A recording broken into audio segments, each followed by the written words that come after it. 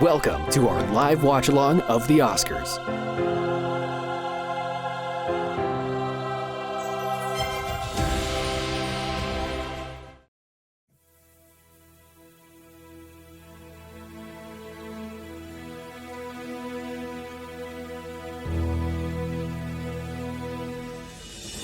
How can you hire an actor that does their own stunts, amazing acting, sings, and then can integrate all three of those things together and land it over and over and over and over again? I wanted to make it as tied to reality as possible so that I meant it. If you have to find me, I'm up here.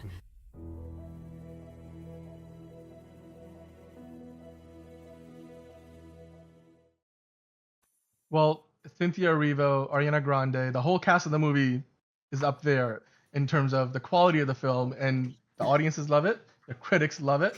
The question is, were people singing in your theater when you went to see the movie? Now, with me to review the film, I've got Angelina and Liz. Liz, you went and saw the movie. Angelina, you have seen the theatrical play, but you haven't yet had a chance to go see the movie in the theater. So I wanted to just kind of ask. Also, first, the Angelina, musical. It's not a play, guys. It's a musical. Musical. I apologize. It's a musical. Very important. Speaking of the musical, Angelina, are you looking forward to seeing the movie now, having seen the reactions and all the stuff from the movie theater? I'm sure you've been on social and people talking about how the movie was when they went to see it.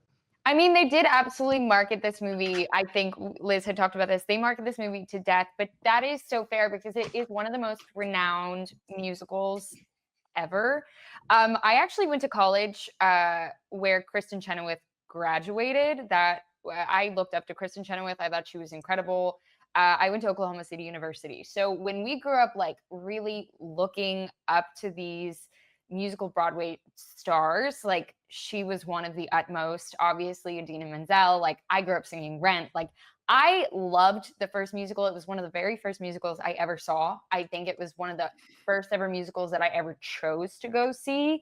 And it is such a beautiful story. It was definitely one of the first musicals that ever made me cry.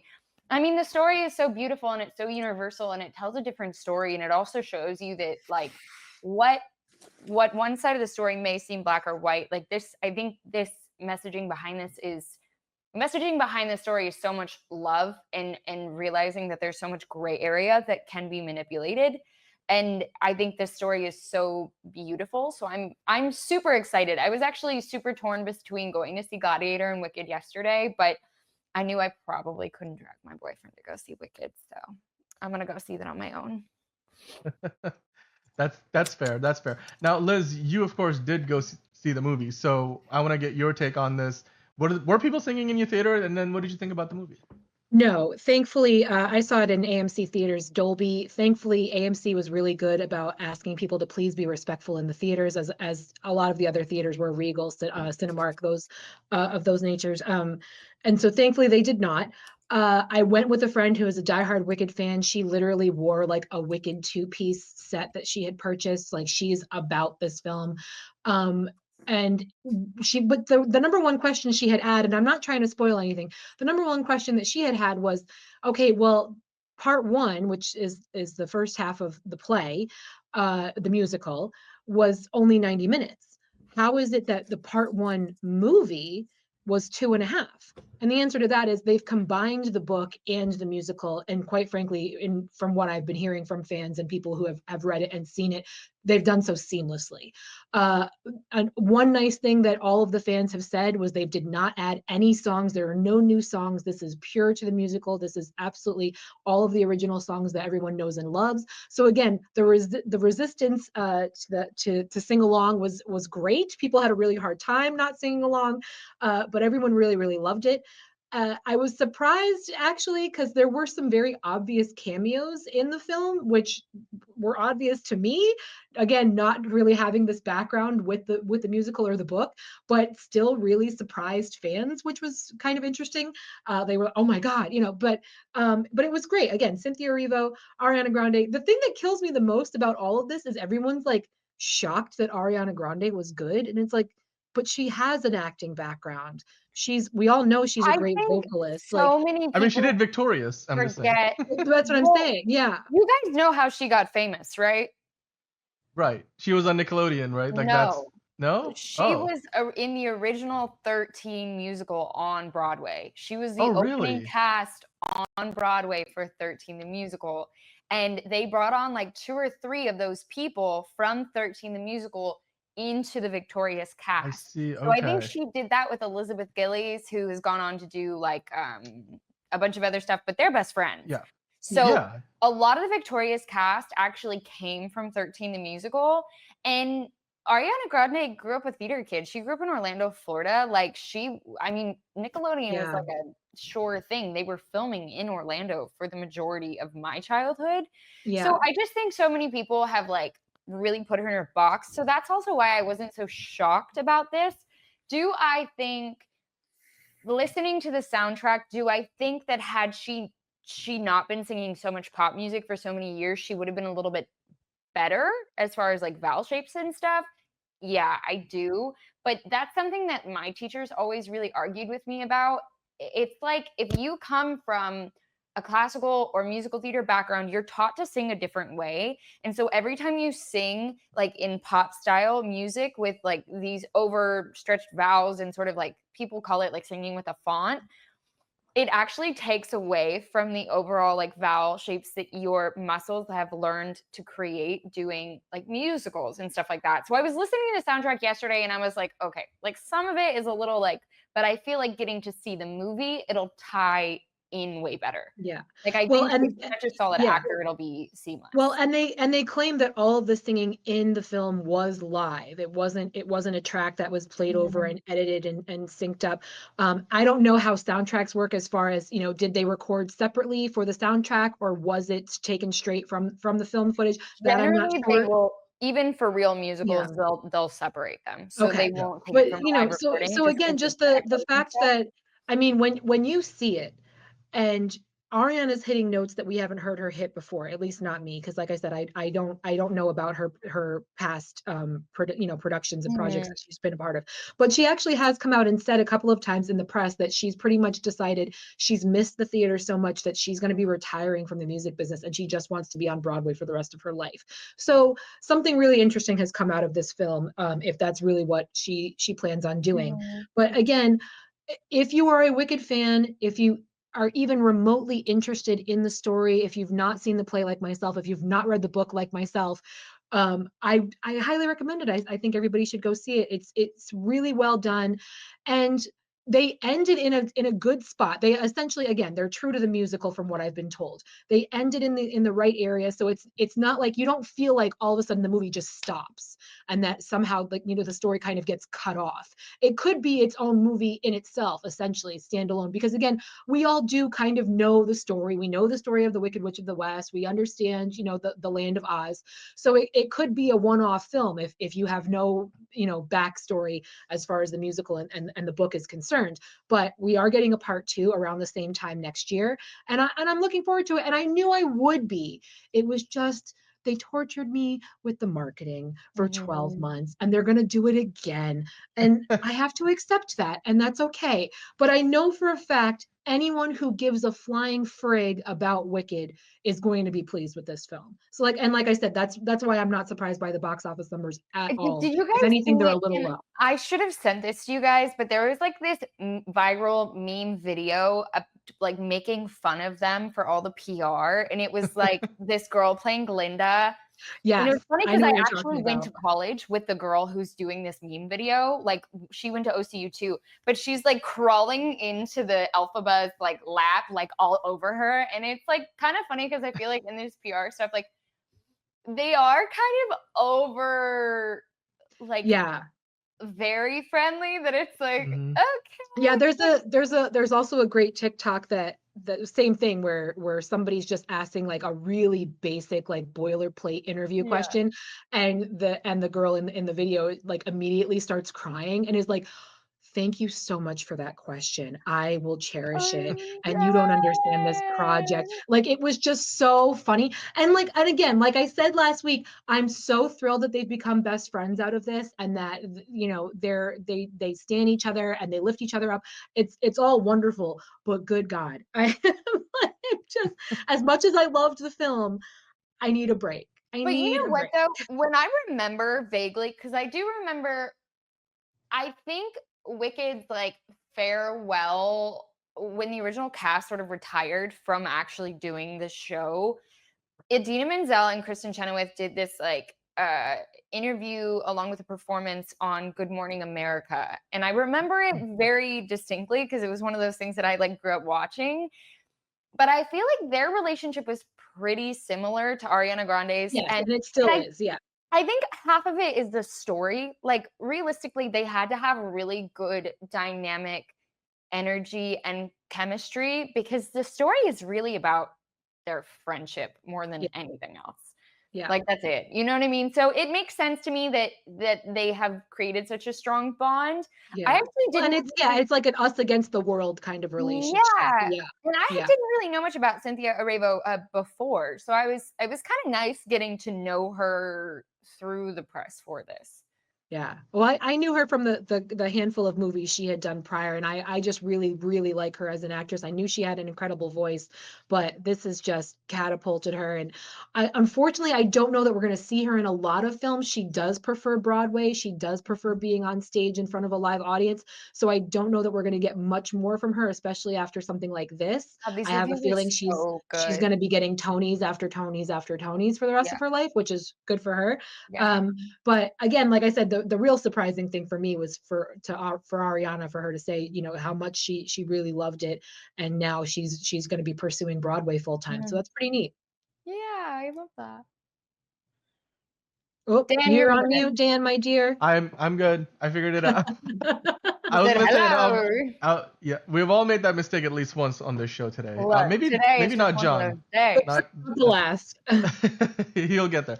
But hey, look, the audiences love it. 97% is really really high, especially with over 10,000 Like I ratings said, there. from what I've been So told, they stayed yeah, absolutely true to both the book and the play. They have combined them both beautifully. And again, I think fans were honestly really pleased that there wasn't any new songs added, because yeah, this is what they wanted. They wanted the Yeah. musical on screen, and yeah. that's what they got. Yeah, and then because Angelina hasn't seen the movie yet, we're not gonna give away what some of the cameos are Thank because you. Oh no, I'm not. No, um I would never. I would yes, never. I'm so but excited to see it. I have to go see it soon. But I will. um So you didn't read the book though, No, so I Angelina? never read the Okay. book.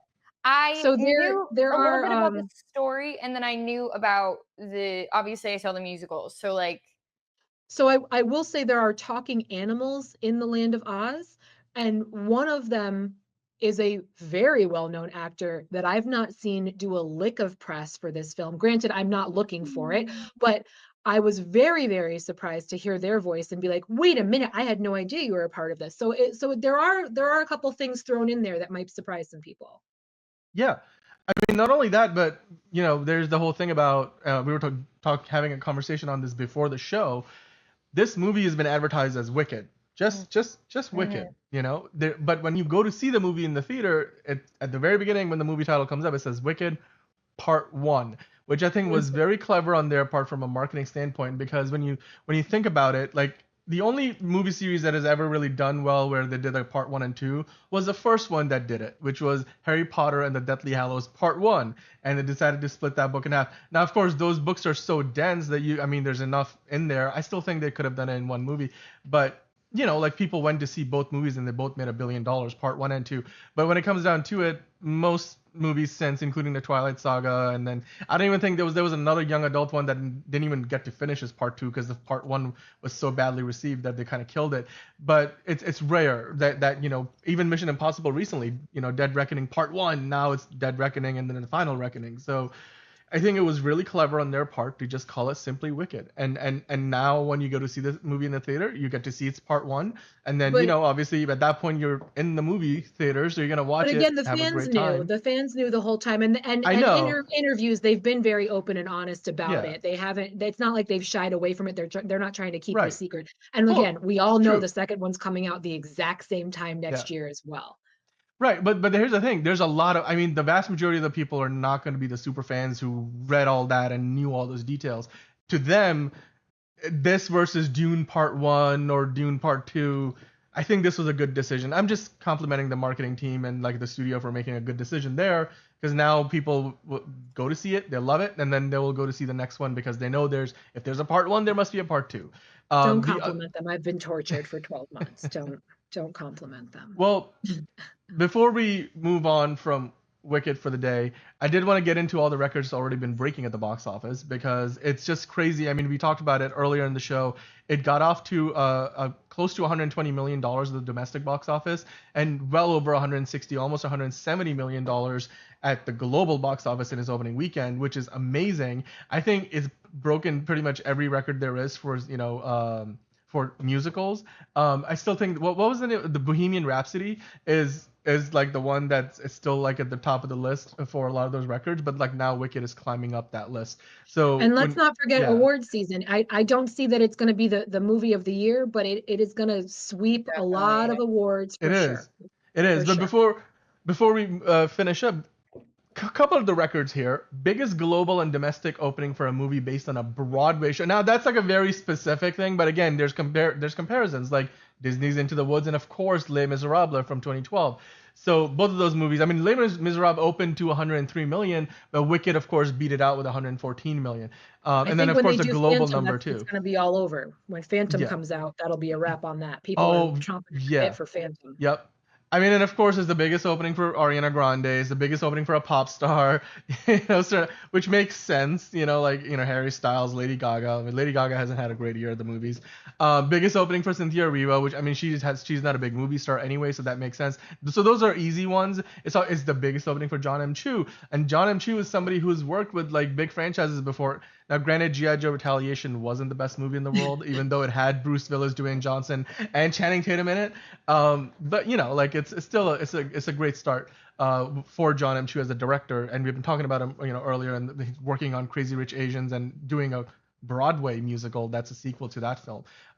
Then you have, of course, the biggest opening for the producers. You've got the biggest opening for a non-sequel film in 2024. Because here's the thing, up until this weekend, literally all of the highest grossing, I think it was like the top 5 or top 10 highest grossing movies and certainly the biggest opening weekends of the year were all sequels. And Liz and I, you and I have been had multiple conversations over the last few weeks about how next year's schedule is full of sequels. There's 4 of this, there's a Rush Hour 4, there's another Mission Impossible 8. It's not a sequel, it's like a continuation of the story. Right? Yeah. This is a movie that is a non-sequel. It is an adaptation, but it's a non-sequel and is the biggest opening of the year for a non-sequel. I definitely have a feeling it's going to win for best adapted screenplay or most original screenplay, just because again of the way that they perfectly merged the book and the musical. It'll be really interesting to see what awards they're going to get for sure. Yeah.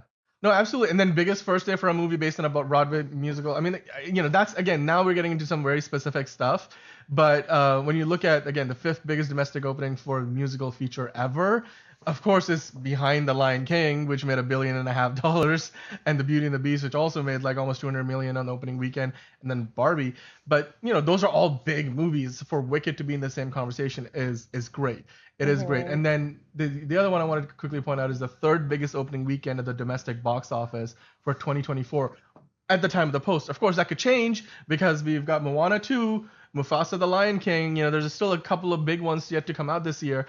But as of right now, as of this weekend when we're doing the show, the only movies that are ahead of Wicked are Deadpool and Wolverine, which made $211.4 million, which I think only Moana 2 can maybe chase down. And then Inside Out 2, they haven't been advertising it well. They've not advertised Mufasa well at all. They've not advertised Moana 2 at all. I've barely seen anything on. I am worried about Moana 2. We will get into that later. Well, yeah. Later, now that we're getting closer to the release date, yes, we're seeing some more things, but truly, I'd be interested to see if those numbers come close, to be perfectly honest. Even though I know it is the holiday season, it's the school break season, I don't know if it's going to do any better, because remember, Wicked will still be in theaters at the time as well.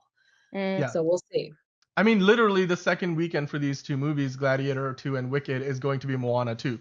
Could be the biggest movie of the year. So let's see how that affects both Wicked and Gladiator 2. Now, speaking of Gladiator 2, of course, we're going to talk about that movie next. But before we do that, Let us know in the comments what you think about Wicked. Did you go to see it?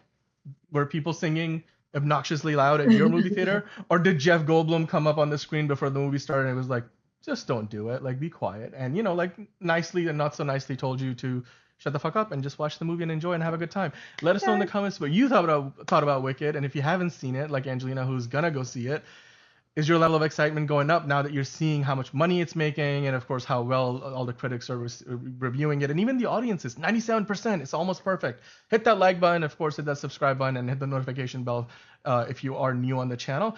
Now we're gonna move on to our second movie of the week, of course, the gla part of the gladict, or is it glickid? No, the gl part of glickid, I think we're talking about. So Gladiator 2 is a movie that, of course, is like 20 some odd years in the making. They finally figured it out. And did Ridley Scott get it right? He hasn't gotten much right of late, but let's see what he did with the Gladiator 2.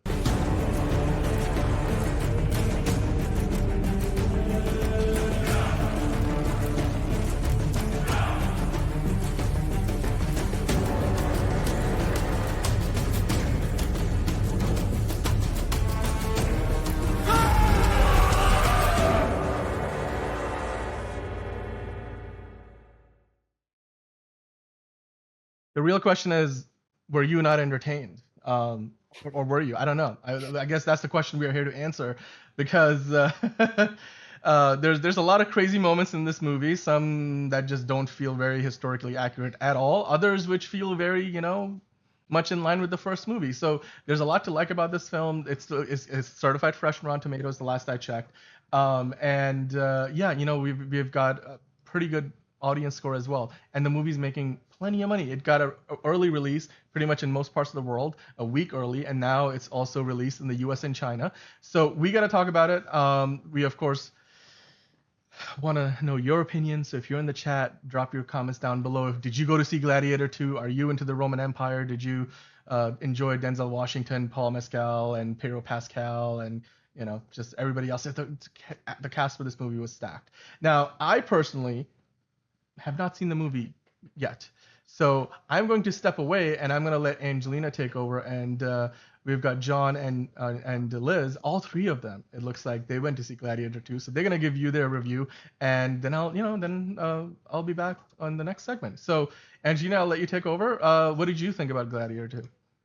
So Gladiator was one of my mother's favorite movies, so I grew up watching the movie. She was obsessed with Russell Crowe, and I was just like, okay, yeah, for sure. I do think this movie has one of the most incredible casts probably since Oppenheimer.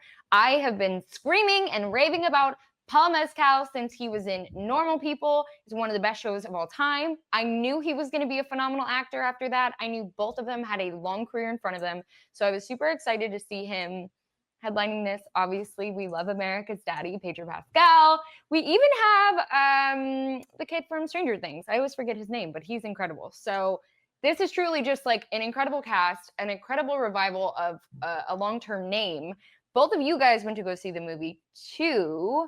John, let's start with you. I know you're normally a hater, so are we leaning more towards love or hate on this one? I was genuinely surprised by this movie. As I was saying before, I didn't really expect a ton. I expected kind of like a little bit of like a schlocky retread of the first movie, and I just did not expect a ton. But then I come in, and the first like 20-30 minutes were like, okay, this is kind of samey, but then it completely diverges, and it's just one of it's a movie that's worthy of it is a movie that is worthy of being a sequel to the original, because I thought it was genuinely great. It's not perfect and it's not as good as the first one, but I will say the cast was phenomenal. Paul Mescal, I knew the name. I have not watched Normal People, Angelina, I'm sorry, but I knew the name, and he's definitely, I saw his filmography. I'm like, this guy is definitely going to be like a big star, and this was like the first real like big thing he's done. And I feel like after this, with the whole like glicked craze, he's going to be another big star. And I'm happy about that because he's a good actor. I thought he had a lot of range here. I thought he did such a good job, especially dealing with so many other actors like around him that like could have dwarfed him, like, you know, Pascal, Nielsen, He really held his Washington, own. He did a great and job, he right? held his own. He held his own. Yeah, and then Dan is in the chat in Fantastic. Yeah, both Fantastic Four is going to be a Gladiator 2 reunion because both Pedro Pascal and Joseph Quinn are in it. Okay. So do we think that Pedro Pascal helped get Joseph Quinn cast in Fantastic Four after working with him here? maybe, but I think it was just like because Serendipitous? Marvel I doubt it. serendipitous maybe, but also there was like the Marvel thing there. It's, you know, they're more so for like teens and like young adults, and teens and young adults are very into Stranger Things. So it's entirely possible that I mean, I think Joseph Quinn was like a decent fan casting of Human Torch for a while too. Yeah. Him and like Rudy Pankow were like the biggest like fan But I castings. do So probably feel like Pedro Pascal was probably like, why don't you check out Joseph Quinn? Well, wasn't he just in A Quiet Place Part 1 as well? He So was. like he's just hot right now. Yeah. That's He's yeah. great. He's great. So he was amazing in that movie too. He was so good here. Unfortunately, he doesn't give like that's what a lot, and I was discussing this with friends of mine because it was like Pedro Pascal has kind of a smaller role and Joseph Quinn has a smaller role. It was one of those cases where I'm like, are they wasted or are they given enough a good amount of time for the story, and they were just so good that we wanted to see more of them. So that's like Yeah. an interesting discussion to have, because it's like, okay, were they actually wasted, or were they just like, no, they would just serve the story, but like they were just amazing that I just wanted to see more of them. So, you know, I would say the entire cast is good. The only one I didn't really care for was Fred Hetchinger, the guy who played the other emperor. I thought he was yeah, he was my least favorite of the two. he was not very good, unfortunately. Yeah. I'm sure he's been in other projects and a lot better, but what I was saying about Paul Mescal, what he could have been, that's what it was for Hetchinger, because You know what? like not only did he not give that great of a performance, but all the Actually actors disagree with surrounding you him here. were just better, and it really made his flaws more noticeable. No, I do disagree with you here on this one, but I want to get to Liz. Liz, what were your initial thoughts about Gladiator 2? So I saw the first Gladiator for the very first time 2 days prior to seeing this film, and I'm glad that I did, because it made me understand kind of the connection, how they were filling in the gaps there as to how they continue the story. And they say in the film, granted it was 24 years ago, but they say in the film it takes place 16 years after the first. I did not care for either of the Caesars, to be perfectly honest. I thought they were almost like caricatures. And I don't know that it was the actor's fault. I don't think they had the greatest lines. They were kind of written that way to be a little goofy and eccentric and just kind of aloof. But it was one of those where I was like, ugh, we're kind of overacting here. I didn't care for Denzel's character either. I think Denzel's kind of in a weird pocket where, yes, he's picking his projects, but he's acting each character almost exactly the same. Like he's being kind of like mafioso. No. I'm getting what's coming to me kind of tone. So I'm just in the theater the whole time, like, all right, so you want to like take over the family, you know what I mean? It was kind of weird seeing Denzel in that setting doing kind of the same character that we've been seeing from him as of late. I don't have friends. I got family.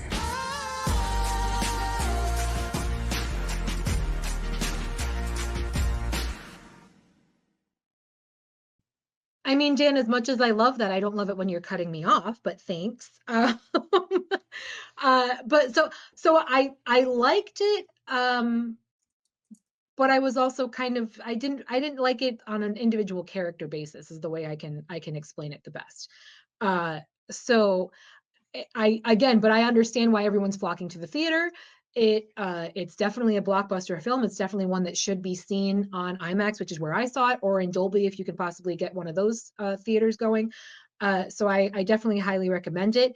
Just again, just like John said, it did have a little a couple pieces there that was like, all right, just whatever, if you need to make that make sense for the story. Right. I definitely did buy, the whole connection that he was actually Lucia's son, come back from exile. I didn't buy any of that. How he was Maximus's son after all.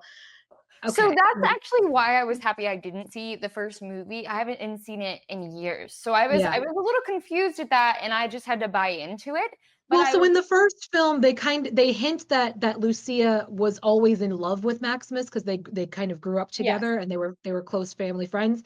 But they in this one they were like, oh yeah, she took lovers, so they were romantically involved, and he's the thought, like, okay. And it was just kind of one of those, like, thrown, like, one of those aside, like, I agree with well, that. you can kind of connect the pieces from the little bit of information we gave you in the first film, and it was very weak, but all right, okay.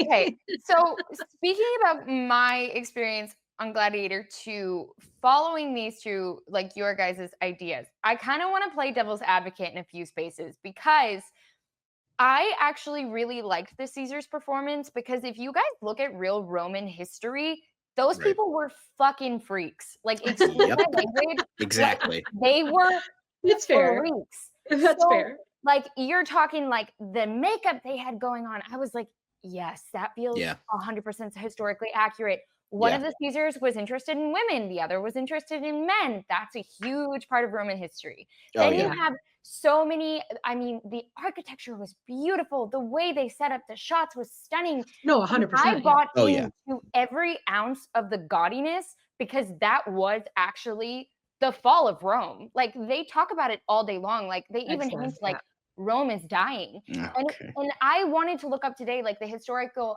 accuracy, because I don't think Maximus's story is real. I don't know if he's actually tied to any historical figures, but I was a huge, like, Greek and Roman history nerd. Like, I used to just go to the library to research that shit, which is weird. Well, yeah, so when's the last time you thought about the Roman Empire? It's been a little bit, like that's gonna get brought up again. Yeah.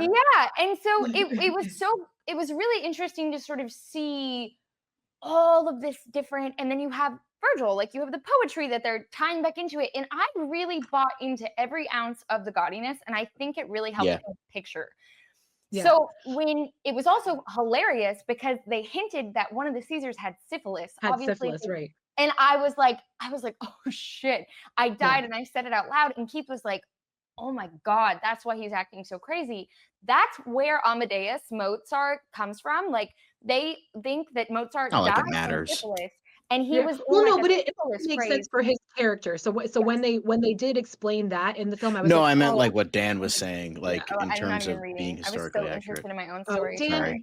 Dan's hung up on the sharks in the Colosseum. Dan, let it go, dude. Okay, let it go. I thought you that weren't was there. really You don't interesting. know. Do we actually know if at any point the Colosseum could be filled with water? Well, they could. That was the whole point. It was built the to be the aqueducts ultimate could entertainment stream into the center. Colosseum. So yeah, because things like that was like the only way that people got any type of education and any type of culture, right? So they're seeing these animals from foreign lands that they never would have seen otherwise. So it's completely realistic to think that they could do that in the Colosseum. Dan, you need to let it go. Yeah, well, the sharks are a bit. Here's the thing about Gladiator, though. It was never historically accurate at all. It's just historic fiction at best. All right, it's not. This we never went to see this. Applauding this movie for being more historically accurate to that time of the Romans versus the first movie. Right, but people are saying even that then, this I one don't did fall think of that into as much. Well, as also, like 20 as years, a nobody was really fact or a checking. positive. Like 25 years ago, nobody gave a shit about accuracy. Not They at just all. were like, look at the special effects. Holy crap. That's what they cared about. Yeah. Look at the Now action. They've everybody's got fact swords. checking, and we even have Neil deGrasse Tyson with the Titanic being like, that's not the accurate galaxy that Rose was looking. So we've gotten into a really weird space of people just rabbit holing on the internet to find some reason to give people shit for their projects. So, Dan, let it go. There are sharks in the Colosseum. It may or may not have happened. You weren't there. We can't fact check them. Let it go. It looked great on the film. That is facts. So, but also, I getting back to like the performance of both Joseph Quinn and his other counterpart playing the twins, I fucking loved it because I hated them so much, and they were so ridiculous. That's fair. And they were so over the top. And I feel like if they didn't play into it as much, like if they hadn't have overacted, I might not have hated them as much as I did. They gave me like the ick of like children, but quite frankly, was or was not most of these emperors and such that came into power so young, were they not like little fucking I mean, they do genuinely remind me of like spoiled YouTubers, of spoiled influencers, 100%. Yeah. This is David Dobrik and Mr. Beast. Like, I mean, I was just like, the emperors are not that bad. All right, let's they're not that bad. I mean, just for comparison's sake, I'm just like throwing Rome out into a dark age, but they're not that bad. I mean, I don't know. It's giving young little 3-year-old tyrants that never had to feel responsibility for anything. And I loved it. So on that one, I have to disagree with you a little bit that either of their performances wasn't 100% because I actually was like, wow, is he like mental? Like, is he okay? Because he acted so well that I was like, there's no way he's normal. It's just in terms of the performance of the two, like I didn't mind that they were overacted because like I get the point and I get like the ideas and I thought it was well. It's just like when it was like when Hetchinger was trying to be like over the top and weird and crazy, it like his delivery felt so stilted and so wooden that it just like it feels like he didn't have confidence in his performance or it was poor direction. I don't know, but considering the fact I've seen Joseph Quinn in a bunch of other projects where he's done a really good job, I'm like, okay, this adds up with it. But I haven't seen and I think it's entirely possible he's better in other stuff. And I think that's what threw me as well, because he's almost unrecognizable to me in this, where I'm like, what do I know him from? Because that's not the same actor I think that is also what makes him such a great actor. That's fair. Absolutely.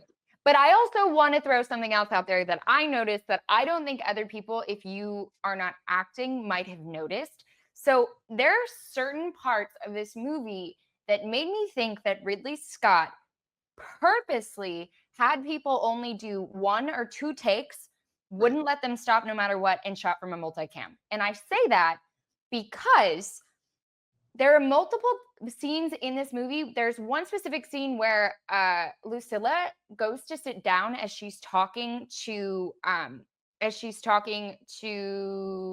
Denzel Washington's character, and she almost misses the chair. I saw that. Yeah, you saw that. And then there's a scene with Denzel doing the same. There's a scene with Denzel doing the same. Yes. It was so awkward for a second. And then I was like, okay, but like her character would have been really nervous anyway. So maybe, but I feel like that was either the first take or they didn't give him a second one.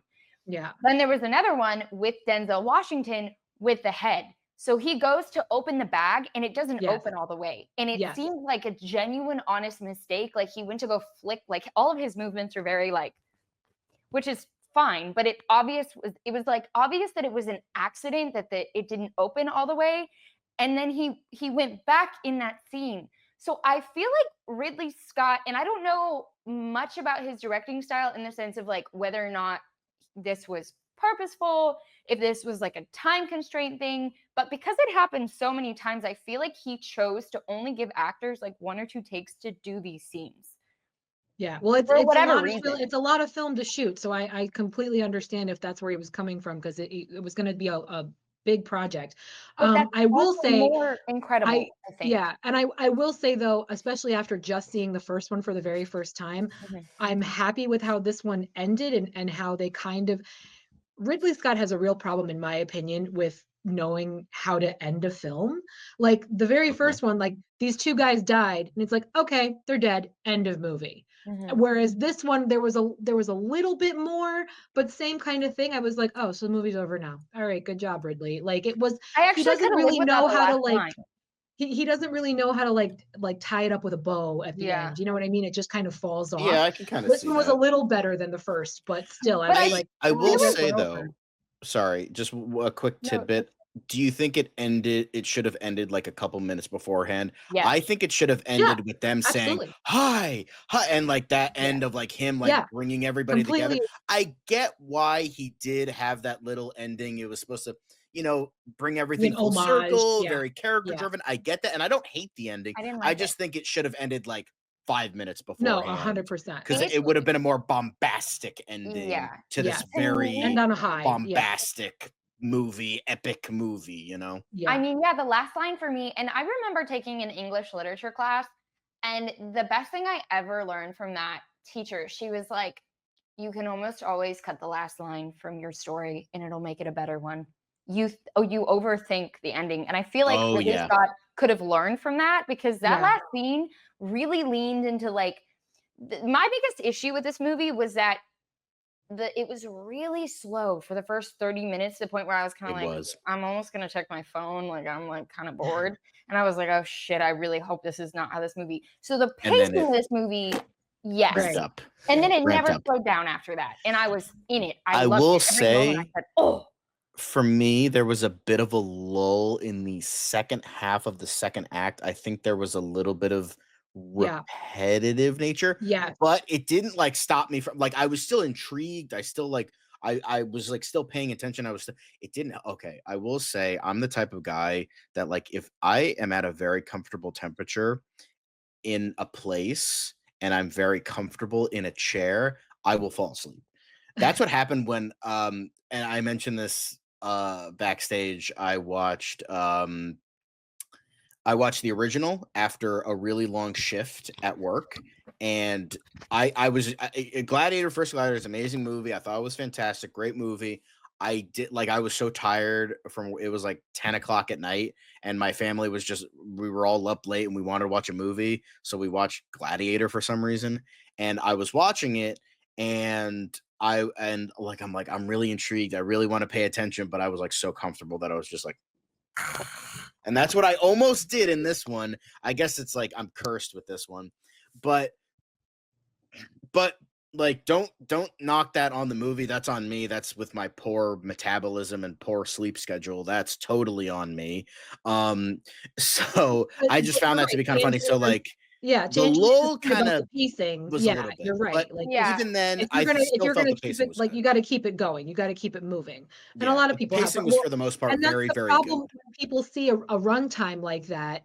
Again, if we're kind of comparing to Wicked, for example. Like Wicked was start to finish. You're in it. You're going. Everybody that left that theater kept saying, and I've heard it over and over again online, it didn't feel like it was over 2 hours long. Whereas Gladiator, there were definitely some lulls. There were definitely some parts where it's like, did we need that 5 minutes? Did it really need to be over 2 hours long? Like there are definitely instances like that in film where it's like, okay, you're doing too much and we don't need all of it and we need to trim the fat here. So I can totally see what you're saying about that, because like you said, yes, it was the same for the first one as well. Yeah. So- But even then, I'm still Yeah. curious about the extended. I still want to watch the Napoleon extended cut, but I'm curious Why about is the there a extended cut. 4-hour version of this? What the fuck? I'm Yeah, sorry, that's excuse wild. what? That's wild. I mean, If like, it's I not love it dialogue, for what Paul is it? Is it Mescal, just fight but scenes? I don't know. what? That's wild. I mean, Ridley Scott loves to make. I mean, ever since like Kingdom of Heaven, he's I like, I mean, want to make sure maybe to get will my they get director's more cuts into out. Denzel's backstory by chance? Oh, Maybe that would maybe. make some sense, but like we've got it. Yeah. Like everything else is And pretty speaking of clear. that, hold on, Dan, go down a little bit because it says Paul Mescal is miscast. Everyone's shitting on Paul Mescal in this movie. I don't get it. My know. friends don't get it. We're all like, I this really dude enjoyed is him. so good in this Yeah. movie. Yeah. I He don't was like great. everyone's shitting on him. Like, I He don't get it. also I don't looks see it. so Roman, which I didn't even realize until we saw the movie. I'm like, Yeah. oh yeah, he literally looks like that. He literally Right. like what? Meanwhile, they kept What? referring to oh my God, now I'm drawing Russell Crowe as the Spaniard, and I was like, that wouldn't fly in 2024.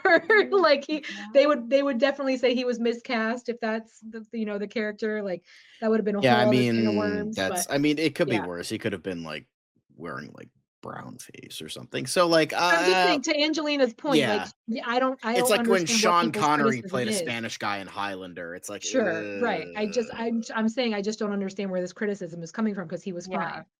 yeah, So I thought Paul Mescal was very good at this. I thought it was really, really good. I really liked the scene of him and Connie Nielsen like together as that relationship.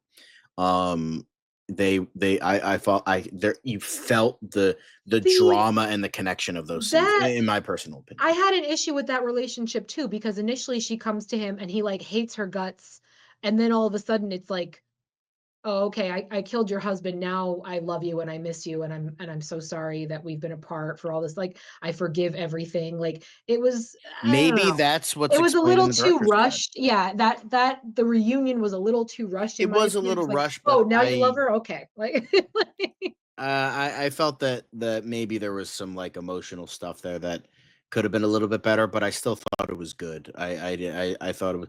I will say I love Denzel Washington in this. I thought he was it's not that so I didn't good. love him. It's just I've seen this character before from him. I understand that was that. how I I felt. It's just not that I don't liked. love him. I think he's great. I love the twists I and think there turns were and parts down. of the movie where he was a little too. Like, he was the equalizer in Rome. I mean, truly, truly. Ah, Like, that his I tone, kind of see his it. inflection, the way he was speaking, how he kind of put like a little like accent on it towards the end, a couple times. I was like, I've seen this character before. Not that, again, not that I don't enjoy it, but this apparently is what we're doing now. I don't know. Okay, 50-50, because I feel the motivations are different. I feel like Oh, sure. in Equalizer, he's clearly OCD. Like, you can watch that, like, as a person who has OCD, I'm like, oh, that motherfucker is OCD. Sure. Yep. And that goes into how he speaks, that's in his syntax, that's how he moves. It's very like distinct. This was very very, I don't even know what to describe this, like over the top with his movements, and it was Yeah. just like his whole body was just like, Well, because his whole character is about it's just more and more power, just like the yeah. Caesars, just Mhm. getting more and more power. How big can I get? How far can I spread my brand, my reach, whatever you want to call it? And he says that over and over again. He's interested in power. He's not interested in anything else. So I get that. Yeah, so that was Interesting. kind of, I just feel like it was a little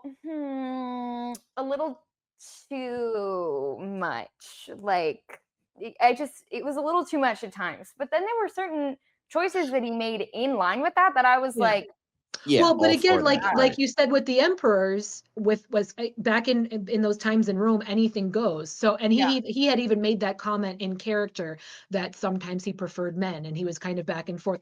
So I think if anything, and we know Denzel is seasoned. He really cares about period pieces. Like he has said he wants to do more Shakespearean plays and go back to his roots.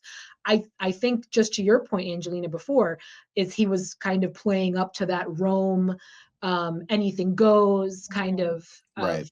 character. Yeah. I also wish that that they didn't have another wife dying. Like, I'm just like, it's hard to say, because I know like a good like headline is like, oh, Gladiator 2 is just the first one again. I don't think that at all. I think like most of the movie is very different from the first one, but that first like 30 minutes is like so similar to the first, that it's like, no, I swear, after like the 30-minute mark, it actually is its own movie. But it's just like his wife dying. It's different because she's not at like that's what I didn't Because like. they don't have a She's kid. she's in It's battle, like, but it's like, why? Like, I get it, just but felt why like, did he I have to understand have there the was the same path for revenge storyline? that started it, Right. but like you could have done something a little bit more different that like not made it feel like the first one. And is there anything like the CGI was kind of bad, not gonna lie. For the animals. For the animals, it was not good. Like they needed some more polishing there. They needed to spend a couple more weeks on that one. But yeah, I thought I thought that this movie was like genuinely great. Like, as I said, it's not perfect. I would give it like a solid like 8 out of 10. Like, if I you agree. give out a rating. Yeah, no, it was enjoyable. For sure. The action Well, the was first one's like a phenomenal. 9.5. I love This is the like action. like the action was great. Yes, the action was great. There was a little bit of shaky cam at times, but for the most part, it's very good. But isn't that also Ridley Scott like sort of directing style? Because I kind of looked it up after the movie yesterday because I was so curious to know about like the one take scenario, but it said that he is like known for like his sort of like shaky style where he sort of like does these like big pans and then he'll like cut to the like people watching and then like that's how he tells the story, and he likes to use lens flares, and like all of that felt very Ridley Scott based on this movie. Yeah. And that's a good point, Dan. I think it probably might have done even better if it did come out in the summertime. I agree with that, actually. Mm-hmm. Yeah. But maybe they wanted to fill something. They wanted to fill something up this time of year because maybe they didn't have anything. I don't know. But whatever the decision was, I mean, it's good because now we have this Barbenheimer 2 Electric Boogaloo that's getting people back. I almost wonder if Denzel had anything to do with it, because a lot of his big films seem to come out around the holiday time. So I almost wonder if he said something about like, hey, if we're ready to go, have it come out around Thanksgiving, or they knew they were going to be up against Wicked. Who knows? Also, quick question, Angelina. So a little bit of I guess kind of a personal question. So your boyfriend really wanted to see this movie and kind of got you to see it with him a little bit, even if you were interested, yet he's not going to go see Wicked with you. I don't think that's fair. I agree. I don't think that's fair. I think you should be like, okay, to be fair on that one, I will say that, so we've talked about it before. I grew up in musical theater. He grew up like he played college football. Okay, like just very opposite. I'm just curious, Dan. No, it's fair. Just curious. So because we had that issue with Oppenheimer and Barbie as well. That's a very fair question. So to be fair on that one, we have discussed that the first musical that he goes and sees is going to be one on Broadway. So he is totally happy to go with me. Next time we go to New York, we're going to go see a real show, but he's never really seen a musical. And he's only seen like one really bad, shitty, like movie musical. So he's like, I hate movies. He saw like Bohemian Rhapsody or something. And he's like, no, let me see an actual real musical. He's excited to go see like a real musical with me. So I'm fine with it. Do I think that Wicked would be his cup of tea? No, I don't. So like, I'm not going to. That's fair. That's fair. I'm glad that we now have the, that we have an explanation. I'm just curious because it's like when it comes to that, like I think things should be evenly balanced. But like now that I know, it's like okay, I understand the inner machinations of stuff. Well, and like I said last week, right now, Wicked is all about the diehard fans. So it's going to be all the women with taking their daughters, going out with their best friends. The men are going to go see Gladiator, and then next week it'll be Wicked will be kind of for more of the date nights or for for the families on holiday. They're going to continue to do really well at the box office. But like I said, these are two completely different films, two completely different fan bases. So, I get where your boyfriend is coming from. But at the same time, if it's good for the goose, it's good for the gander, as far as I'm concerned. I haven't heard that one in a long time. My goodness. But no, I'm actually really excited that like when we go to New York, we're gonna go see a real musical, and I'm gonna like, you know what I mean, like a real in person. I think there's like a magic to that that's harder. What would be a good one though? That's we got to discuss that backstage because that's a good thing to now. I got my mind going a little bit, but Gladiator 2, it's one of the 6. I would say go see it. I think both. Absolutely go see it. I already told my mom you have to go see it immediately, ASAP. Go, gotta go. Keith thinks it's one of the best movies of our generation. That's what he said. So I wouldn't say I would go that far, but I was genuinely surprised with how great this was. I didn't expect much. I got greatness, so I'm cool with that. Yeah, well, I mean, with that said, guys, let us know in the comments what you thought about the movie. If you already saw it, if you didn't get a chance to see it, if you instead chose to go watch Wicked because your boyfriend does love musicals, then, let us know in the comments. Are you more excited about Gladiator 2 now? Or are you it's just not your thing? It's not your brand of movie. Let us know in the comments. Hit the like button while you do.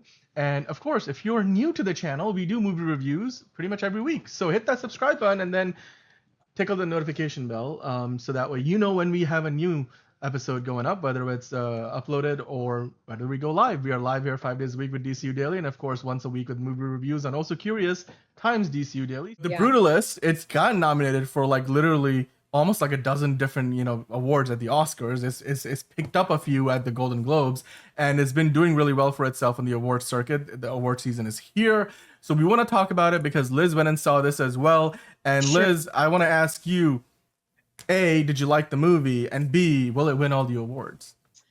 It will 100% win all of the awards. I was calling it for Emilia Perez for the longest time, as you guys know. Then I saw this movie and I was like, damn it, it's going to win it will win everything. I did like it. I will start with that. It is 3.5 hours long with trailers and a 15-minute intermission, and it is a solid 15-minute intermission. You're there for 4 hours, gang, from start to finish if you go see it in a theater. Whether or not they're going to do a 15 intermission whenever it goes streaming, I don't know. I mean, that's kind of silly because you can just pause it, but it is a 3.5 hour runtime. The acting was phenomenal. The cinematography was phenomenal. The soundtrack was phenomenal. The writing was excellent. This movie has everything, and it's also interesting that it came out in these political times. Again, I'm not going to get political with it, but it is about an immigrant fleeing from, you know, the devastation of World War II, coming to America, being treated like absolute shit from every corner of the earth, getting addicted to heroin, being sexually assaulted, being hired and then fired and basically insulted to his face by his employer every chance he gets. It's a lot. The pacing was very good, though. I will say, even though yes, it is definitely a solid 3.5 hours. It moves, so not to say that you don't feel like you're there for 3.5. You know you're there for 3.5, but it does move. There's a lot going on in this one. And they also do take a lot of licenses in the visuals. At the end of the day, I texted everyone. I texted Dan and John immediately after leaving that film. And I said, there was no fucking need for this to be 3.5 hours long. Sometimes it makes sense. For me, not so much. I will also say the conclusion of the film was all of 5 minutes. And I left the theater like, you're fucking kidding me. I sat here for 3.5 hours. I was taken along on this journey, this rather depressing journey of this poor tortured soul, to then have everything everything's great in the last 5 minutes. One of the actresses also gives this speech. Again, I'm not going to give you all the information, but she gives this speech to kind of wrap up the film and wrap up this character's life story. And the speech did not hit it. I'm sitting there going, that's it? That really? I don't know if it was, well, yes, I do. It was the delivery. The delivery of the speech just didn't do it for me. Like there was one line that they were trying to really drive home as like the whole happy ending, I guess, that they wanted for this film. And they just missed the mark for me. So again, I left feeling kind of dejected because I was like, I just sat there for 3.5 hours and that was the last 5 minutes that you were going to give me. I know other people who saw it thought it was absolutely beautiful. You're definitely not going to laugh pretty much at any point, Fiona. You might cry. I got a little teary, but it wasn't one of those. It wasn't like Life is Beautiful, for example. I didn't cry for that. So again, if you've got 3.5 hours, if you are someone who appreciates cinema, if you appreciate filmmaking, if you appreciate good acting, I'm sorry. I would also like to point out they kind of leave some things open-ended.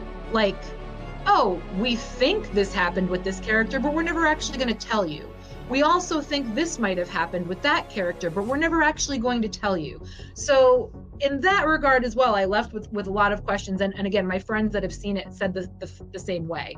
The second half of the film is meandering.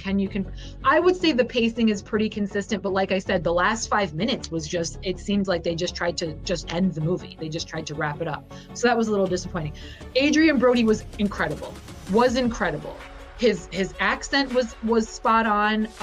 He was fantastic. A lot of horrible fucking things happened to this man.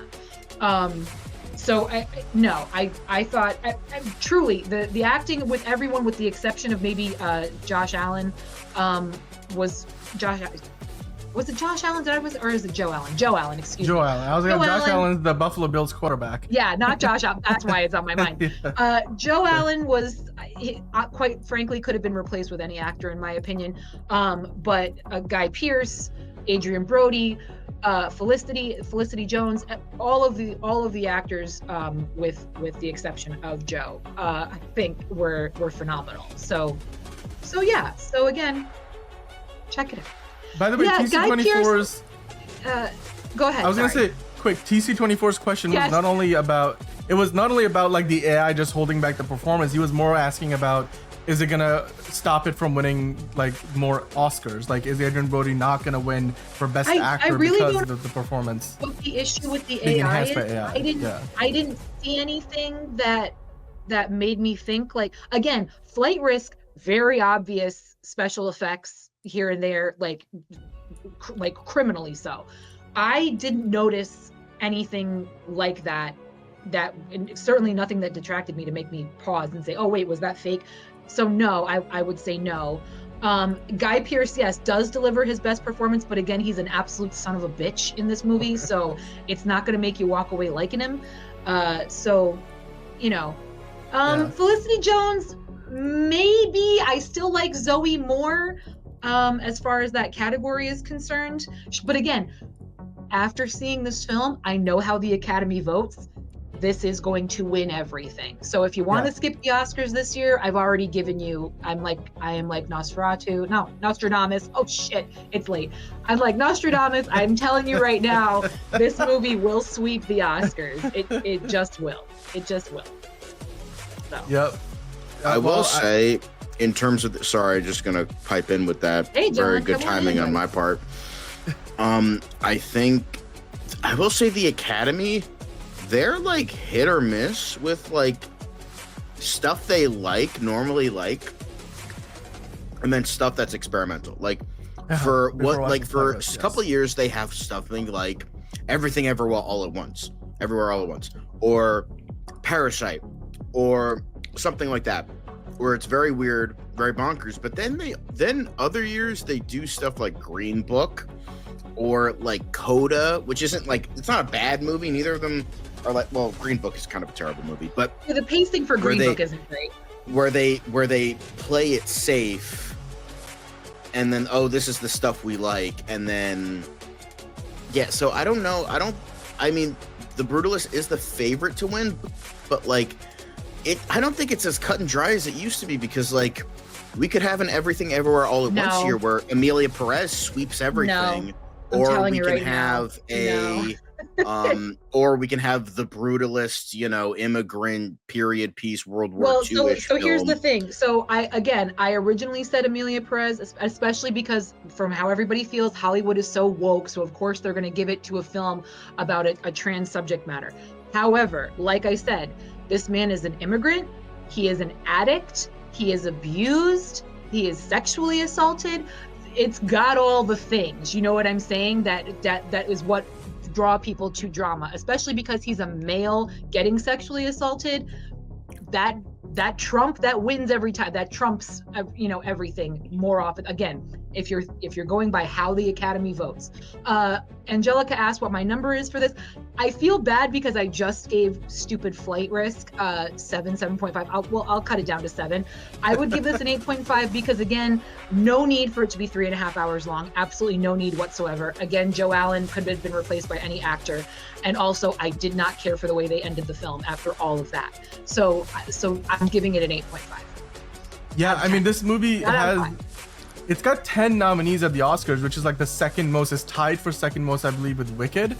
and Emilia Perez led with like 13, and it includes Adrian Brody for the an actor in the leading role. You've got Adrian Brody is going to get it. There's no doubt in my mind. And again, I mean Guy Conclave. Pearce in a supporting role.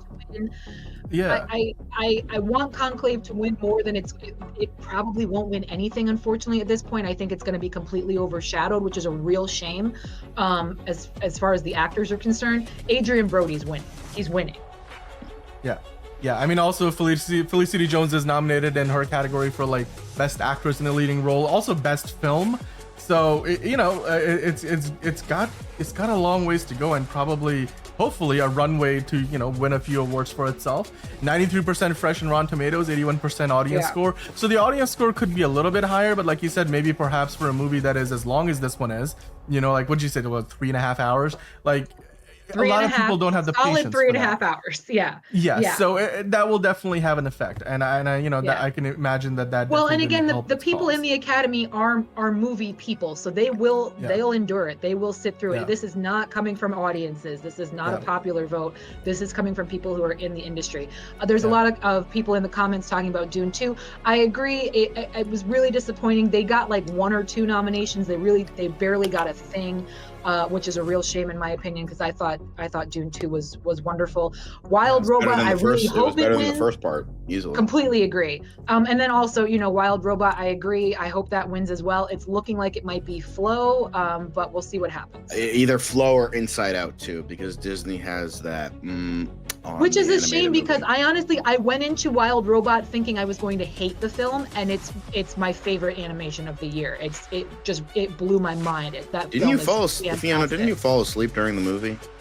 Did you? That doesn't count. She falls asleep then. No. Me? I mean, I didn't fall asleep. I just didn't enjoy. No, Dune Fiona 2 is talking about Dune 2. I'm like, didn't you fall asleep during that?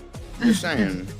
I was there, and I can tell you that she did if not. you haven't seen the whole movie. Fiona and Dan put in the hours, so they fall asleep to anything, and they're allowed to. They're entitled to. Yeah. Well, hey guys, let us know in the comments down below, or if you were in the live chat, let us know what you thought about the movie. Did you like it? Did you enjoy it? Are you more excited or less excited to go see it? I mean, it's gonna be, at the Oscars, it's nominated in 10 different categories. So let us know what you think about it, and hit that like button while you're at it. Hit the notification bell, and of course, if you aren't already, hit subscribe. And while you're at it, I'm gonna hit that music again, because I believe I got a few more requests. 300 aura. Oh, and then the Ron is like, do the people's eyebrow. I think it's got to be a super chat. If you can't be demanding of us without. Anyway, John, we have to talk about the SAG Awards. The SAG Awards took place this weekend, and there were some surprises, some snubs, some surprises. Timothée Chalamet being one of the big ones. He won for Best Actor, which is, I think, the first win he has had like in this entire award circuit, like at a big significant award show. So that kind of blew things wide open for that category. Of course, in the television front, we had Only Murders in the Building win. I think Martin Short won, but he wasn't there because he got COVID at like the SNL event. So that was something. I mean, the bear, flopped on its face. So, there were a few shocks along the way, but also a few surprises.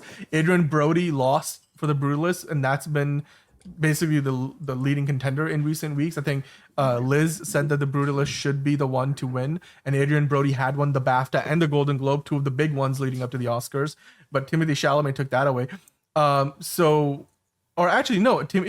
Adrian Brody didn't win the BAFTAs. That was it Conclave won? No, he did win the BAFTA. He won the best. He's BAFTA won for everything. Best actor. He's won everything except now the SAG. Except now, yes. I was getting it confused with Best Film because Conclave won Best Film.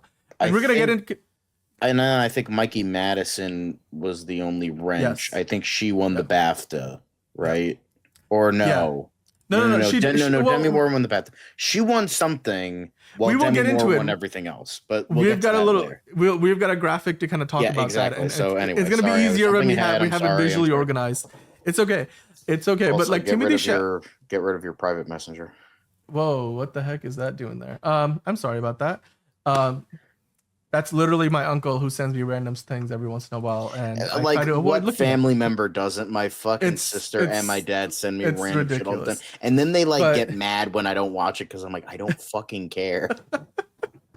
You don't watch my shit. I don't watch your shit. It's equal. Totally, it's an equal exchange. Every once in a while they'll send you something that's significant. But anyway, Timothée Timothée Chalamet winning his first significant award of the season, and he won for Best Actor. And in his speech, he said, "I know we're in a subjective business, but the truth is, I'm really in pursuit of greatness." Which, when you read his comments, they sound a little, like highfalutin. But I think when you watch back what he said at the award show, it sounded better than it sounds when you read it. Okay, like he sounded better saying it than the way that I'm when you read it out loud.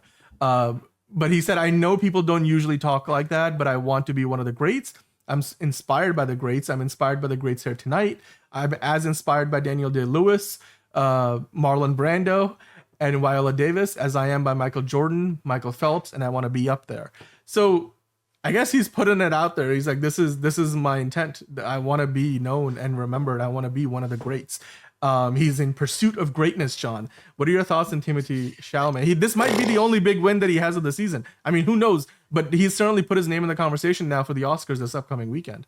I mean, it sounds like typical actor shit. Like, he sounds pompous. He sounds, first off, it's like, I'm in pursuit of greatness. What, do you think every other actor is in pursuit of mediocrity? Like, that's, what it reminds me of? You know how, like, on reality shows or cooking shows or something. Yeah. Like because I watched a lot of Chopped way back when, but like how half the contestants were always like, "I came here to win." It's like, no, really? I thought you came here to fucking lose. Like, what else? Why would you do this? Yeah, it sounds a little Darth Vader-y, speaking of Star Wars, but yeah, it just sounds weird. I mean, it's not as bad as Matthew McConaughey's Oscar acceptance speech. My role model is myself 5 years from now. It's like, bro, what the fuck are you talking about? Like, how much doobie did this guy fucking smoke before he got on stage? And can I have some? Can I have some? Well, I mean, look, damn.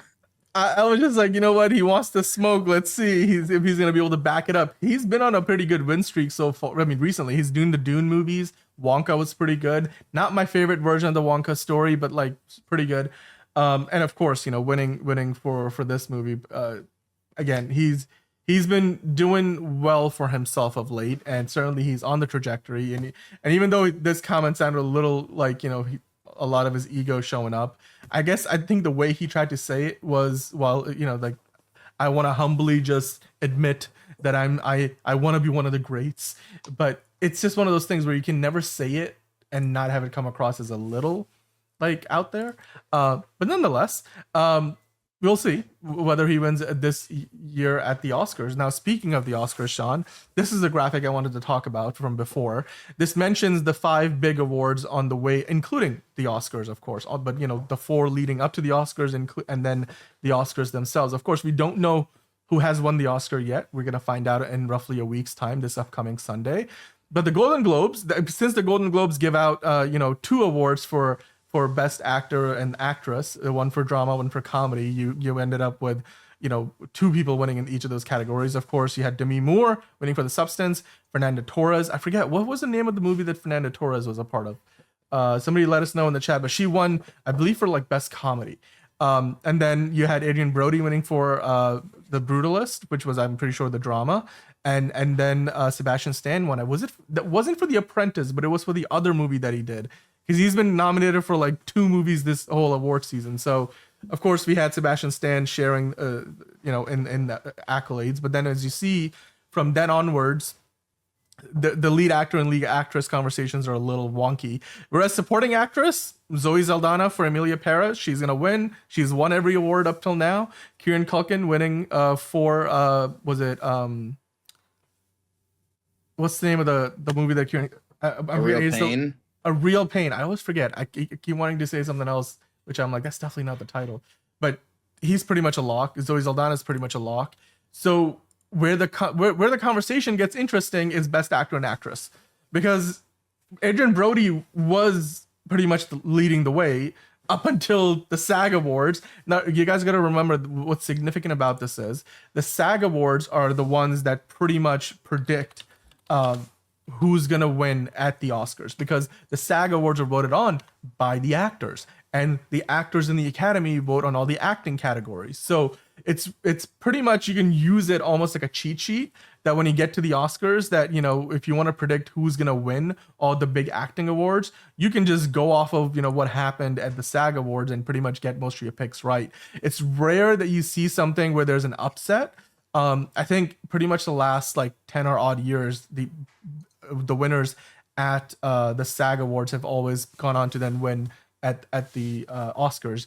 Last year we had a bit of an upset because Lily Gladstone won for leading role at the SAG Awards, and then somehow Emma Stone won for Poor Things at the Oscars. So, you know, and Killers of the Flower Moon was a big movie. Like, Lily Gladstone was winning it all.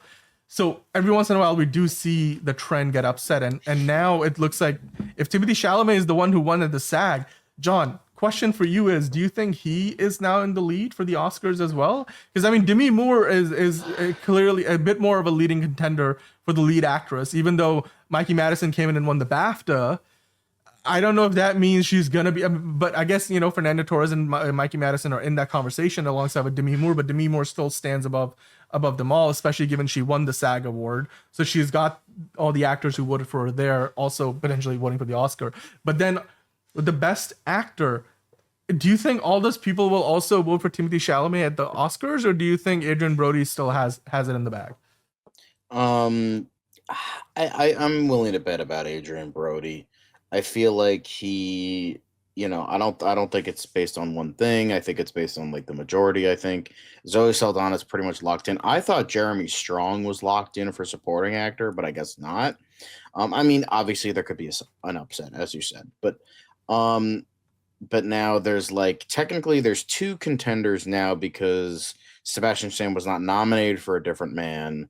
But all three of those women are nominated for leading actress. So obviously we'll see. Demi Moore seems like the favorite now, but then I also heard that Mikey Madison is the favorite now. So well, after the BAFTA, she picked up. I mean, that's a lot of momentum because again, there's a lot of overlap between the people who vote for the BAFTAs, which is the British Academy, and the Oscars. So yeah, I mean, it makes sense, right? But it's just so interesting to see which way it's gonna swing because you still have Fernanda Torres, like her movie I'm Still Here.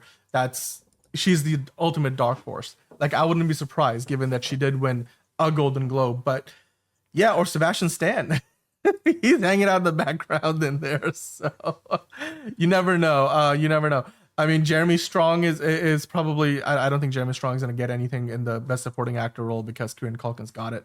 So those Severance brothers, you know, A Real Pain, I think is gonna win. But Sebastian Stan for The Apprentice, he's still in that Best Actor category.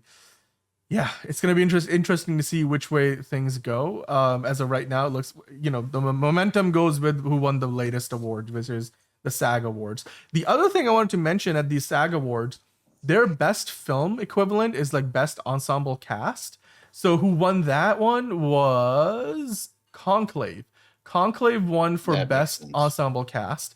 So, and we know that it won best film at the BAFTAs. So I am wondering if best film is, you know, now something that Conclave is going to be, you know, in the lead for, because that was a surprise. Like, you know, a lot of people thought maybe Wicked would win it, Anora might win it, but Conclave picking up a couple of big wins. Conclave I feel like has the most substantial like ensemble because like all those moving parts, all of them did a great job. Do you feel like it was greater than the sum of its parts, but maybe the individual performances won't get noticed as much? Maybe that, even though I think Ray Fiennes did a great job, John Lithgow did a great job, Stanley Tucci did a great job. I mean, all of them did. But I feel like that's the only ensemble. Like Wicked, that wasn't really like an ensemble movie. It was mainly about the two of them. That's not an ensemble. That's two performances. So I think I believe Conclave, yeah, maybe it's an ensemble thing, but Ray Fiennes was, you know, considered for a hot sec, but then once The Brutalist got traction, that was the main like favorite now. So it seems like that's the way to go. But yeah, but it seems like The Brutalist is the favorite to win a lot of things. So Yeah. But yeah, whatever it is, I think I No, think I mean, hopefully the other thing I pick the wanted to right point person. out.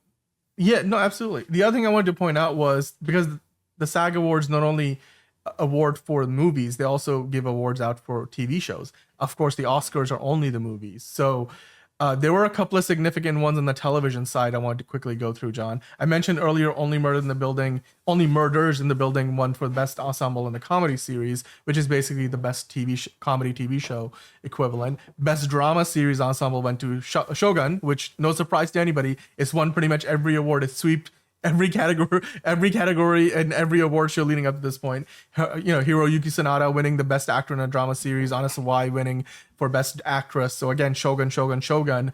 Martin Short winning at 74 years old, except like I said, he couldn't be there because he got sick with COVID after the SNL 50th anniversary. Jean Smart again winning for Hacks for best actress in a comedy series, not a surprise there. Because she's been winning, all the big awards leading up to this point. Then our boy Colin Farrell for The Penguin, best actor in a limited series or TV movie, winning for his turn, in the DC TV show, which is looking more and more likely that is going to get a second season, which we'll be getting into later on this year. John, were you surprised at all to see Colin Farrell pick up a SAG award this year? He just continues to pick up all the accolades. No, he did a great performance. That's not surprising. Bro got the highest, in terms of TV, got the highest prestige in the land with the Golden Globe. So like everything else is following suit. I appreciate the sarcasm. By the way, we have not only Stephen There was no Ortega in the sarcasm. chat, we also have Steven Anderson in the chat saying Captain America is the victim of the pandemic. Sarcasm? And why did Marvel there was no sarcasm. Hulk villains? What are you talking about? No, the Golden Globes aren't exactly considered the most prestigious. They're No, I mean, like in terms of TV, I would say Golden Globe is above Emmys, right? No, the Emmys are the big ones. No, I know the Emmys are usually, but like I think like Golden Globe, because it shares with both movies and TV. I always thought it was more. No, I think the Emmys are like the Oscars for television. So if you win the Emmy, that's the biggest honor. I think Golden Globe's reputation has been tainted in recent years because I know that the people who vote for them, like it's all about who's voting for these awards, right? It's not like your fellow actors are voting for you, like in the Emmys, or like fellow filmmakers, like at the Oscars and stuff. It's just Hollywood foreign press reporters, which is not as significant. So, although didn't they change that because the Hollywood Press Association got like a lot of flack, and then they had to close up, and then they reintroduced it, and now it's under a new thing for the Golden Globes, essentially. Isn't that what it is? They've got more people, who part of that membership group, but it's still a fraction of what we have at the Oscars. It's still like a couple of $100 bucks. It's still only like a couple of hundred people versus, or a few hundred people versus like 8,000 people at the Academy Awards. So much bigger contingent there. By the way, hello to like I said, Steven Anderson in the chat, and hello to Fiona. Antonio is also here. Mod Fiona's in the house. Hello. Please do moderate. So far, everybody's keeping it together. But hey, Carla Sofia Gasson is going to be attending the Oscars this year, despite all the controversy. Netflix has agreed to pay her expenses to do so. She wasn't anywhere to be seen throughout pretty much most of the awards circuit leading up to the Oscars, because she stepped back and let the movie sort of have its shot, Emilia Perez, without all the controversy surrounding her. But since she is nominated, and I think it's for best actress at the Oscars, it seems fair that she would, obviously she got the invite, and it looks like Netflix is paying for her to be at the award show. I don't think we necessarily need to get into the details of this. I just wanted to kind of point out she will be there. So if you are watching the Oscars, do not be surprised to see that she's at the event. And we shall see, how much screen time they give her, or if, Conan references anything in his opening monologue or so on. Now it's time to talk about movie of the week. So the movie of the week, as you can see on the graphic, or if you're listening, is Dune Part 2. It's the movie that was supposed to come out last year in 2023, but due to the strikes in Hollywood, they kind of just moved it back. They were like, we need all our stars on the red carpet, and we'd rather push it back and then, take the hit. So they did. Now they've got Dune Part 2 coming out, Warner Brothers does. And the same month later on, we're going to get Godzilla XCOM, The New Kingdom. I don't know. That's another long title.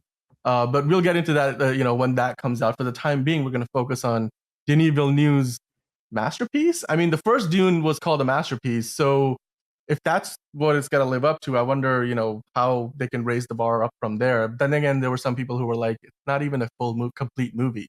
The first one, that is. And so did we have the same problems here? And Angelina went to go see the movie. So we've got Angelina on the show today. If you were watching earlier, we also have John joining us. We were talking about DCU daily stuff earlier with Superman Legacy, or now as it's known, Superman. Now it's time to talk about Dune, another Warner Brothers production. And this one, as the question says down there, Angelina, I'll throw it to you first. Give us a quick primer. We will get into the full review in a second, but give us a quick primer. What are your thoughts on this movie? What did you think about it? Like your initial reaction going to see it? Visually stunning. Too long, and yet you have so many questions that are left unanswered. That's my teaser. There you go. That's a good teaser. And then John, you are a fan of the franchise. You've read the book. You know the story. So what are your thoughts on Dune? I mean, and certainly this movie specifically. What did you think about it? Have you seen the trailers?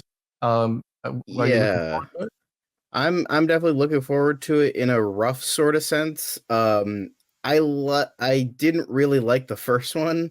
I thought it was okay. I joked that it felt like the greatest movie of 2006, like with a lot of the tropes, but like you got to understand, like Dune was made before all the tropes were, so I've come to like respect it and that kind of thing. But like, I never read the book. I have seen bits and pieces of the David Lynch movie, and then obviously I saw part one, and it's okay. Like it's fine, but it like that again, was like that's the biggest roast on that movie that I've ever heard. I was over here like okay. Behind it's here. like The best movie of 2006. I don't even know what movies came out in 2006, like off the top of my head. Like that just Was maybe like, one of the ways, Spider-Man like, the movies? cliches and the It tropes was and that like, kind of whoa. He just threw hands there. I feel like people like Dune lovers are gonna come. Oh yeah, they're gonna be pissed. Like The Departed. The Departed came out in 2006 and won the Best Picture Oscar. Yeah, well, year. I will say The Departed is a hell of a lot better than Dune Part 1. I'll give you that. I mean, but like, it's just The like Prestige, Casino Royale. Those were all 2006. all better, but We you got know, it's just Blonde like Bond.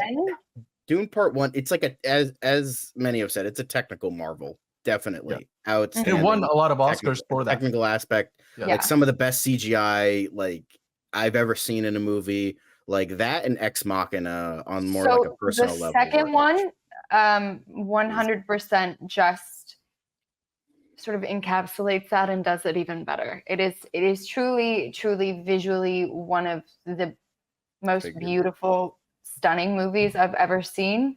There are some just insane shots in this movie. I got to see it in like one of the actual real Dolby theaters. I had to drive all the way to Arcadia. And you can like feel some of the scenes, like especially with the worms and stuff like that. I don't want to give too much away just yet. There will be spoilers here, you guys. There will be. I just down there. Just look at the graphic. You're warned. I was like, you guys know. But so, you know, a lot of the reviews are starting to pop out. I was lucky. I was able to go see a preview of the movie over the weekend. It officially comes out tonight. So if you guys are going to see the movie, definitely let us know. Are you guys like, what are you nervous about? Just let us know how you feel. Are you going to see it tonight? Do you have tickets for this weekend? But I went to go see it this past weekend, and you know, I walked into this movie. I've never read the books. I actually did buy the book, the first book, and I accidentally left it in a hotel room, and then I never ordered a new one. And so I just never finished it.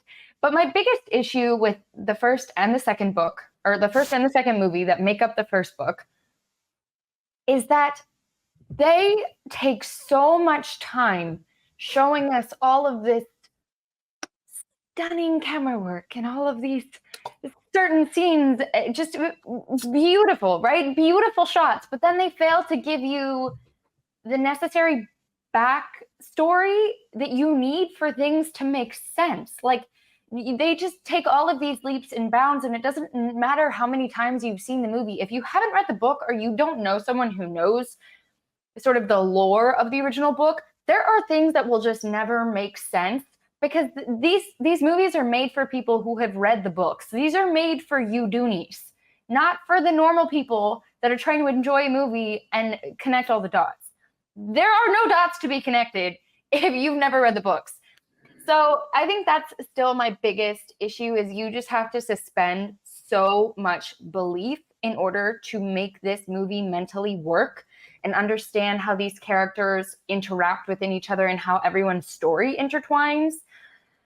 But with that being said, once you do that, and a lot of people can't do that because there are a lot of leaps of faith you have to take in order to understand all of these little niblets going on. Florence Pugh, I was so excited to see her. She is going to be a force to be reckoned with in the next movie for sure.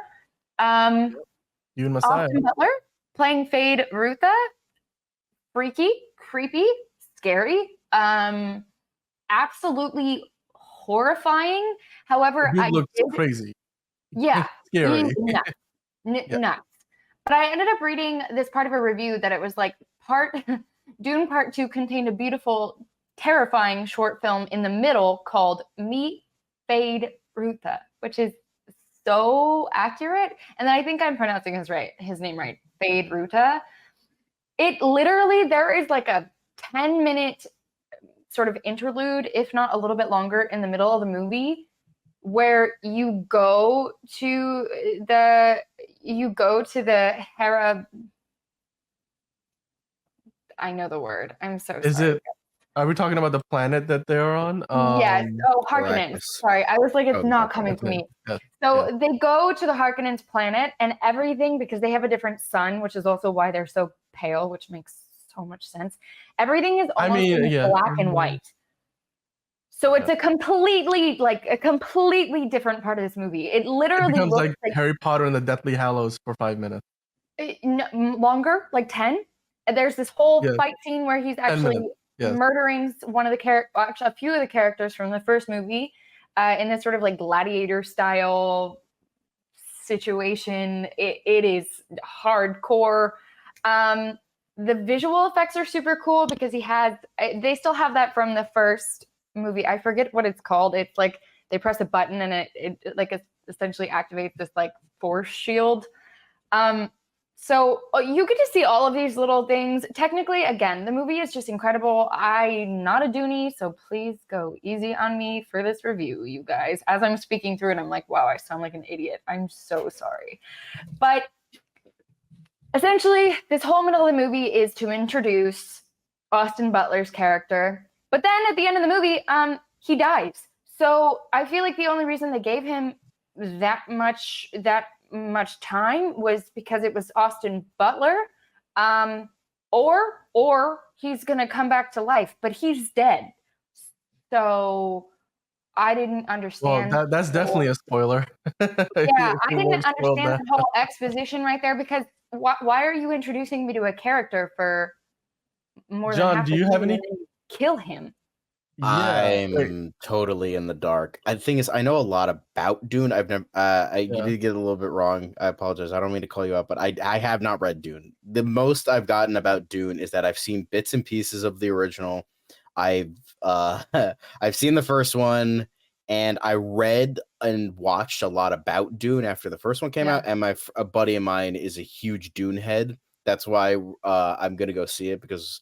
We're all gonna like go review it, and for him because he loves Dune. He's like the biggest Dune fan. And I feel like that's it. It's like you have to be like obsessed with it, or you're kind of one of us. You're like, it's like we're all going to him, like because he's like the one that knows it. I don't know how many. I know he read the original. I don't know if he read the rest of the books. I think he did, but yeah, we were all going to, Mark, what's this? What's this? What's it? We're like, what is this? Why is this character? And so we're all like flooding him with questions because we don't know a goddamn thing about this franchise, yet he does. So he's probably annoyed with us, but it's just like we're gonna just inundate him with all the sorts of questions because we're all lost. So I guess I would yeah. assume like Austin Butler, I mean, being the nominated and being Elvis, like he got like yeah. a bunch of screen time as you mentioned, so that makes sense. But I don't know a thing If about the that's the only characters. reason they did that, I'm gonna be pissed because the movie was too long and yet not long enough. Does that make sense? Like, Yeah, no, it was incredible. It was movies. cool to see. He scared the shit out of me. There are scenes where he's literally spitting out of his mouth, which was weird. There's a lot of characters that are like pinned to the ground at one point, and just you can literally see like the slobber coming out of their mouth, and I was like, yeah. ew. But it lends a sense of realism there. Overall though, this whole movie really seeks to. So they sort of called it like a truncated version of Dune because although they split the book into 2 movies, they sort of shorten the end of the book. And so essentially, Timothée Chalamet's character is becoming the Messiah.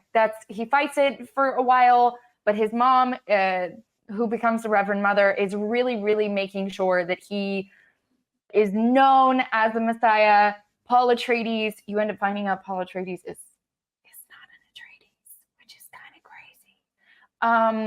crazy. Saucy. Okay. Yeah, he's actually not an Atreides. Neither is his sister. Crazy.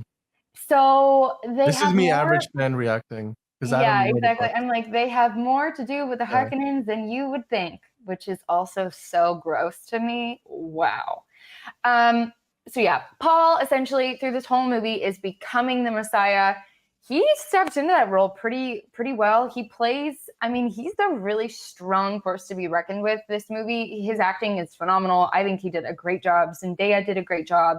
Florence Pugh. I mean, you have like such a great amount of people in this movie. Javier Bardem has redeemed himself in my eyes from that Little Mermaid moment. That was terrible. That was awful. Also, if you guys wanted to know what Austin Butler looks like bald, yeah, this is not cute. Definitely true. Not cute. The biggest thing for me about this movie was that they're trying to adapt something that isn't really meant to be adapted to the screen. Like the way those Frank Herbert designed it that way. Yeah, so it's already an uphill battle, and then you gotta like also then make it entertaining enough that people go watch it to the tune of like millions of dollars. And then then from what I do know about Dune, I understand that it's basically like a self-fulfilling prophecy that he's not really a messiah, and he sort of these visions don't kind of work out in the end, and so Dune Messiah is sort of a cautionary tale by the time you get through the 3. So the trilogy is that's where we're headed with this. And well, and I don't know if they're gonna adapt the rest of the books because there's I believe 3 or 4 more that Frank Herbert wrote. He was gonna write, I think, the 7th book, I want to say. Then he died. And then his son 1, 2, 3, continued. 4, 5, 6. 7th book he died, but then allegedly his son and someone else wrote the last book he was going to write into 2 books. Although that's, according to the Dune fandom, those aren't the real ending, and that's a whole nother mess in terms of this franchise. One of those. So it's like if George R.R. Martin didn't write it, then is it really Game of Thrones kind of a thing? And the whole thing was the whole thing that Frank Herbert was trying to do is, like, as you said, a cautionary tale about charismatic leaders. Like, that was the whole thing of like, don't trust the people that are just really good at swindling people and that kind of thing. So look at society now. Look how much we evolved, and we didn't. So that was the whole thing of Frank Herbert. That was like the basis of it.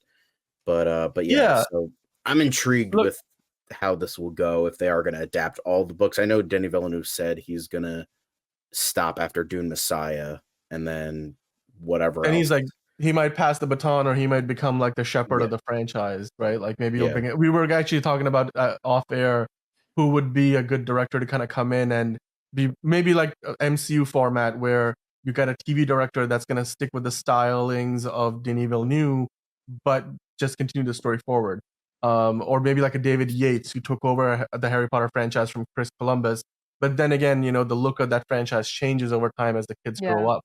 So it gets there. The latter movies are very different than the earlier movies, which have a very different charm to them. But I mean, Dune Part 2 box office wise, just before we finish, I just want to touch upon this is going to be the biggest movie of the year for some time. I mean, at least for a month maybe until Godzilla vs Kong comes out, Yeah. or the Kong times Godzilla. Again, the If long that time even New displaces Kingdom. it at that level.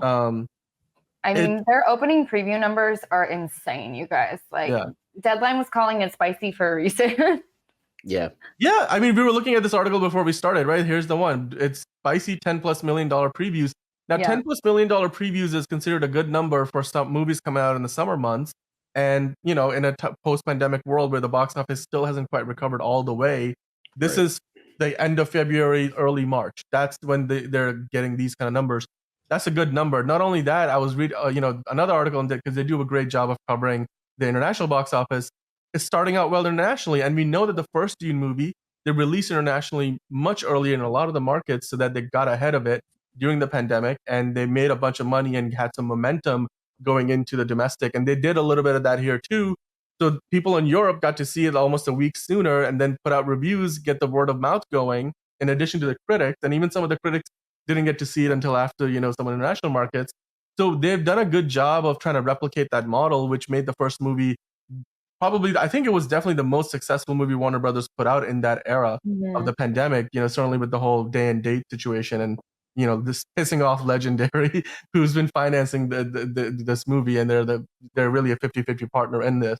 Now, if it's able to truly reach $170 million debut, that bodes well, because that means it's already a good, like, 1/3 of the way, if not more, maybe even a little bit more of what the first movie, ended up doing after like a couple of weeks. So it could beat the first movie's box office, especially now that we are further away from the pandemic.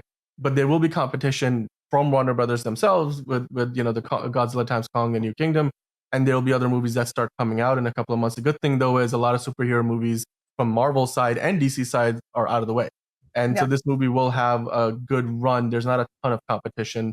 Well, I feel like that was also the honestly kind of planned after they moved it so many times. They were like, we need to make sure that we're not going to have to move it again, and it's going to need sort of that taxi lane, you know what I mean? So I definitely think that was planned. Overall, I see this movie doing really well. I think that the biggest thing these movies have going for it is that it's so confusing and so visually stunning that you have to go see it twice at least to understand it, even sort of. I was midway through the movie and I was like, yeah, I have to watch this again. So it's not a movie you go see once. It's a movie you go see 2 to 3 times in order to break it down and try to figure it out, because there's just no way. There's no way. And I didn't say it, but the biggest, sort of the biggest difference between the movie and the book from all of the reading that I did was that so Paul's younger sister is not yet born, and she's telling the Reverend Mother essentially what to do via her little baby fetus, which is creepy. And so you only actually get a vision of Anya Taylor-Joy for maybe 2 minutes. She's not actually in this movie. Because this movie literally picks up where the first movie leaves off, because there's no time has passed, and she was, Rebecca Ferguson's character is pregnant at the end of the first movie, right? Like that's when we find out, and I mean but it fits in, right? Like the Messiah is getting all these visions, so I guess the fetus can somehow talk to the mother. Anyway, well, okay, so there's a missing thread. Both of them drink the water of life. So first, Jessica drinks the water of life, which actually goes to her unborn child, and that is what makes her like a super fetus, which is kind of creepy. Okay. All right. Well, there's that. Well, look, ultimately, this movie is already off to a fantastic start, because as I had the numbers up earlier, the first movie made like 433 million at the height of the pandemic, and now this movie is already starting off at 170 million. So it's gonna be like halfway there just after opening weekend worldwide. It's got a 95% Rotten Tomatoes score, which we were we touched upon I think in the pre-show, and the audience score is exactly the same. I mean, and this is 231 reviews. It's certified fresh. So people love it. At one point, this was 97. I think it started out at 100. So it's settling into those mid 90s, which is about as good as it gets. And so it looks like the word of mouth is good. The critics love it. Is it a masterpiece? You should go and decide that for yourself, because everybody will have a different opinion on it, especially depending on how you perceive if you like the first movie or not, right? And it's art, so ultimately it hits differently for everybody. I thought the first movie felt like an incomplete film. Other than that, I think there wasn't too much wrong with it. So I'm sure we'll see like what my thoughts are when we next talk about something like, I think we're gonna talk about Drive Away Dolls soon, hopefully. So, is it Drive Away Dolls? I keep messing up the title of that movie. Yeah. We'll be back talking about Drive Away Dolls. We'll be talking about that soon. Pedro Pascal's not actually in the movie, just so you guys know. I mean, not really. He's in it for like 2 minutes. Yeah, not even. Maybe. Yep. There's that. If you guys go see Dune Part 2, let us know. I know it's been out for a little while, but we haven't really, reviewed it yet. So I figured let's talk about it for a few minutes, because I think it's going to have a presence at the award season. And Ralph Fiennes, who's one of the most talented actors, one of the very few in terms of like the top tier who hasn't gotten an Oscar on his mantle, he's in this movie, Conclave, and it just looked creepy to me when the trailer came out. Now, I'm very interested in seeing what both, John and Liz have to say about it, because it's a movie that of all the films that are out there right now, it's uniquely stands on its own, but it doesn't look like it's one of those like the Pope's Exorcist bad movies. It looks like it's completely on the other end of the spectrum. So I want to get your opinion on this, and this is me just going off the trailers and the word of mouth I've heard on it. So I want to start with you, John, first, because Liz looks like she's gonna give us a very different reaction to this. But what did you think about it, John? Did you go to see it recently, and then what were your thoughts on the film as a whole? I thought it was very excellent. The entire cast is fantastic. It's like, I'm not really a religious guy, but I feel like you don't have to be religious to like. It's more of a movie about like conspiracy and like kind of like a thriller. In a lot of ways, it just has the guise of like being in the Vatican and being about like picking the next pope. Like, it's just like you could have like taken all the suspense, tension, atmosphere, and intrigue and like switched it up for like another thing, because of like the core is there, and then you have so you have like this idea, and it's just very like every actor does a fantastic job. The writing was really good. It was properly suspenseful, tension filled. It had a really great twist at the end. I thought that was very effective. Ray Fiennes did such a tremendous job. I don't know. I mean, John Lithgow was very good, but he didn't really have a lot of time to shine. Stanley Tucci was also really excellent. The guy who played the Benitez, Carlos Diaz, I think his name is. I hope I'm pronouncing that correctly, but he did a really good job. I didn't know who that actor was, and he did a really great job. I also liked this guy on screen, the second from the left. I'm blanking on like his specific name, Gio but Castellito?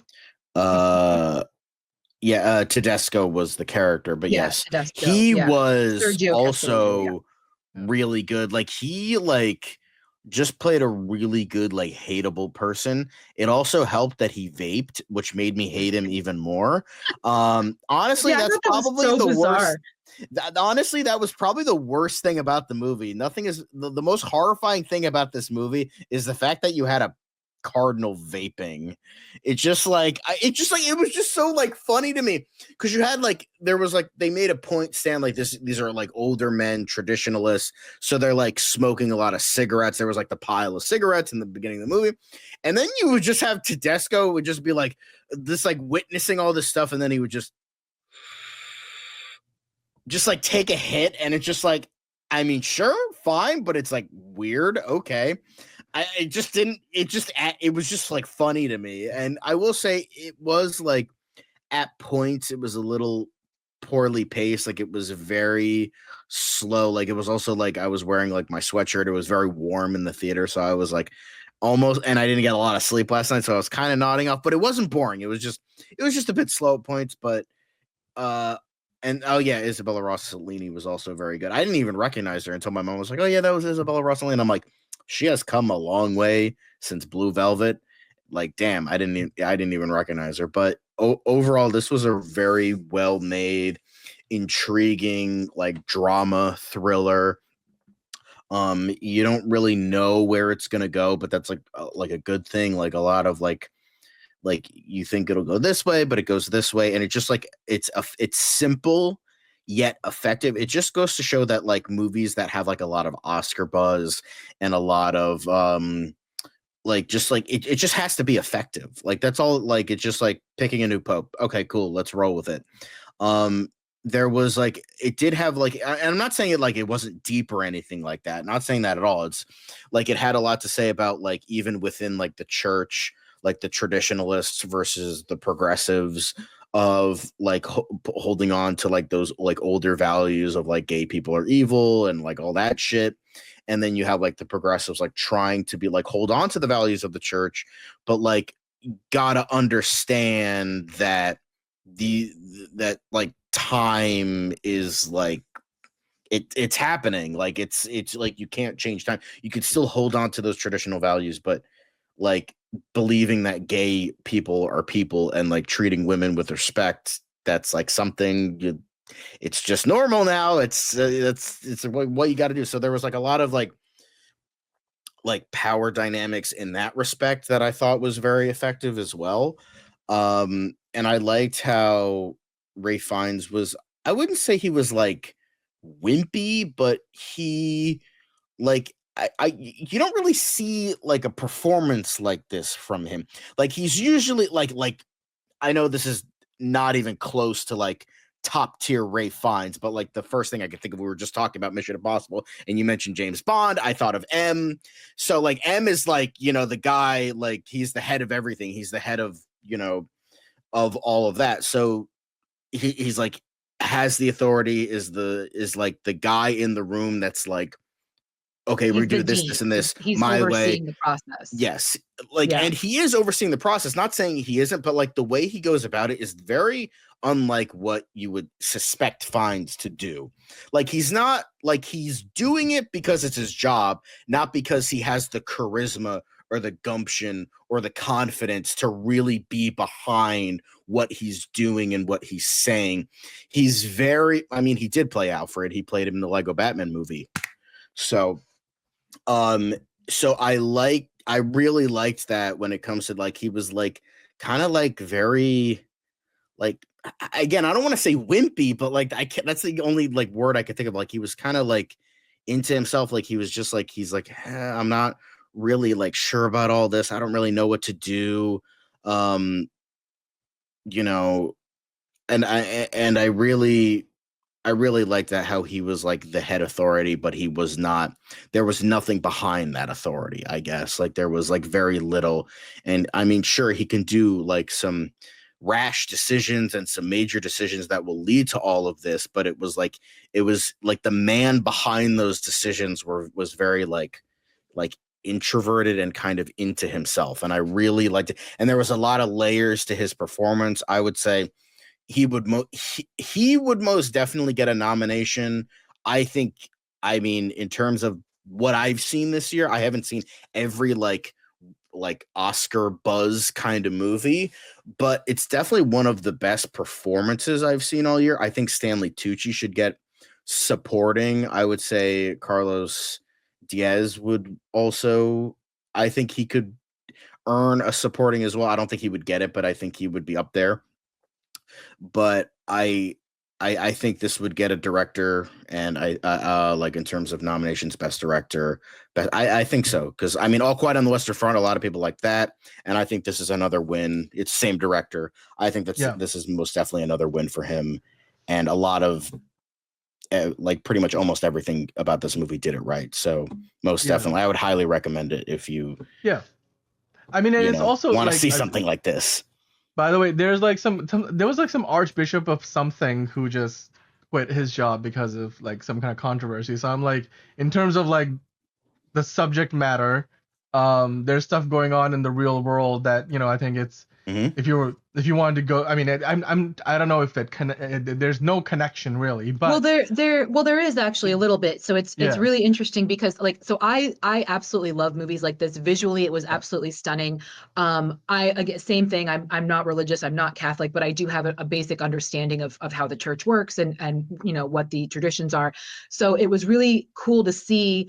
I don't know how accurate it is, but this was kind of a behind the scenes look into the process of picking the Pope. But like John said, there's a cardinal that's vaping. You see them with their cell phones in the beginning. So it was really interesting to see that dichotomy of, you know, the traditional garb. They're going through these you know, traditional centuries old tasks and processes, but yet they still have like the modern technology, and there are still, you know, other things going on around them that have nothing to do with what they're there for. The whole purpose of the conclave is that they're shut out from the outside world so that they can focus solely on this task. So there's the drama in the sense that of, you know, the political process behind picking the next pope, and like John said, Ralph Fiennes' character is the dean. His job is to oversee the process, but he is kind of questioning his faith and kind of stumbles a bit. He doesn't have any ambitions to go further. He certainly doesn't want to be the next pope. So for him to come in and just look at the job as a job and try to be subjective, but at the same time, his own moral compass kind of kicks in, and he kind of has to steer the conversation one way or the other, because he does know that there are people that are up to be the next pope that aren't the right people for the job. So he tries to, you know, find that line of just, you know, keeping his personal beliefs out of it, but at the same time, you know, being morally subjective as well. So I think the writing is unbelievable. Again, like I said, the visuals are incredible. It's absolutely going to get a shit ton of Oscars. I think Stanley Tucci absolutely for supporting.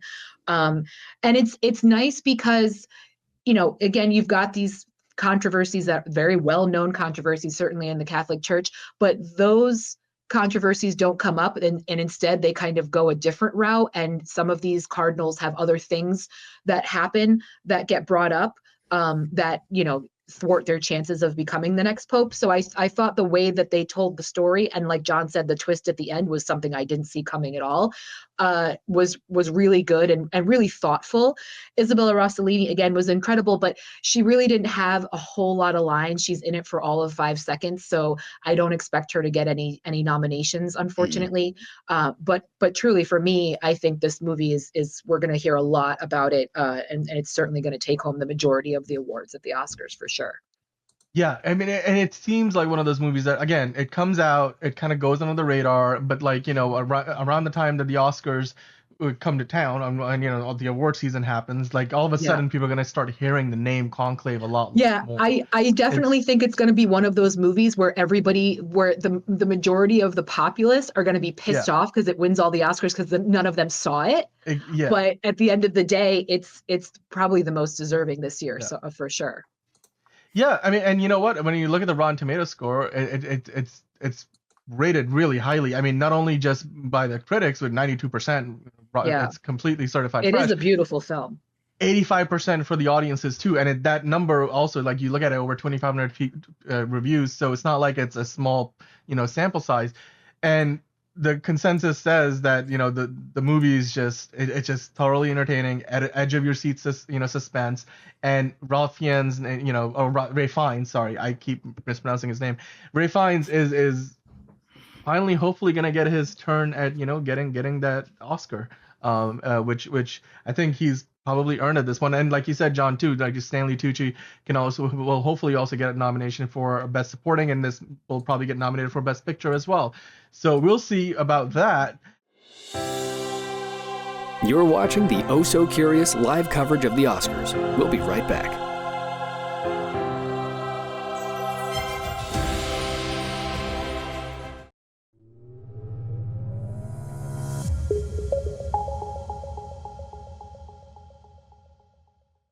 I cannot contend that I have always been right or wise. Edward R. Murrow. I have attempted to pursue the truth with some diligence and to report it. Celine Dion. Don LaFontaine. He's not feeling very well. Oprah Winfrey, do the right thing. Courage. Morgan Freeman, Courage is the key to life itself. Julie Andrews, Kevin Conroy. I am Batman. Close your eyes He's back. and listen. Just be yourself. They're the voices of our childhood, our youth. Instinctual, personal, eternal. That is the impact of one James Earl Jones. A commanding presence on screen, a trailblazer on stage, an EGOT winner with 3 Emmys, a Grammy, an honorary Oscar, and 3 Tonys. Yet his greatest legacy is perhaps giving life to the iconic characters of Darth Vader in the original Star Wars trilogy. George had hired David Prowse, but he said he wanted a so-called darker voice, and not in terms of ethnic, but in terms of timbre. And the rumor is that he thought of Orson Welles, and then probably thought that Orson might be too recognizable. So what he ends up is picking a voice that was born in Mississippi, raised in Michigan, and was a stutterer. And that happened to be my voice. I want to know what happened to the plans they sent you. I don't know what you're talking about. I'm a member of the Imperial Senate on a diplomatic mission to Alderaan. You are part of the Rebel Alliance and a traitor. Take it away! And Mufasa, in both the original 1994 The Lion King and the 2019 live-action remake. Is that a challenge? With the voice of rolling thunder, as the New York Times would describe it. Jones became a staple in our homes, our hearts, and singular amongst a crowded Hollywood landscape. Abandoned as a child by his parents and raised by his maternal grandparents, Jones suffered from a debilitating stutter as a child, what he attributed to a traumatic experience moving at age 5 from his childhood home in Arkabutla, Mississippi, to a farm in Dublin, Michigan. But when his high school English teacher encouraged Jones to read his poem to the class, he discovered the stutter would disappear when he spoke words he'd memorized. The rest, as they say, was history.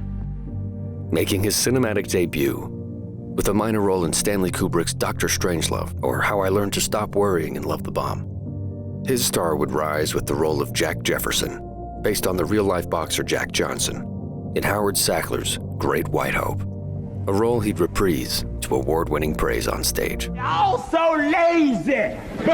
But if I touch them down 2 quick 34th round, get to them only once, then they holler, no! In a career decorated with iconic performances, he'd earn a 2nd Tony Award for his role in August Wilson's Fences, awarded an honorary Oscar by the Academy at the 2011 Governors Awards, and a special Tony for Lifetime Achievement in 2017.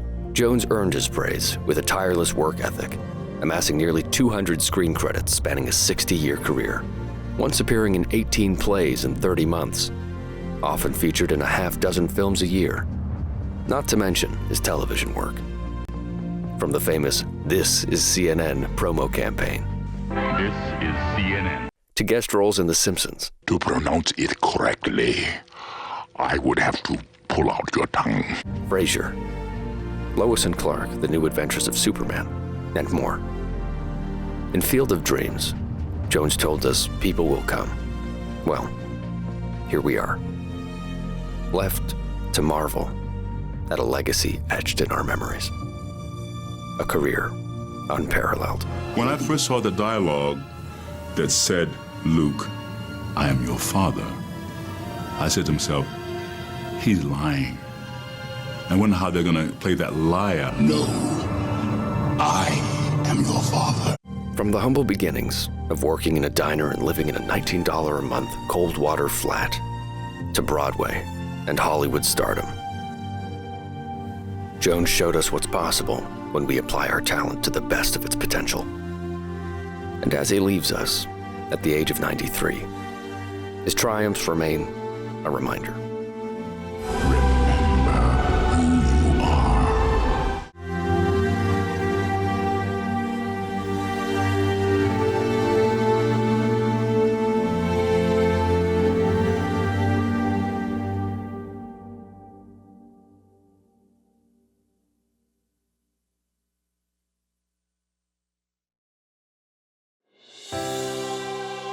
Welcome back to our live watch-along of the Oscars.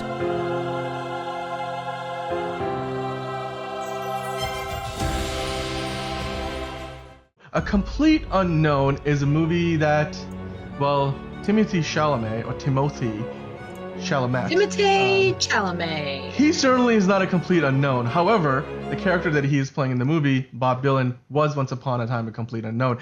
And this movie got delayed over the course of, like the strikes and the pandemic and stuff. So it gave Timothy Chalamet a chance to work on his, vocalist skills and he kind of put that to the test in the movie itself. They had a big red carpet premiere for this. He's been doing a lot of press. And so far, it looks like, it's paying off because the movie's doing well at the box office. Again, it's not like a big blockbuster, but it's not meant to be. And for a biopic, it's doing well. It's not like a Bohemian Rhapsody level, popular, but for an A-lister, somebody who has already got quite a few big movies on his, what do you kind of want to call it, on his resume, that's a good word, on his resume for the year, with Dune, 2 and with Wonka getting another sequel, I'm sure, coming out soon. Timothy is busy enough as is, but doing a movie like this, it's not a big franchise film. It's a movie where he gets to kind of like show us just how good of an actor he is, and maybe even how good of a singer he is. So, and just overall how good of a performer he is. So my question to you, Liz, did Timothy blow you away with his performance in this movie, or were you disappointed by A Complete Unknown? No, Timothy was great. He completely delivered like he always does. Say what you want about him, say what you want about who he dates in his personal life. But as an actor, the man knows what he's doing, and he does really put his all behind it. I have heard him speak in a lot of radio interviews about the project, and he certainly has passion for it. He was very fortunate or not, the production got delayed for quite some time. So over a 5-year span, not only did he learn Bob Dylan's mannerisms, try to mimic the way he walked, the way he stood, the way he sat, the way he kind of, would sit and be, listening to when someone would speak to him. But he also worked on his voice, of course, but he also learned how to play guitar and harmonica because he wanted to be as authentic and as true as he possibly could be. Every single actor sang live. There was no, soundtrack. There was no, track overlay. A lot of people said, well, it sounds very much like Bob Dylan. So is it Timothy just mouthing to a Bob Dylan song? Absolutely not. It was him. As I explained to the guys prior to the show, there were certain times when he would be singing that it did very much sound like Timothy Chalamet singing a Bob Dylan song.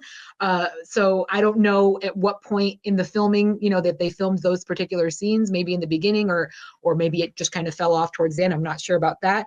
But I mean, especially right now, this generation doesn't know if at all anything about Bob Dylan aside from maybe hearing his name. And so I think it's a really good time for them to release the story.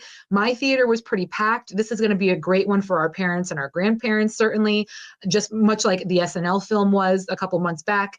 I highly recommend it. The pacing wasn't the best. The first and second act kind of dragged, but then the third act picked up really, really nicely. But just even going back to that time in the 1960s, I think we started in 1961. Folk music was the prevalent music at the time. Everybody would run and flock to folk festivals, to folk open mic nights, things like that. Pete Seeger was huge. Ed Norton played Pete Seeger.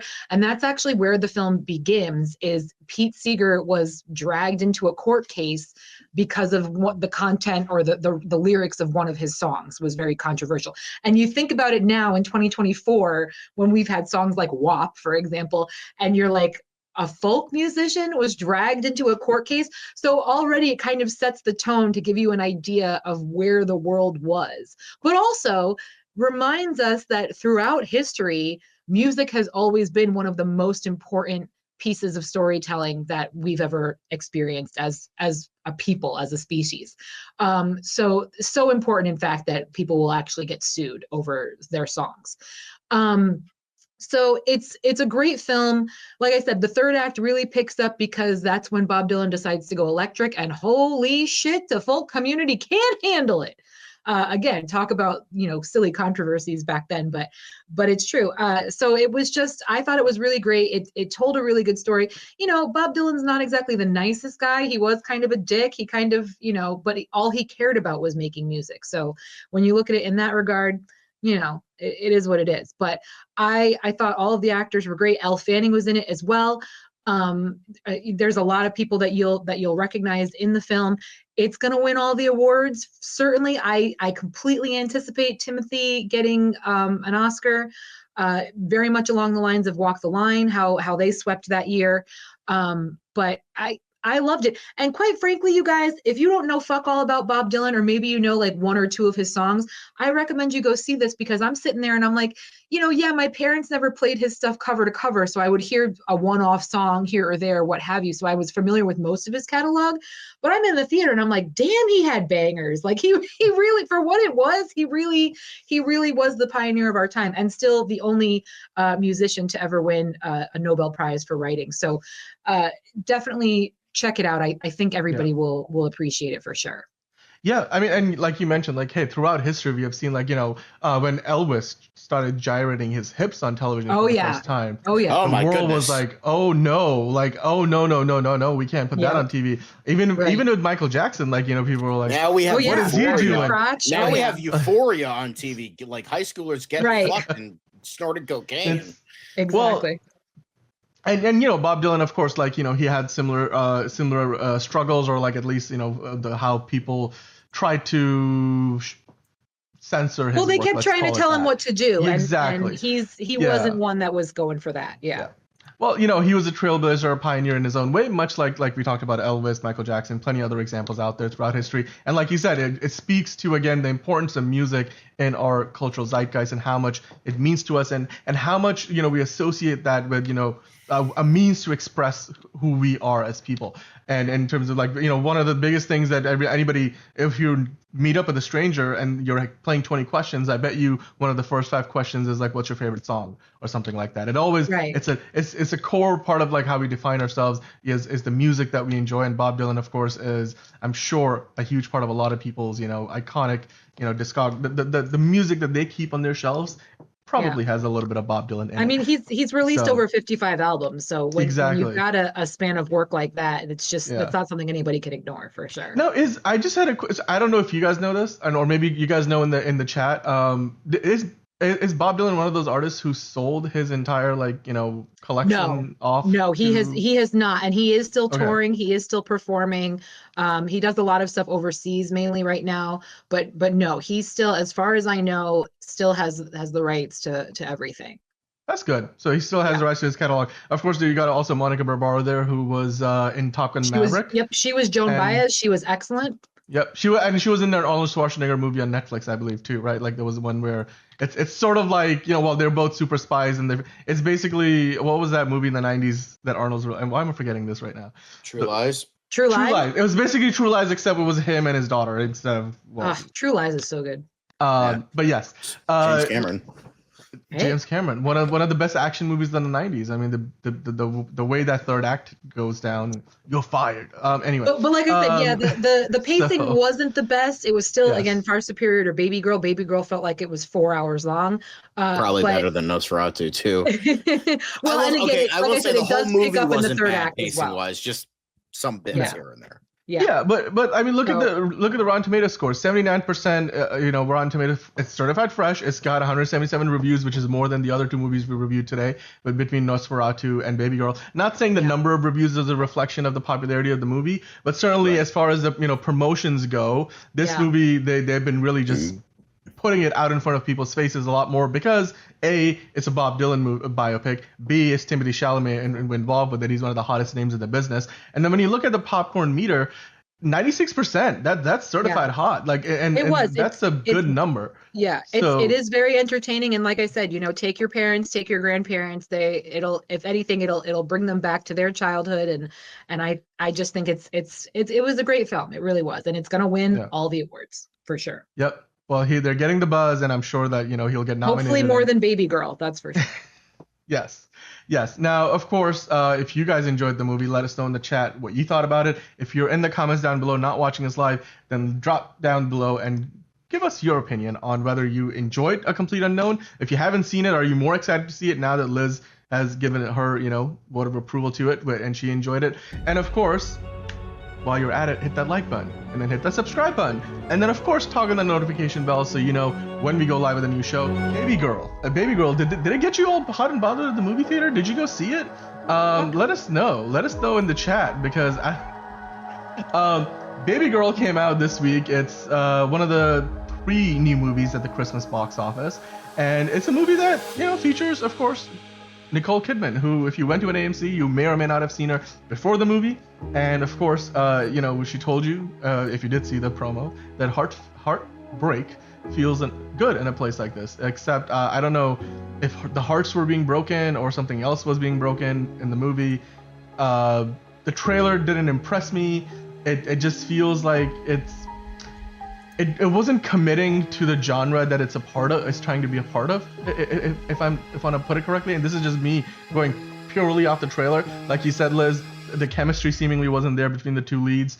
But you went to see the movie, so I want to get your opinion on this. What did you think about Baby Girl? Did you feel like this movie delivered on the premise, or was it largely a disappointment? No. I saw it so you guys didn't have to. Let's start with that. The actual premise of the film was Nicole Kidman's character, her name is Romy, which actually we don't even hear her name until like hour 2. It's really weird. Her character supposedly grew up in various communes and cults. So she sort of has some kind of trauma that's never really discussed. She does go to immersive therapy for it. But basically the entire premise of the film is she has been married to her husband, Antonio Banderas, for 19 years and has never once had an orgasm through sexual intercourse with him. She always then has to finish herself off, so to speak, after they're intimate. The actor Harris Dickinson comes in. He is an intern at her company where she is the CEO, and somehow kind of sees that she's a person that would prefer to be dominated in her life. She's kind of missing that control. They awkwardly just realize they have a connection somewhere along the line. And even though she knows it's inappropriate, she's still drawn to him for some reason. I can't understand it because he looks like shit in this film personally. I think he looks like a fucking rat boy. But they meet up, they start having an affair. Even he doesn't seem into it, because a lot of the time, like, he'll ask her to do something, but he'll be like, I mean, I guess if you want to get on all fours, like, give that a shot. Like, it's really very strange. And I think what they were trying to accomplish with this film was to highlight the fact that this is a problem that a lot of women have, and that we are trained our entire lives not to in any way make men feel like we're criticizing their performance in the bedroom. That's why we don't share these things. That's why we don't advocate for ourselves when it comes to sexual pleasure, and when it comes to what we desire, and when it comes to what we want from our partner in the bedroom. But it completely missed the mark. It barely really talked about it. At one point, she kind of has a breakdown when Antonio is trying to engage in sex with her and says to him, like, I've never orgasmed with you in 19 years. I don't want you to touch me. But then, like, the next day she apologizes and she gets over it. It's very, very strange. And then, not to spoil it, but please don't fucking see this movie. So don't care. At the end, the intern that Harris plays, I don't even remember his fucking stupid name. He ends up dating Nicole's assistant, and Nicole's assistant kind of comes to her and says, hey, we need to talk about my promotion. You've been kind of skirting around the issue. I don't want you to turn into that type of woman that I can't look up to anymore. I know what's going on with you and my boyfriend. So you need to just stop seeing him, get your shit together, be the mentor that I've always looked up to, and straighten out your life. But then also, by the way, give me a promotion. So it's just really, it just ends with her helping the intern she's fucking get a job in Japan. She gives her assistant a promotion. She and Antonio Banderas work their shit out, and Bob's your uncle. It's not sexy in the slightest. Neither one of them look good. Their hair and makeup, for some reason, just was asleep on those days, phoned it in. I think Nicole looks absolutely terrible. She looks better in her AMC spots than she does in this fucking film. For some reason, she's probably going to get an Oscar for it. I couldn't explain it to you. The writing is terrible. The pacing is really off. The whole thing it's just 2 hours of cringe. And I could not explain to you I don't know why they kind of left the whole trauma and women have a hard time orgasming with their partners, regardless of how long they've been with them. I don't know why they just kind of left that on the table for people to figure out, like, that it could have been more compelling. They could have had sessions with her, like talking to her therapist, rather than just showing her in these various immersive therapy things that she was trying out. They could have had them go to couples counseling where she could work it out with Antonio, but they didn't do any of that. Instead, they tried to make it like a 50 Shades of Grey, and they fucked it so completely. It was very, very strange, and I don't understand any of it. And yes, absolutely, Kevin, she's going to get an Oscar nomination. She will, because it's about a woman empowering herself sexually, or whatever the fuck kind of spin they're trying to put on it. But please, I beg of you, do not go see this film. Like I said, there's nothing sexy about it. There's nothing that's going to, make you think differently aside from what I just explained to you, because it does have to be explained, because they certainly don't explain it in the film. It's just, whoo, what a fucking hot mess this piece of crap is. I can't even tell you. It's, oh my gosh. I knew I was going to hate it. Boy, did they meet my expectations. That's all I can say. Yeah, it's certainly a movie that, well, it's already got some awards buzz behind it, and yeah, like Caleb pointing out, it had a good soundtrack. I'll give it that. The soundtrack was good. That's it. I mean, look, 77% isn't exactly like glowingly positive, but 77% is still a pretty high number. I will say Antonio was good. Antonio was the only good thing about the film, even though, he gets his heart broken at one point, but Antonio was the best part of the film. Nicole was Nicole. Harris, I could take her. He could have been replaced by literally any actor, honestly. I mean, he didn't impress me particularly in the trailer. I just don't. I never felt the chemistry watching any of the promotional material for this. Not at all. Which again, I mean, for a movie like this is like, I mean, despite the fact that again the subject matter that they're talking about, like you said, they completely missed the point of what should have been the center focus of it all, and it seems like they had competing priorities of like, how do we get the audiences in the door versus what's really the core of the story. Well, and what I don't understand as well, like, he played a model in another film, so like they are capable of making him look good. I didn't find him attractive. I didn't understand why she was attracted to him. Yeah. And there was nothing drawing anyone to this movie. It completely missed the mark, in my opinion. But yes, it's going to get all the Oscars, and I'm going to have to blow my brains out this season. It's just ridiculous. Well, I think a lot of the audiences probably agree with you, because the 54% Rotten Tomato score for the popcorn meter is probably indicative of the fact that most people going to see this movie are not really enjoying it, and they're certainly not getting all hot and bothered. Or maybe not in the best of ways. It's fucking them on both fronts. No pun intended. It's like you're getting all the fucking wine moms that read 50 Shades of Grey and fucking got themselves off to that because they're not getting off to their husbands. And so they're like, they bought it and they did the thing, and then they went to go see the movie, brought their cucumbers with them, and were like, oh, this is so sexy, even though it's like not how BDSM works, by the way.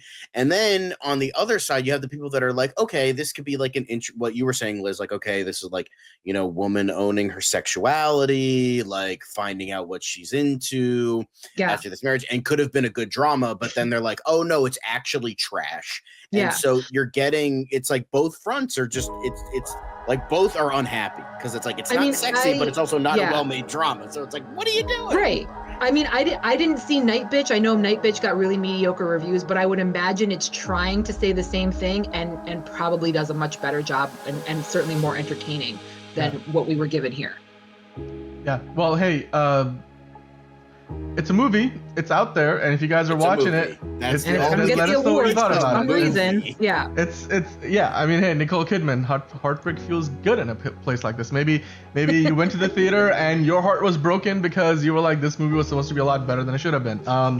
Let us know in the comments what you think about Baby Girl, if you got a chance to see it, or if having seen this review, now you're like, I'm probably going to skip it. But while you're at it, hit the like button, hit the subscribe, and the notification bell. We're going to move on to a different movie review. This one, I believe we're going to probably get a bit more of a positive review for, because John went to see it, and Nosferatu is the latest from probably one of the best directors working in Hollywood today, Robert Eggers. So before I go any further, I have to bring in probably one of Robert Eggers' biggest fans. So now, that being said, John, you did go into the movie and gave it a fair shot. You weren't like, oh my god, I'm gonna love it no matter what it is. Right. And with that said, did you enjoy the movie? Did you feel like this was the best effort from Robert Eggers so far, or did you feel like this was a bit of underwhelming compared to some of his other movies? I think it is absolutely excellent. I thought it was a tremendous feat in filmmaking. I thought like every aspect, almost pretty much every aspect was near perfect. However, I do think it's his weakest film. However, considering the high bar that his filmography offers, that's not saying much, because The Witch was excellent, Lighthouse was excellent, Northman was excellent. Nosferatu, the first Eggers film that does not have "the" in the title, was another excellent film. Because pretty much everything in regards to this movie is tremendous. I get why some people don't like it, because there have been some mixed reviews in regards to like, oh, it wasn't the best. I can see that more so than some of his other films, but I still thought that this was a fantastic film, and it's really great to see. Like, I went to see this, and my entire theater was pretty much packed. Like, it was packed to the brim. It was hard for me to find a seat. So that's really nice to see. Like, good horror, Robert Eggers, like word of mouth, because Northman was a bomb, unfortunately. So it was nice to see him getting some love, him getting some much needed positive reviews, and getting a fair bit of money, not a ton of money, but enough. But yeah, I'll get into specifics. I'll try my best not to spoil it, because usually I spoil it, but because it hasn't been out for very long, like about 2 days, I'll try my best not to talk, even though it's based on a book that's over 100 years old, and it's based on a adaptation of said book that's also over 100 years old. So, it's, and well, as a remake that's over almost 50 years old. So, 45, I think it's actually 45 this year, actually, the Werner Herzog film. So, this is, it follows the story of Dracula, but with the flair of Nosferatu. Now, if you have not seen Nosferatu Symphony of the Night, that came out in 1922, it was one of the first real horror films. It was, I think Cabinet of Dr. Caligari might have beaten it. I forget which one, but I'm pretty sure Nosferatu was like the first like real one. But it was, it was an adaptation of Dracula that was not allowed to be, so they like changed names, hence why the names are different in this version, although Werner Herzog went back to the original names for his film. So it's an adaptation, but it still does its own thing. It doesn't it is its own, like you can see like the bits and pieces that are, referencing the original novel. Like, Thomas Hutter was Jonathan Harker, Ellen Hutter was Mina Harker, Count Orlok is Dracula, and, you have all the characters like that. And then you have, the period is kind of different. It's not in London, it's in Germany, and it's not in the late 18. I forget when. I don't know if the original novel was when the setting was during when the book came out, which was 1897. I don't know if it was like right before that, but it takes place in 1838. It's in Germany rather than London, but it's still, he goes to Transylvania. But yeah, so there's like a little bit of background. I'm sorry, I'm just a horror nerd, so I gotta get that out there. But I think this is a tremendous film. the acting was fantastic. Nicholas Hoult, our future Lex Luthor, is tremendous. I mean, he is one of the most, I would say he's officially an underrated talent, I would say. Because I feel like he doesn't get enough notoriety. Like, people like kind of know his name, but I feel like he should have been like an A-lister by this point. He should have been, but I feel like he's like just went from C to B-lister. Like, I feel like he deserves, and he does like a good, like, it's definitely like he's definitely like, you know, he showcases the idea of being scared and stuck in this predicament and not really knowing what to do. Lily Rose Depp, a lot of people were worried about her, especially when they heard that Anya Taylor-Joy was supposed to play Ellen Hutter, because I think she had to leave due to scheduling conflicts. It might have been with Dune Part 2. It might have been with something else. I don't remember. But I think Nosferatu got delayed, so the scheduling conflicts didn't happen, but they went ahead with Lily Rose Depp anyway.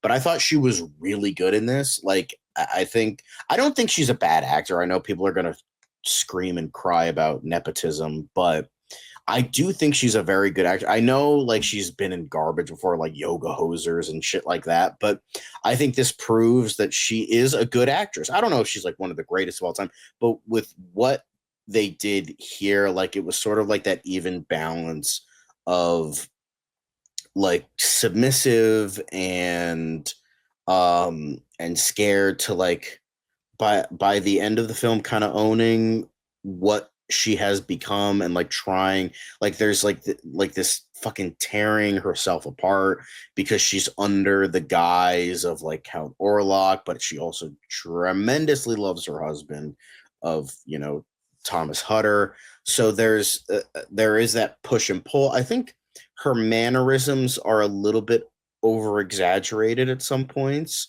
but I still thought she did a very, very good job.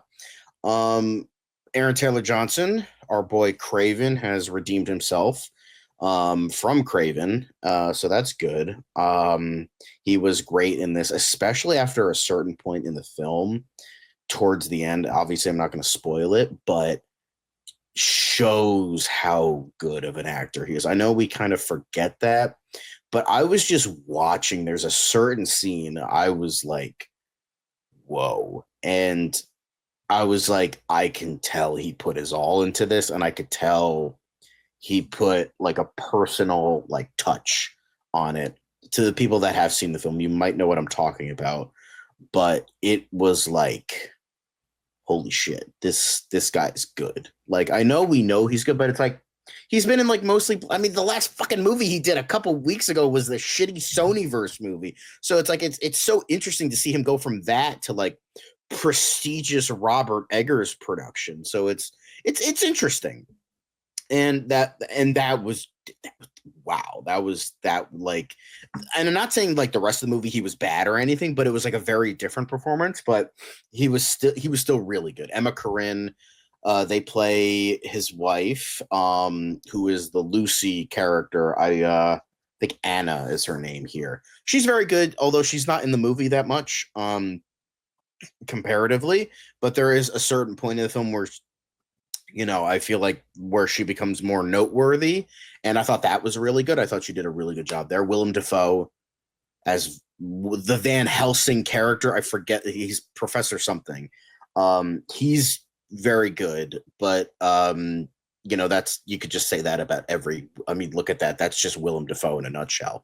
Willem Dafoe is just he's one of the greatest actors who has ever lived. I would go as far as to say that and the thing is, but the unfortunate part, he doesn't get like Denzel Washington levels of like, yeah, nobody touch him.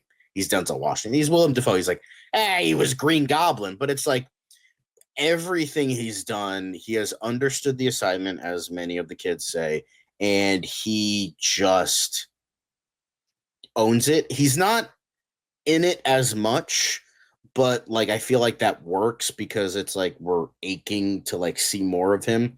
And I like how his characterization here is very different from the Werner Herzog version, because that version, that Van Helsing, they go completely like 180 from like the book.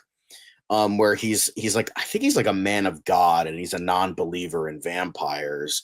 But here they make him like almost like an occult kind of, nutcase a little bit. And I really like, I mean, you could tell from this image, but like they kind of make him more into the occult. He's still a prestigious professor, but he's like kind of lost his mind and he's like got so into what he was studying that he just kind of went crazy. But you could like, there's that even balance. Like this was like the craziest he went. But I think he doesn't go like as crazy. So I think that's definitely something. And Ralph Ineson plays the doc. I believe he's the Dr. Seward character. And I don't know who played Knock, the Renfield character. Both of them were excellent. Ralph Ineson has come back to, yes, I mean, he's amazing in everything, of course. I haven't seen Boondock Saints, but I know I've seen bits and pieces, and he's very good. Ralph Ineson, who was in The Witch, he was the father in The Witch, has come back to Robert Eggers' production, and he plays the Dr. Seward character. It's very good. He's more, great picks. But he's more conservative with his performance because the father in The Witch was so like, I don't want to say over the top, but he was like I am man of God, like, so he was kind of like that. But here he was much more subdued. I would say subdued is a better word. And I really liked that. Now I've been building this up because Bill Skarsgård as Count Orlok is holy fucking shit. This is one, not only his greatest performance, but one of the best horror performances I've seen in a long, long time. This was Oscar level. I guarantee it is Oscar levels of good. Oscar levels of great. He won't get nominated because it's a horror movie and they don't like horror movies, but in a perfect world, this would be nominated and he would win. And they take the Jonathan Demme approach with Silence of the Lambs, like Hannibal Lecter, where he's barely in the movie. And but like the fucking, like, no, I don't think he should be. Just the level of outreach and the level of control and puppet mastery he has on the people, the main characters in this movie, but on this town in Germany, the Plague of Rats, which was more of a subplot in the previous films, the previous iterations. It was not in the novel, but I loved what they did. They kind of added that into a very small aspect of the original Nosferatu, and then Werner Herzog made it bigger. This one, they used the Plague of Rats almost, I don't want to say it as a substitution for Count Orlok, but like showcasing his power. And I loved that. I loved that they went with that. And of course, like the technical aspects, brilliant. The cinematography is just amazing. I mean, Jaron Blaschke, I think his name is, he's worked on every Robert Eggers project, I believe. And he's brilliant again. Once again, brilliant. And the editing was fantastic. The atmosphere, it took a while, but after a certain point, I'm like, wow, this is really fucking good. And I like how they included aspects that weren't in the previous two Nosferatu adaptations films, but they did bring it back. Like, there was, like, in the original novel, they have the band of gypsies. Well, I know they're called Romani, but here they're called gypsies because it was, way back when. There was the fight with the gypsies towards the end of the novel. Even though they don't play the same role here, they bring that aspect in. I thought that was really good. Yeah. Dan coming in like the Oscar when you start playing the fucking orchestra for the Oscar speech that goes on too long. I get it. I'll wrap this up as fast as I can. But it just. But the thing is, I'm not being spoilery, so that's why I'm not getting into it. But like, it just such a wonderful film. I would say the only bad thing about this film is that the pacing is not good. That really got to me at points and kind of lowered it. That's why I think it's the weakest. It's like usually Robert Eggers is a master of his craft, and despite a slow pace, you're still like entranced with what's going on. There were a lot of points, mainly the first act and points of the second act, where I'm like, all right, we get it. Can you kind of move on type of thing? But outside of that, this was an amazing feat. It is another brilliant Robert Eggers film. I cannot wait to see what he has next, whether it's The Night, whether it's his Western, whether it's, his another gothic horror film, whatever he plans to do. The next 5 projects that he has in mind, the Labyrinth reboot apparently wasn't. I think he wants to do a Rasputin miniseries. Oh, okay. That'd be sick. Because there have been rumors that he's going to do a Labyrinth reboot next, like the David Bowie film. Yeah. I didn't see that on More bulges for Dan. I didn't see that on the the Goblin King played by Timothée Chalamet. So I didn't see that on the upcoming. So I don't know if that's a thing or not. Fuck off, man. All right, if you can go fucking rage on Batman, I think I could go long. This is the most I'm going to talk on this fucking stream, by the way. But yeah, please, I know there was one person that said, I'm going to see this on Peacock. Please don't just fucking settle for Peacock. This deserves to be seen on a big screen. I know money is tight. You can just don't pay for the snacks. It's fine. Don't pay for snacks. Just fork over the $10 to $15. I swear to you, it's worth it. Movie theaters have discount days. Don't fucking give money to Disney. Give money to fucking movies like this. This was a passion project for Robert Eggers for years. Please give money to like more intriguing and well-made movies like this instead of Disney's slop. Please, we need more movies like this being made, because if this shit doesn't make money like The Northman didn't, then we're gonna get less amazing Robert Eggers movies, and we're gonna get more Tim Miller movies. Okay, well, so please. And like I said in the chat, John, if you want to see a good Nicole Kidman film, go see The Northman. Go watch The Northman. But yes, please go see Nosferatu. I tried my best to keep it spoiler free, just so you guys. I know it says spoiler review down below. Guys, please go see this movie. I go see Sonic 3. Go see this. Just don't see Baby Girl. Don't fucking see Lion King. No. See good movies. Now, I don't know how Complete Unknown is. I didn't watch it. Liz took care of that. But just go see that. Like, go see that too. I beg of you, please. I don't care how, because people have been complaining about the mustache. Like, fuck, whatever. I don't give a shit. Please go see this movie. I'm begging you on my hands and knees. I'm not actually on my hands and knees, but please go see. I know it's slow, but please, I'm begging. Please go see this movie. Goddamn, guys, come on. We got Retro Edits, Jim joining us, and Tony Ray is, of course, in the chat now as well. Wow, Retro, you're in your exam room and you saw the Batman 2. Yes, we're going to talk about the Batman 2 in a second, Retro, but focus on your exam. Okay, if you need us to give, slide you some answers, though, please do type in the question in the chat. Oh, yeah. We'll be happy to help. Not that we encourage that kind of behavior, but, no, we if do. you happen to, okay, well, I guess There's nothing wrong with that. Get a leg up there, you can. It's okay. Well, look, Nosferatu is getting great reviews from the critics. The people who went to see it love it, certainly a lot more than the people that went to see Baby Girl. So it's doing decently well at the box office for what it is. I know earlier we were talking about it. Let's see, where is it? That's no, that's the wrong article. Nosferatu, I think, made like $8 million, something like that. Yeah, around there, like 7.6. Yeah, not bad. Not bad. I mean, it's a good start, and for a movie like this, I mean, that's a great number, and hopefully with good word of mouth, which obviously, the Rotten Tomatoes scores show that a lot of people who saw it really liked it. So hopefully over time that score will climb, and then more people will check it out. And then if you don't get to see it in the movie theater, I'm sure it will eventually end up on streaming somewhere. But like John said, if you can, go see it in the movie theater near you. Robert Eggers is certainly one of the best names in the business right now, and whenever we make something, it's so singularly unique and different, and his auteurship shows through like very few directors working today.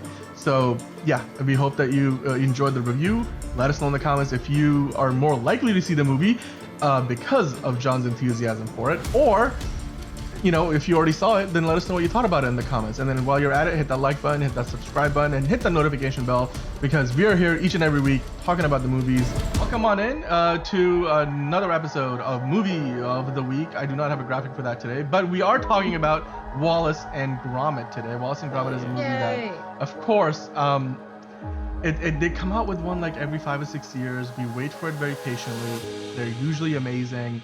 We love them, you love them, I'm sure. And now the latest one, Vengeance Most Foul. I almost said it's Vengeance Be Foul, which maybe Vengeance is foul. But Vengeance Most Foul, that's the name of the new Wallace and Gromit movie. Are you guys excited about it? Have you seen it yet? I have not had a chance to really stream it yet. I'm waiting to watch it with a certain special someone, but maybe later this weekend. What about you guys? I'll start with you, Liz. Did you see the movie? Did you enjoy it? Sure did. Like I'm looking forward to hearing you falling asleep again while watching a film, because you're just so busy. But it's super cute, super creative. I love Wallace and Gromit. They'll always hold a special place in my heart. This does not disappoint. It's the classic Wallace and Gromit that you expect, and it's adorable. So go watch it. Yeah, absolutely. I mean, John, what did you think about Wallace and Gromit? Did you enjoy it? I thought it was really fun. I thought like the message was a little weird, how it was like embrace technology when it's. I feel like most films and movies, whatever, and TV shows are trying to stray away from that. So it's interesting how like Gromit is like throughout the whole thing is like, I hate technology, I hate the Norbots, but like by the end it's like, glad you're embracing technology, Gromit. So it's like, that's a weird message. It's an interesting message. Like, I mean, sure. But I think like maybe they're trying to do like a balance sort of thing of like technology and not. I loved, Feathers McGraw in this. Fucking great. I will say one of the biggest laughs from me, it's like it was the boat chase scene at the end where it was the nun gag that made me laugh out loud. Like I that was genuinely really funny. But most of it was like not like, oh my god, ha ha ha ha, really funny, but like again, it's like Wallace and Gromit is just like it's just a British institution at this point. Not my favorite British institution, as we all know. But it's just like Wallace and Gromit is just one of those things you can't help but love. Like, I genuinely would not trust anyone who doesn't like Wallace and Gromit. Like, that's like, it's just so endlessly adorable and wholesome and likable that you can't. I don't think it's a perfect movie. I think like it kind of feels like, to me, it's like about 80 minutes long. But it definitely feels like an elongated short than a movie, I will say that's probably the biggest flaw for me. Like, I felt that the pacing was off because of that. Like, in terms of movies, like big movies, I think Curse of the Were-Rabbit is better because, I mean, that was by DreamWorks. It was bigger, more lavish, more cinematic. Even though it was still by Aardman, it was produced by DreamWorks. So, and it did get one of the few times Disney/Pixar did not win Best Animated Feature. So, I really liked a lot of aspects of this, and I think it's really fun. I prefer Curse of the Were-Rabbit a bit more. That Curse of the Were-Rabbit is one of those things where it's like, oh, I thought this was a dumb thing I liked as a kid. But I was watching clips of it before this came out, and there was like, and I'm remembering a lot of stuff from that movie, and I'm like, it's so funny. It's so, so funny. And it's one of those cases where it's, yes, I agree. How do you feel about Wallace and Gromit? Never watched it. Okay, well, off you go. Out.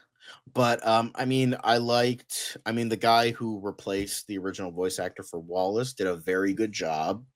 I mean, the animation still looks great, and I thought Norbot was cute, but like also like perfectly evil. And then Feathers McGraw is great, just the silent, like just menace. How do you fucking make a penguin look so goddamn menacing? Just brilliant. And he's barely in the movie. I really liked that. I'm like, I was watching it and I'm like, this is what Lex Luthor should be. Just a guy who can do everything from a jail cell and pretty much get away with it. That was just awesome. And I liked Mukherjee. I thought she was, oh my god, she was great. I love that character. And plenty of laughs, plenty of fun. It's it's Wallace and Gromit. Like anybody who knows Wallace and Gromit, you're gonna get what you're gonna get. It's just perfectly, it's not like perfect, but it is perfect, like I don't know if I'm making sense with that, but it's perfectly Wallace and Gromit. And I got what I wanted from out of this movie, and I really enjoyed it. I mean, what did you think, Liz? Super cute, super cute. Well, like I said, it's super cute. It's classic Wallace and Gromit.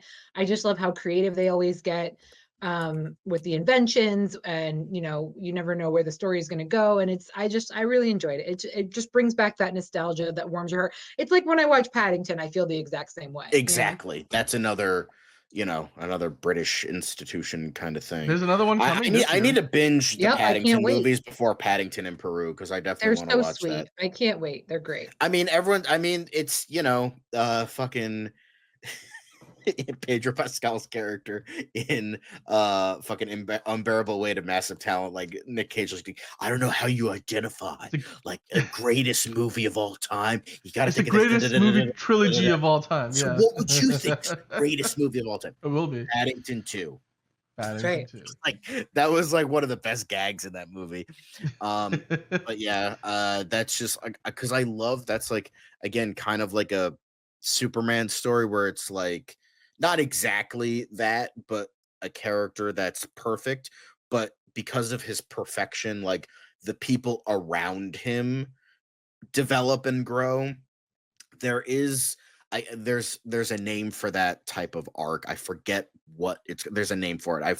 Again, it's been a while since I went to college, so I don't remember the exact name for it, but there's like different arcs you can go on, the reverse arc, the call to adventure, like a whole different types of things. But there's the perfection arc where you recognize that the main character is perfect. It's not like, oh, this person's imperfect, but they actually act perfect, like like Rey in the new Star Wars movies.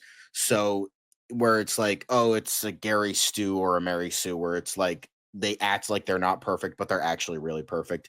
This character is more like they're just kind of like Forrest Gump is another good one, where it's just like they kind of just fall into everything, but like everything works out for them. But it's the people around them that it's the people, honka Caleb.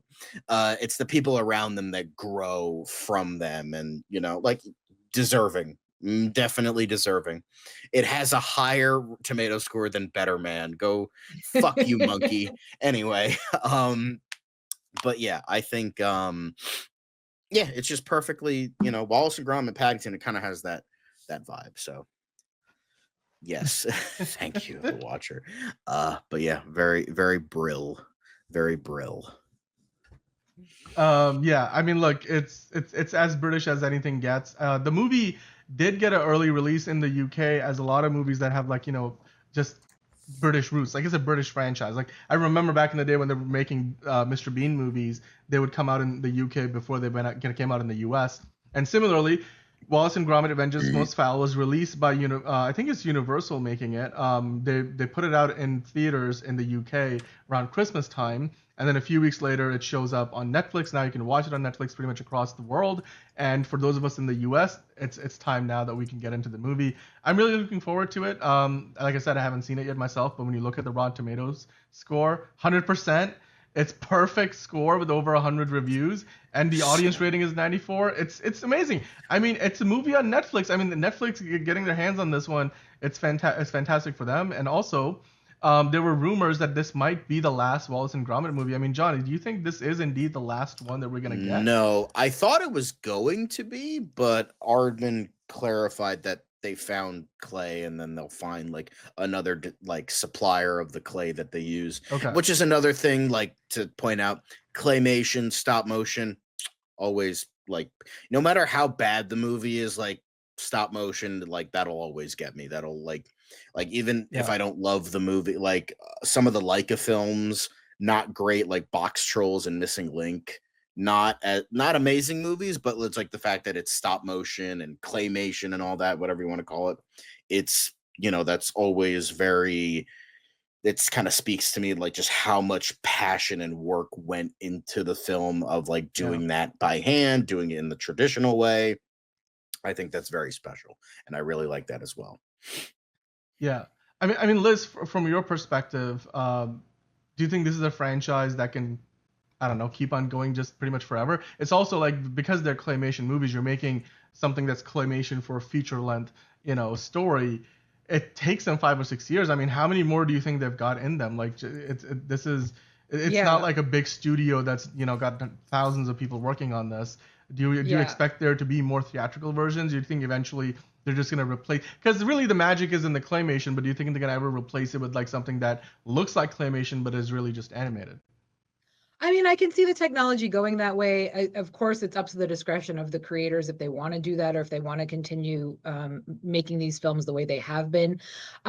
Before I saw that Rotten Tomatoes score, I thought maybe they were kind of falling off and out of favor. But I mean, again, these just hold so much nostalgia for people that anytime there is a new iteration, people are going to want to just go check it out, and because they just make you feel good. There's never a bad time when you're sitting down in front of a Wallace and Gromit flick. So I hope that they continue on. I don't know how much longer they will, but I hope they do for just for a little bit longer. I'm not ready to say goodbye just yet. Yeah, absolutely. I mean, again, this is the first one that we've gotten like a good 6 or 7 years, right? So, I mean, if they can keep up with it, why not, get more? Of course, we've now got Caleb and Antonio in the chat. So hello, you guys have joined just in time. We do still have DCU Daily to get through, so we will definitely be getting into that soon. I would just, finish off the review by asking you guys, having seen the movie, do you guys recommend it? I mean, the Watcher saying ditch the Oscars, stay home and watch Wallace and Gromit. I mean, But by the way, John, we got Hugo Millie in the chat. You could say hello if you want to smolder. We'll let you smolder for a little bit. How you doing? Getting some double stroking action. There it is.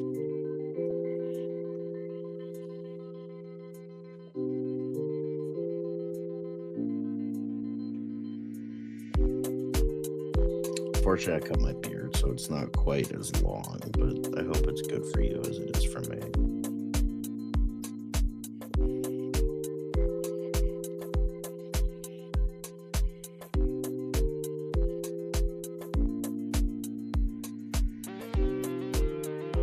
In the words of Eric Andre, acting like Hannibal Buress, I'm a sex symbol.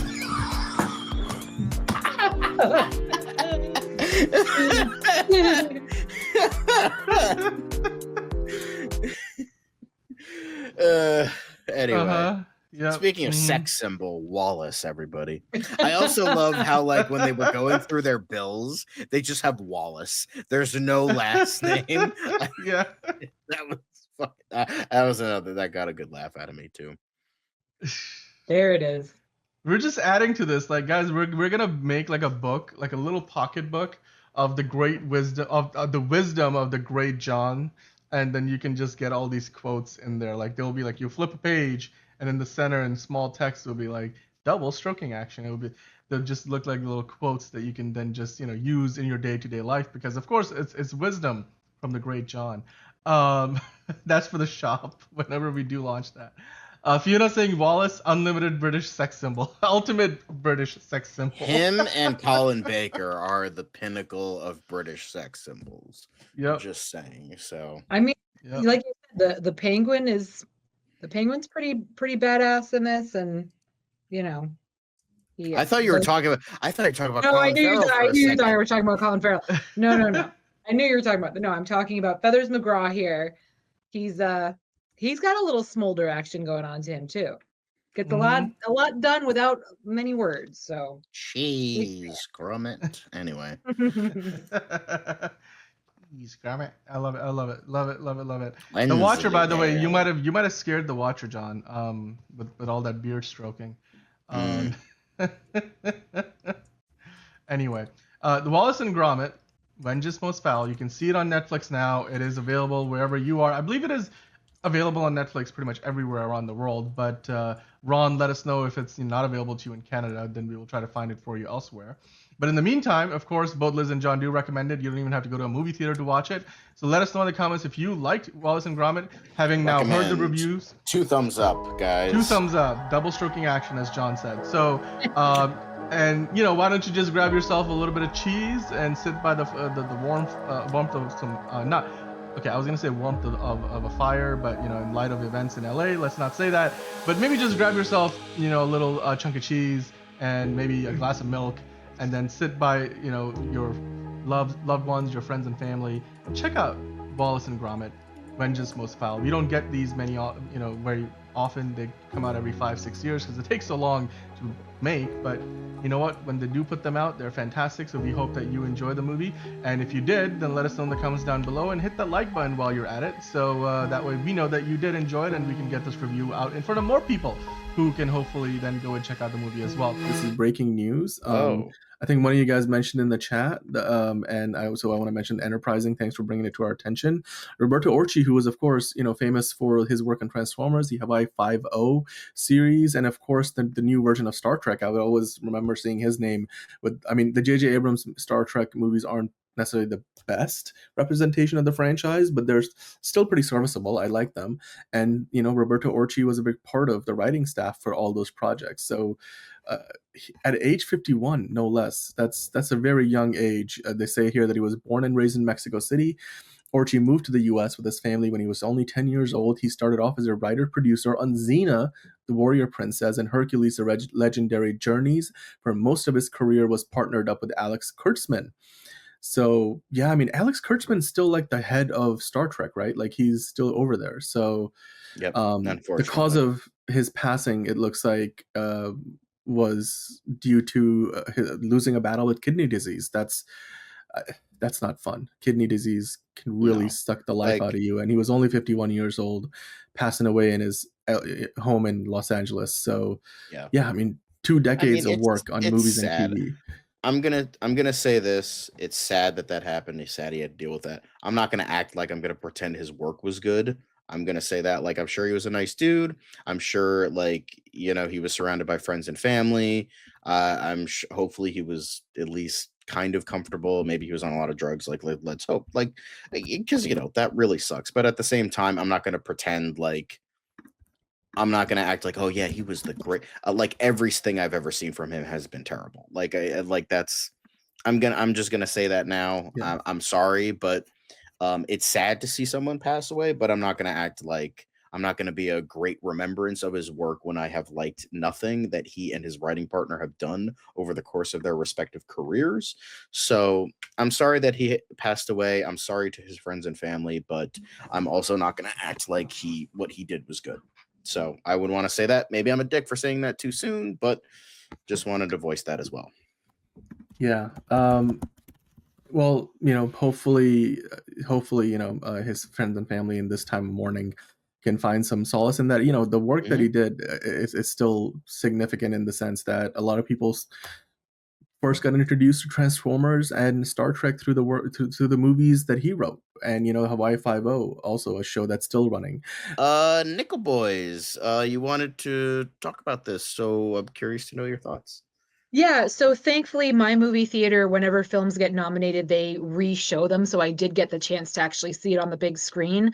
However, I will say if anyone else out there suffers motion sickness like I do, it is shot from first-person perspective, which I did not know. So 10 minutes in, I was queasy and uncomfortable for the rest of the day, unfortunately. So I kind of had to see the majority of the film with my eyes closed. I would open them every time a scene changed just so I knew what was going on, and then I'd have to close them again, which is a real shame. But it's a really powerful film. It is based on a quote unquote reform school for African-American boys who get into trouble in Florida. It operated for over 100 years, and there were a lot of runaways, quote unquote, And so it's the story of one boy that gets sent there by mistake. Essentially, he gets a ride from a gentleman who happens to be in a stolen vehicle, and since they're both African American, they both get blamed for stealing this car. He gets sent to this reform school, and basically his future is destroyed. So it's about this one character and then one of the other gentlemen that he meets in the reform school. But I was just trying to pull up the cast because I mentioned this to you the other day, John, that our guy that we've been seeing a lot lately. Oh my gosh, I'm sorry, I'm getting his name. Where is it? Oh, there it is. Fred Heshinger, who was in Gladiator 2. He was in Thelma. He was in Craven. He was in Craven. Thank you. So he is in this film as well. He doesn't have a very big role in it, but he does actually have a rather important role. But yeah, I will say the cinematography is great. If I was a person that could handle it, if I didn't have this motion sickness situation, I would say it was a beautifully made film. It was a very thoughtfully made film. And again, not to give too much away, but it is a hard film to watch. It's a hard subject matter. We've heard of these reform schools before. You know, there's also Catholic reform schools that were like this for women who were pregnant out of wedlock, for Native American children, orphans. So we've heard these kinds of stories, but this is the first time that we really see it from the perspective of African American youths. So it is very powerful. Daveed Diggs is in it as well. If anybody knows him, yeah. It was a real surprise to see him in it, because again, it is first person perspective, so you don't see the face of the main character that often, and the pacing is rather interesting because they kind of go back and forth. So you see it from Daveed Diggs, where he is now in like the 1980s, and then when he was the younger boy at the reform school in the 1960s. So I recommend it if you get a chance to watch it. I'm not sure where it's going to be streaming, but it has been playing in theaters for the past week and a half or so at limited release. So if you get a chance, check it out. Unfortunately, I don't expect that it's going to get nominated for much, maybe screenplay, because it's based on a real place, but it's not actually based on a true story. So it might get original screenplay. So we'll see what happens. But yeah, it was a pretty interesting and very powerful film for sure. Cool. Yeah, I don't know if I'm ever going to watch this. I don't know, just like, I don't mind like POV movies, but the only one I could think of is like Hardcore Henry, which is like a super oh heavy my god, I made the mistake action of watching that one. Yep, that I couldn't watch any of that. Woo, that was rough for me. But yeah, so it seems like an ingenious premise, idea. Unfortunately, I can't go to Rotten Tomatoes because they're being assholes right now. I mean, I'll try to like refresh it, but it has a 90 and a 76. There you go. 90, 76. That's all I can really show of that, but it seems like a very interesting movie, very kind of important vibes, and I think it got, well, I know it obviously got Best Picture. I don't think it got like Best Director. I don't think it got much of anything outside like very few. I'm actually going to look it up right now. I know but here's the thing, I don't think it got like nominated for like actor or like anything like that. So it is nominated for Best Picture. Yes. It got Best Adapted Screenplay because it is based on a novel. Yes. So those are the only two things it got. It's so weird to see a Best Picture nominee have only like one other nomination. That's crazy to me. It's like very rare. Yeah. It's like one of the best things, and it's just like it's not like the actors aren't nominated, the director isn't nominated, and again, it didn't really air in a lot of theaters. It was a very limited release. Yeah, that might have something to do with it. Might very well be an independent project. I'm not entirely sure, but and there were so many noms that you're lucky to get in there at all at this point, especially when you're up against the more popular ones. But again, this was one, if you can stomach it, if you don't have the motion sickness issue that I have, I would recommend checking it out, because again, just the way it was shot was really unique and special for sure. Yeah.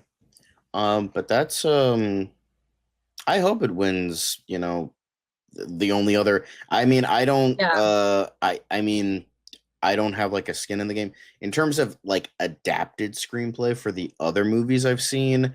Yeah. I think Conclave probably deserves it, because the thing is, I've heard great things about you know, I've heard great things about Sing Sing and A Complete Unknown, so obviously we'll, you know, have to see, but I hope it like gets that at the very least, because I don't think it's gonna win Best Picture, because it just like it's not going to win Best Picture, unfortunately. no, but it's just like, I don't know, I just feel kind of bad when it sounds like kind of like like a very creative way to do, like, to tell a story, but in addition, like showcasing something that you might not see a lot and of. again, not to give anything away, there is a twist towards the end where you're just like, oh shit.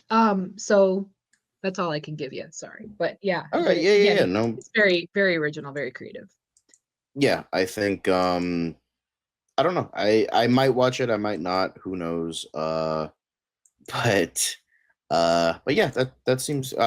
Things I didn't know a fucking thing about this movie. I just know it's like it got nominated, and that's all I know. So it was nice to see that, like, yeah, it's like deserving of. Yeah, even the trailer doesn't really explain what it's about. So yeah, I understand. But that is it for movie of the week, unless you got something more to say, because then we can. All right, so it's time for our movie of the week, and The Wild Robot. It's a movie that surprised a lot of people when we first saw the trailer for it, and people got excited. Is this going to be just one of those movies that blows you away, has you in tears in the first 5 minutes, like Up? What is it going to be like? You know, it just looked fantastic. The artwork looked amazing, and the movie's finally out, and, well, what would you know? The fans love it. You know, the people went and saw it. It's got a Rotten Tomatoes critic score in the high 90s. Same goes for all the audiences. And it's doing well at the box office. Some people might even say it's the best DreamWorks movie ever, which is high praise. So let's get into that. And Bridget, you went and saw the movie. So how are you doing, and what did you think about it? I'm doing good, Dan. It's been a while. But yeah, I went and I saw this when it came out last week. And it was, I think, a pleasant surprise. You know, I went in not knowing too much about it, just that it was obviously catered as a kid's movie. And that was just kind of what I was in the mood for. So I was like, yeah, you know, after work, I went and watched it. And it's funny because obviously the theater was packed full of kids, but even next to me was just like, I saw two girls alone, like in their late 20s, early 30s. So I think, you know, it was that kind of film that really catered to not just kids, but a lot of people. And it was a good movie. I'm not going to lie. I tend to get teary eyed, but I was not expecting the flood that occurred. And it was, you know, it was really okay. So a flood.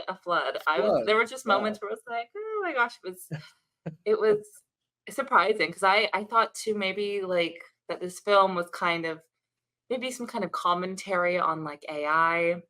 That's what I was kind of thinking it was going to be about, but I don't know. It was kind of interesting. It kind of made me just really kind of like have feelings for this robot, and it was really, it's such an unusual story between this and the family that it creates with these animals and this bird Brightbill. But I mean, it's powerful. It really makes you feel for this little family that's just so random, but it's, you know, I feel like no matter what characters you use, at the end of the day, the story is about love and family, and that we can all connect to that, I think. So it's really sweet, and I think you'd be surprised at just how it might affect you when you watch it. It looks amazing. As somebody who has not seen the movie yet, I can just tell you that the artwork looks fantastic. Of course, you've got some great voice actors here. You know, Lupita Nyong'o, award-winning actress Kit Connor, who, you know, I used to see this guy on like Disney Channel shows, and the kid is all grown up. I'm like, wow. The character design is also amazing. Yeah, Yeah. and kind of going back to the artwork of the film, did you feel like you were kind of watching like a painting in motion? Because that's certainly what the trailer kind of gave me. Again, it's sort of that Spider-Verse influence and how it changed the way Yes. animated movies look. I was What did you think of definitely that? Yeah. I was intrigued by the animation because I did see it in 3D, so we did have the glasses on, which might have affected it as well. But I did notice I was like, this is such an interesting style. And you're right, maybe that's the closest thing I could compare it to is the Spider-Verse. It was just it's different than I guess what we're typically used to. It's Yeah. all I could think was there's something off about this. Not in a bad way, but like I just don't know. It's like it doesn't seem completely like, like that painting style. It's almost like if when you can like do a filter or something, you can turn it up to 100%. I feel like it's a kind of animation, but with like 15% of this kind of like design. So it's really cool. It was I don't know what the technique is called, but it was yeah, sort of like Yeah. that blend where it's like almost a painting. And Yeah, then it kind of and so switched at points. sorry, go ahead. Yeah. Then there's at one point where it's just like for a little bit, then it was a whole different animation style. I think to show then that it wasn't like it was like a story taking place within the story. And I also appreciate when they do that because it's like, okay, this is clearly not happening here. But yeah, it was really cool. It was really good. Great artwork. Yeah, no, and look, this is a movie that's been getting a lot of high praise, right? Like you look at the Rotten Tomatoes score. Let me see if I can pull that up here. Yeah. 97%, That's certified amazing. fresh. It's also Yeah. got like a hot Rotten Tomatoes verified score of 98% the popcorn meter. So not only are the critics loving it, but also the audiences are loving it. It just Yeah. looks like there's nobody that has anything bad to say about this movie. They have a poster about this where one of the critics quotes says, "The greatest DreamWorks movie ever." And DreamWorks has got a few good ones under their belt. You've got like the Yeah. Shrek franchise and stuff. They've Right. they've they've definitely made their mark. And when you look at the critics consensus, a simple tale told with great sophistication, to me that sort of implies, is this a movie where it's a lot more of the show don't tell? Like, was there a lot more just action and not much dialogue? That's the impression I got that this movie is going to be like. Is that true based on you having seen it now, or do you feel like it kind of leaned into the because it's animals and robots? I kind of got like this is going to be like Wall-E a little bit, like am I on the right track Right. there? A little bit like you know what, sort of, where it's kind of like it almost at the very beginning, it does seem kind of like random. It's like whose idea was it to put all this together? You just, it's like it's not like the simple it's very like kind of out of this world. And it was obviously someone's idea to think like what would happen if this robot from the future got sent to this place and had to interact with animals. Like that's a choice, not humans but animals. And then it kind of adapts and reprograms itself to have feelings. Like it's really interesting. But I do think that it did rely on dialogue to kind of get those messages across, the points of it's like, and it was like it was another thing too was made it kind of like feel very human too in points where it's like they have this connection. But spoiler alert, what happens is little Bright Bill has to fly away for the winter and he can't stay, so there's this goodbye and this like, but then there's this moment where it's like they want to tell each other that they love them, but there's this tension. And it's like, can I tell them I love them? But it's not exactly that. Is I think what they say is like there's something that I just want to say. Like I wish I could just say this thing, but I don't know if I should. And that's kind of what I think pulls at the heartstrings of it, is this like longing for each other. And it's really sweet. But yeah, it's and I think it is also a good blend too of the really humorous moments as well. It's not all just sob story, but in the beginning we're introduced to like this little possum family too, and it was Mm. really funny. I thought they it was probably like the most humorous bit of the movie. But it's like she's got these little kids, and a lot of it they joke about like death. That's kind of the thing, is they're making fun of death and dying a lot. And I guess it always surprises me for a kids movie because it's it's such a thing that I feel like was never really in other kids movies that I watched, but I feel like nowadays, maybe with like this new generation of kids or Gen Alpha, or I don't know if they're trying to maybe cater to the adults in the audience as well. But the thing is, I noticed when I saw Kung Fu Panda 4, also DreamWorks, it reminded me a lot of that humor as well. They also had jokes of like these little kids that were joking about like murder and violence and killing each other and just ha ha ha, so funny. And it was kind of the same thing in this movie, where they're just like, oh, like it was nice knowing you, mom. Bye. And it's like a little dark, I feel like, for a kids movie, but it does work. And it's just, I thought it was interesting that maybe it's a DreamWorks thing, and this is how they're kind of doing their movies now. But it's just a funny thing that I noticed. Yeah. It works. I mean, I know it sounds like bad, like really dark, but it works somehow. It was quite funny. yeah. Yeah, and I mean the movie is based on a book, and it feels like it's a faithful adaptation, and it's a New York Times best-selling book. Have you read the book, or were you this was your first experience with the story?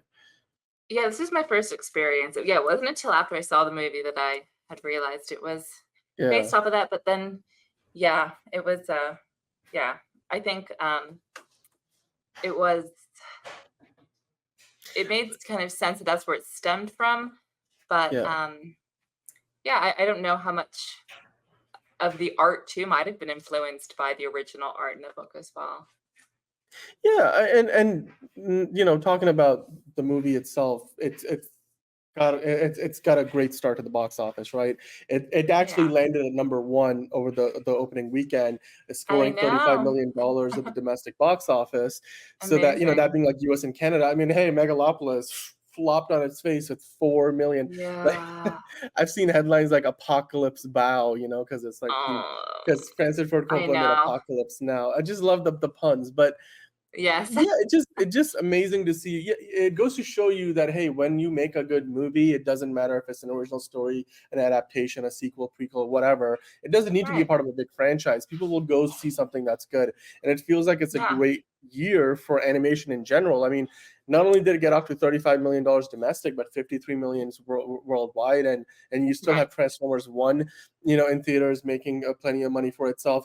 This is the year when Inside Out 2 came out and made the most money any animated movie has ever made. You know, Despicable Me 4 quietly made almost $1 billion, and we still have Moana 2, Sonic the Hedgehog 3 on the way. So there's still so much more good Yes. animation, you know, coming our way. Yeah. But just, you know, another great animated film that adds to a fantastic year for the genre as a whole. I do want to ask you Yeah. though, having gone to see it, and you're speaking pretty highly of the film, what would you say to somebody else who's thinking about going to watch a movie in a movie theater? Do you think they should check out The Wild Robot in a movie theater near them, or do you think this is one they can wait for until it comes to, like, I don't know, Peacock might be where it streams, because Mm. you know DreamWorks falls under that umbrella. Like, so what would you say? Do you want to would you recommend this movie to somebody who's interested in going to the movie theater this week, or would you say hold off until it's out on streaming?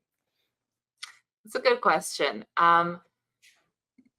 I would actually recommend that people do see it in the theater if they can. I do think that is probably the optimum experience, just because it is beautiful animation. And I think there really is something about seeing it on a huge screen. You can really see the detail. I think you can feel the experience a lot more than just watching it at home. I mean, I'm sure it'll still be great, but I think that's just something that really like heightens the experience of the movie and really makes it just so much more effective, I think, in its messaging and just to really enjoy the art. And it's just kind of like a surround sound experience, I think, that you get in.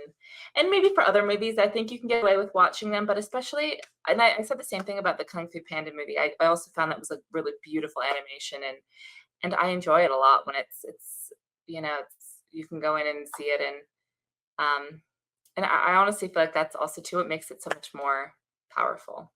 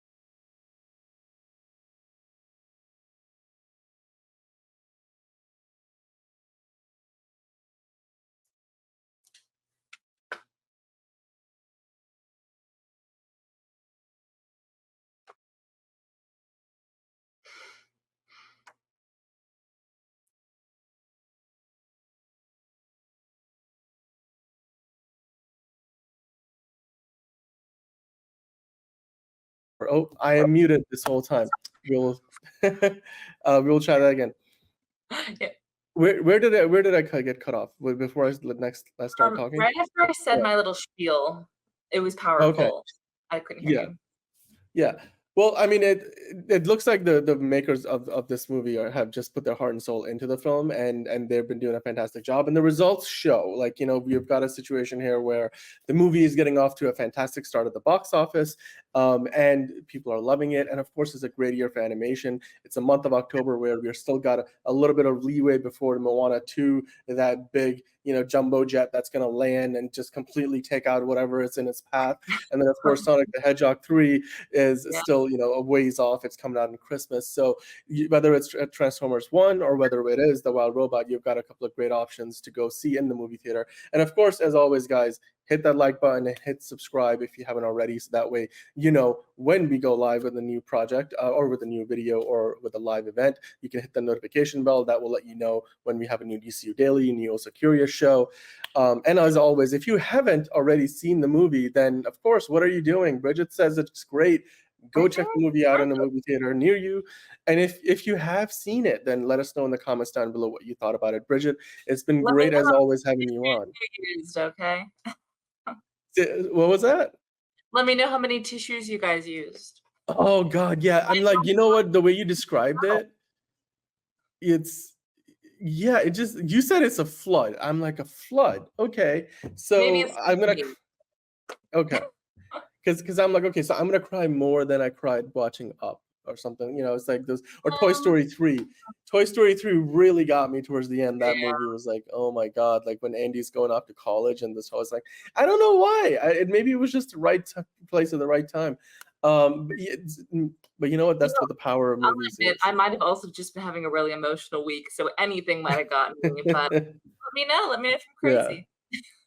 Yeah, well, hey, you know what? Hey, guys, let us know in the comments what you think about the movie. Of course, like, subscribe, and hit the notification bell as always. The Wild Robot. It might be the best animated movie of the year in a year where we've already got Inside Out 2, Despicable Me 4, you got Moana 2 on the way, Transformers 1 is out there, and Sonic the Hedgehog 3 is on the way. We're going to cover all those movies. Bridget, we'll have you back on the show soon, of course. As always, it's been a pleasure. I hope that, you know, I get to check this movie out soon, and we hope to have you back on the show soon as well. But until next time, guys, go check out The Wild Robot. Let us know what you think about it. We'll see you next time on Movie of the Week. To all the Marvel fans, this movie, our careers at these roles have meant so much to us. We owe very much to your support. We are so excited to see it. The fans are loving it. You're giving them what they wanted with Deadpool and Wolverine.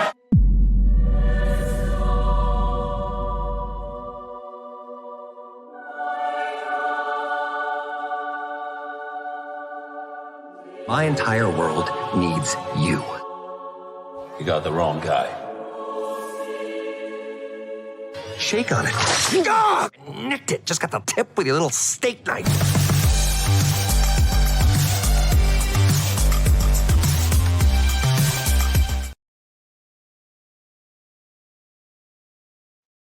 Well, welcome back to the show, and it's now time to talk about Deadpool and Wolverine. It's a movie that is breaking all kinds of box office records. Not only that, it's a hit with the fans. It's a hit with the critics. Everybody seems to love this movie. There's very few people out there now. We might end up with a skewed perspective on this show because my two co-hosts don't have a particularly high opinion, although we're going to get into why they didn't necessarily enjoy it as much. I personally have been really looking forward to seeing it. I haven't been able to watch the whole thing yet. Don't ask me why. Just, you know, I'm in a hotel room. You could probably tell, I'm a little busy. Things are going on. But, you know, nonetheless, the point is this movie has made almost $500 million in just 3-4 days of release. By the time it gets to its second weekend, given how much money it's making even on Mondays and Tuesdays, it might have made $1 billion. And that success means people are going to see this movie not once, but twice, 3 times, 4 times, however many times, bringing their friends along. And so there must be a reason why. And John, I do want to ask you, I know that you probably have not seen the whole movie yet, but I've seen like a clip here and there, but that's about it. But like we were talking about this movie and Comic-Con over the weekend. reviewing the whole Hall H presentation by Marvel. We were talking about the movie last week. We have been talking about it seemingly nonstop. And at this point, social media has probably ruined a few surprises for you anyway. What are your thoughts on the success of Deadpool and Wolverine? Do you think Marvel Jesus did indeed save the MCU, at least from the financial woes of its recent, failures, let's just say? Or do you think this movie is just another one of those, they're throwing shit at the wall, and this is just one of those things that happens to have stock? ¿Por qué no los dos? Why not both? I do think from what I've seen, it just definitely seems like one of those, like, it's just kind of like just everything but the kitchen sink, just kind of throw everything there. And that's like kind of what it is. I heard about the cameos. The cameos were fun. Like, from what I've heard, we finally, got to see certain characters and all that. And it's just, I'm kind of glad I didn't see it, because it's like, if this is all they had, then it's like, okay. Do I think it's not? Do I think it's gonna save the? Oh, fuck no! It's not gonna save shit. Are you kidding me? $1 $2 billion movie ain't gonna do shit for Disney with how especially when the next two movies are Captain America: Brave New World and Thunderbolts. Nobody gives a flying fuck about Sam Wilson. But and now they have the Marvel's Serpent Suicide Society Squad, and then now they confirm Red Hulk is you had Harrison Ford playing Red Hulk. Yeah, okay. Who gives a flying fuck about Red Hulk outside of the 5 comic book fans that know him? Come on now. But it's Harrison Ford. It's Han Solo. It's Indiana Jones. But like, I'm just saying, come on. This is just, we love Hugh Jackman as Wolverine. We love Ryan Reynolds as Deadpool. There's a lot of fan service. People miss the Fox X-Men because they realized, oh wow, you are actually way fucking better than the garbage we're getting now. We kind of miss you. So here's the swan song. Look, I'm just gonna make another counterpoint. Look, this movie has now helped the MCU as a franchise cross 30 billion. It's helped. It's not saved. No, just hear me out. This movie has now allowed the MCU to cross $30 billion. That's billion with a B. At the box office. It's the highest grossing movie franchise of all time by a long margin. And there's been 34 total MCU movies. Those 34 movies have all opened at number 1 at the box office. And now those 34 movies have combined for over $30 billion. 31 could be 31 billion by the time Deadpool and Wolverine is done with his theatrical run. That must mean, if you do the math, that the MCU averages almost $1 billion for each of his films. I'm just saying, people don't just spend money on stuff they don't like. Sometimes they do, but to the tune of $30 billion, I'm just saying, man, I'm trying to make a counterpoint out here, but the state of the MCU today is contentious to say the least. But Angelina, you saw this movie, and I have to ask you, not just your initial reaction, but let me start by kind of talking a little more on the romantic side of things, right? And what I mean by that, of course, is this movie has been touted as a love letter to the X-Men universe, the Fox X-Men universe. Do you think that is an accurate statement? Do you think this movie does a good job? Like, if you were a huge fan of Patrick Stewart, if you were a big fan of, even those other Fantastic Four movies from back in the day with Jessica Alba, Chris Evans, and all those guys, if you were a fan of that era of Marvel, even Blade, like all of those Fox movies, like, do you think that this movie did a good job of kind of wrapping it up in a bow, kind of like No Way Home did for all the Spider-Man, or even Avengers Endgame did for the Infinity Saga? Like, do you think it did a good job of that? No, it was too much. It was so much. Like, you turned around. So at first, okay, Chris Evans, spoiler, everybody, spoiler. Also, when did I become John? Hey, do I have a name up here? So originally it was really fun to see Chris Evans back on screen. You're like, wait, is he here as Captain America? Like a weird universe got rid of Captain America, and then he realized, no, he was playing Johnny from the Fantastic Four, which was great at first because I was like, oh my God, so savage. Like, I was so excited about it. But then they did it again and again and again and again and again. And I was like, Also, I have literally no fracking idea who Channing Tatum was playing. Like, that accent was obsessed. It's not a massive epic tale. No, I agree with you, Ron. No, it's not a massive epic tale. It just felt like regurgitated matter and cannon fodder. Henry Cavill was great. I do agree with that. So you've got a Henry Cavill cameo. You have cameos from all different places, right? But getting back to the review, it was too much. So they break the fourth wall really early on. Ryan Reynolds likes to do that as Deadpool. That's fine. But the story doesn't really add anything to Deadpool, like the overall Deadpool scenarios. I watched the second movie and this felt like a standalone movie as well, but it didn't really have a strong enough storyline to like ground it. He wears a toupee for a little bit. He staples it in. Like, certain parts of the movie are funny, but then they ruin it with just going too overboard. It's like a stand-up comic that has done the same material so many times that he pushes too hard on like the fifth performance. That's what this felt like throughout the whole movie. Like, he was just trying so hard to be so funny that it stopped being funny. Like, it wasn't good. I was hoping for Anya Taylor-Joy to come back as Magic and have her unite with Chloe. Yeah, we don't get any of those storylines at all from the first or second movie. You don't see it at all. The dog, that's pretty funny. You get to see like a different version of Deadpool. He's called like Nice Deadpool. But even that was like just not it. You have like a face-off moment where, again, it's just Ryan Reynolds like spewing what he thinks is like funny material, but it just tried too hard. The whole movie just felt like it was trying too hard. Also, you never really get like a firm storyline because every 5 seconds Deadpool and Wolverine are fighting each other.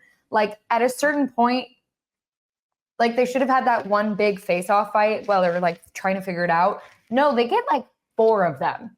They're just constantly fighting throughout the whole movie. So it just feels dumb. It feels a little bit like Whiplash. Every time you turn around, they're introducing a new cameo. They're trying to like make jokes on like real world stuff where we've been like, ew, like they totally got rid of Elektra. Like, what did she do? You get a JG. We love Jennifer Garner. Love her so much. I loved Elektra growing up, but like, she got stuck in an elevator for an hour at Comic-Con. Like, and she was singing just like a prayer, the Madonna song the whole time. she put in her miles for this movie. Yeah, and I'm just like, look, I love that so much. She even makes a joke about like killing Ben Affleck's Daredevil.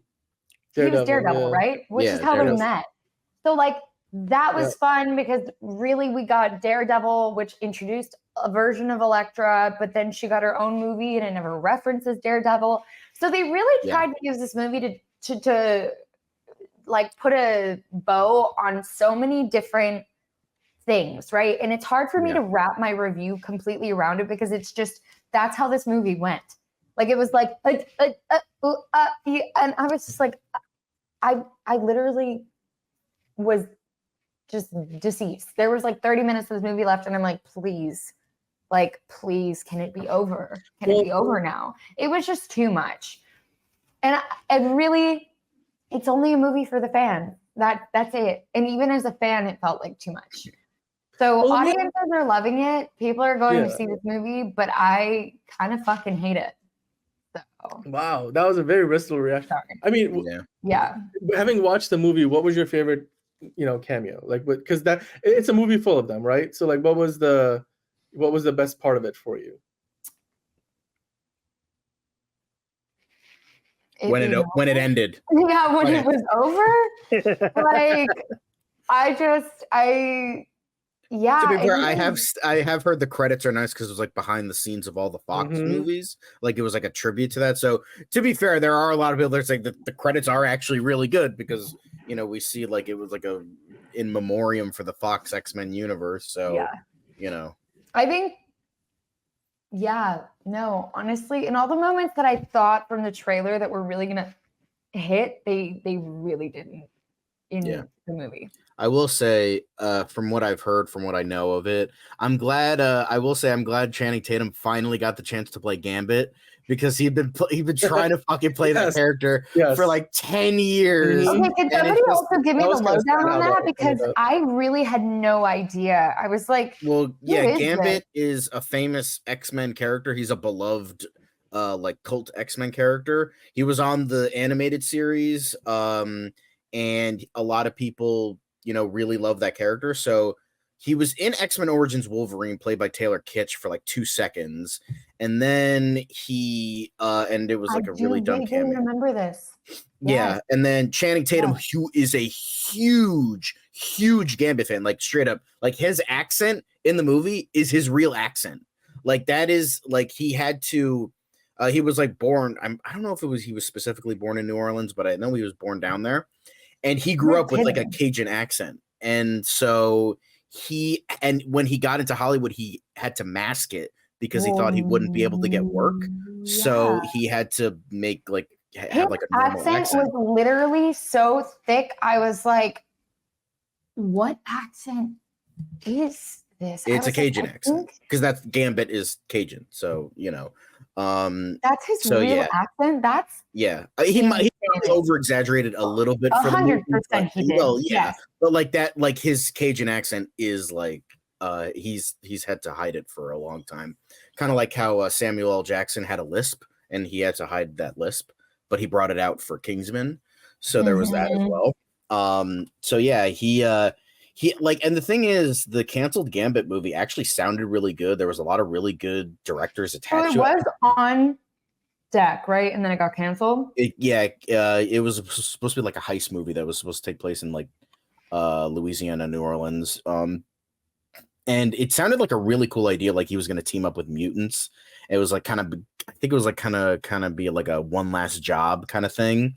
And the idea sounded really good. Doug Liman was attached at one point, as well as a bunch of other really good directors, but it just never could get a footing in. And then it was eventually, Fox was sold to Disney. So, we never really got it, but I'm glad that they finally did. He finally got the role. And it's also really funny about this is, Wesley Snipes coming back as Blade, because that was pretty bomb. He has one line. He's like hated working with Ryan Reynolds on Blade Trinity. So the fact that they actually brought him back and hilarious together again is really funny. I guess Wesley Snipes finally. I don't feel like I didn't pick up on them referencing that. I kind of forgot that Ryan Reynolds was in Blade. Most people want to forget Blade Trinity. I just forgot about it, but I don't think they ever referenced that either. I think it was like a squabble they probably want to forget, and so they're like, let's not even reference it. Oh, maybe that was like Ryan Reynolds was like, you're not allowed to make jokes about it. We gotta keep moving on.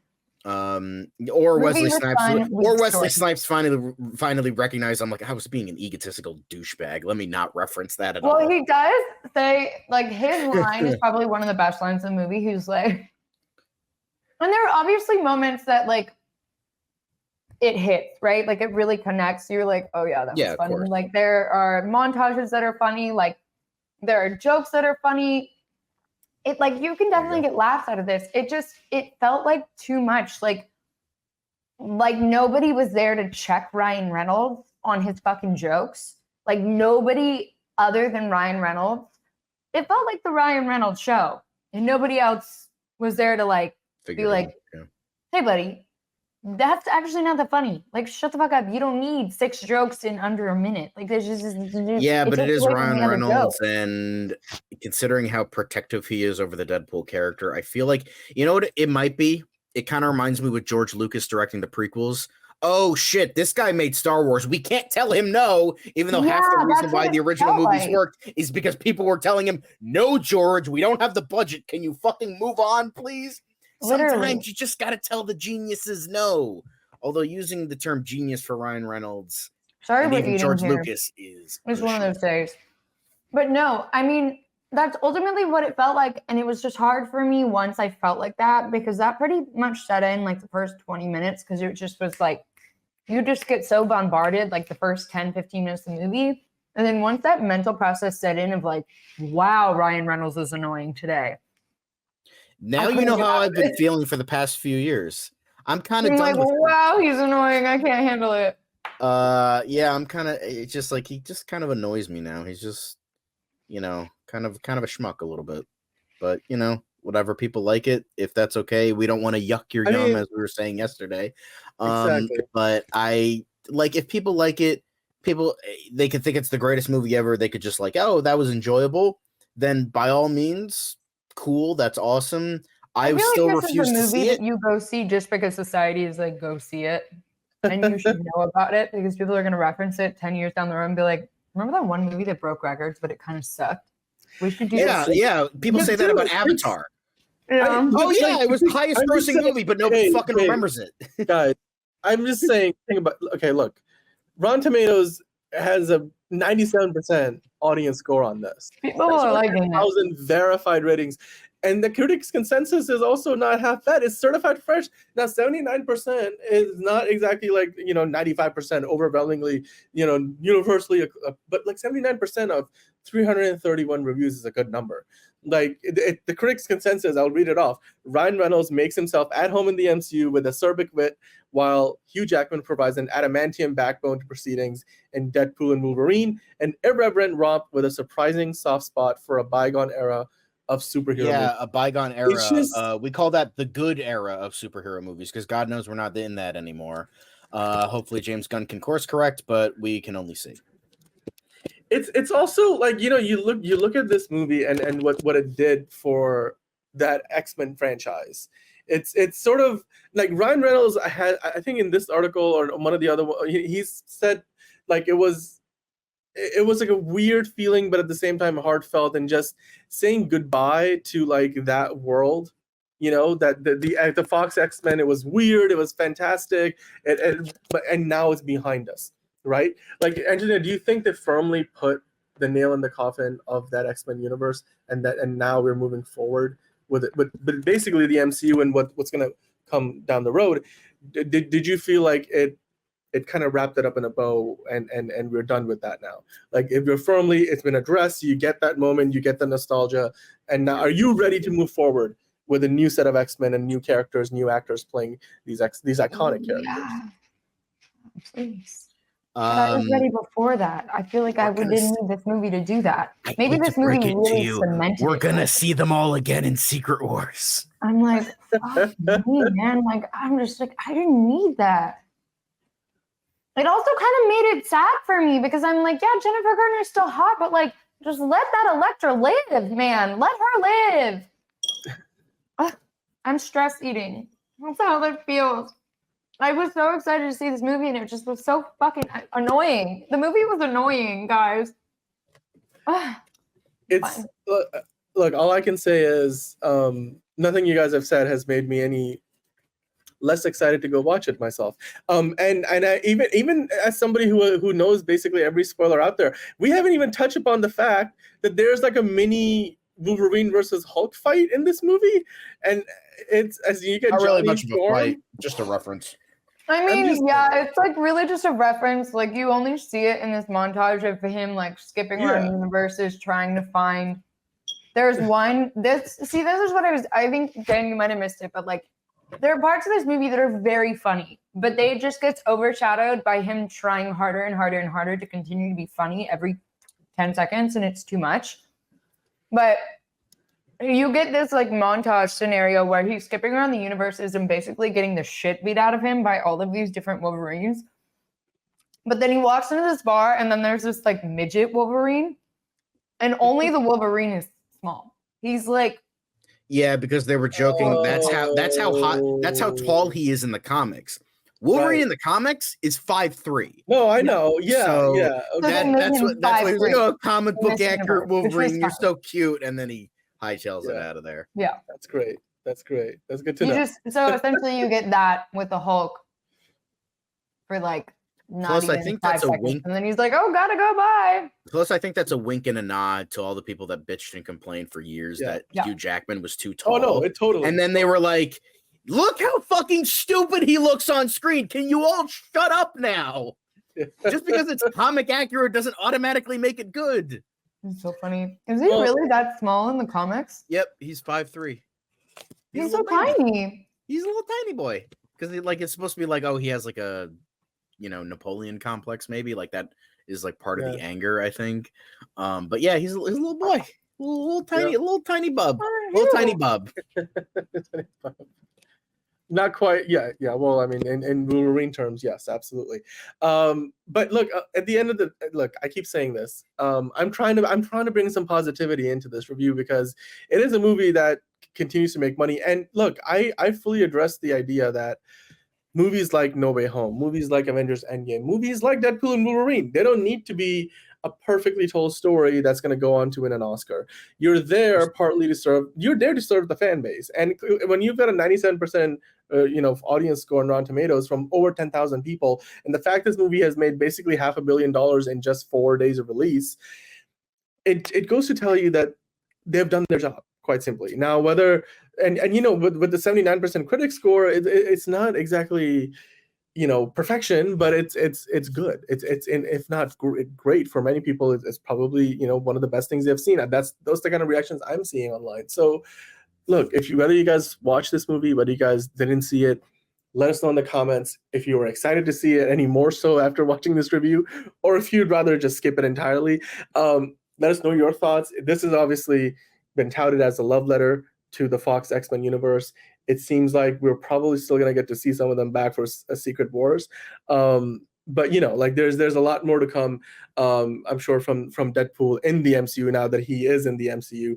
And of course, somehow RDJ returned. So I'm sure we're going to get to see him interact with all the OGs as well as all the new Gs of the MCU. But in the comments below, let us know what you thought about Deadpool and Wolverine. How many times did you go see it? And of course, once you're done typing your comments, if you haven't already, hit the like button and hit the subscribe button as well, and hit the notification bell that will tell you when we're going live with a new show. Now, we will, on the other side of this break, dive into DCU Daily, as we do pretty much daily. The BAFTAs, I mean, they weren't the only awards that happened this weekend, but BAFTAs were the biggest. They also were the last big stop on the road to the Oscars. So, of course, we had the BAFTAs happen this weekend, and there was a lot of big winners from the award show. So, as it says here, Conclave won Best Film, The Brutalist won Best Director and Best Actor. So, but the two movies taking home 4 big awards apiece. Then, of course, in the other big categories, we had Mikey Madison winning for Best Actress. Zoe Saldana won Best Supporting Actress. Kieran Culkin won Best Supporting Actor for A Real Pain, which was a great movie as well. David Tennant, of course, was hosting the show. Usually people think or look towards the BAFTAs as another predictor for, which movie has the momentum at the Oscars, John. Does this tell you a little bit more about, where things are headed?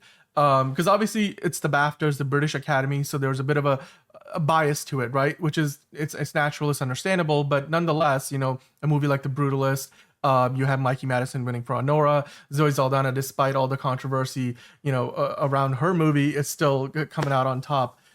So do you feel like, that will translate to success for like Emilia Perez or Real Pain or like, Conclave at the Oscars? Or is this just, the BAFTAs, the Oscars are the Oscars? What do you think?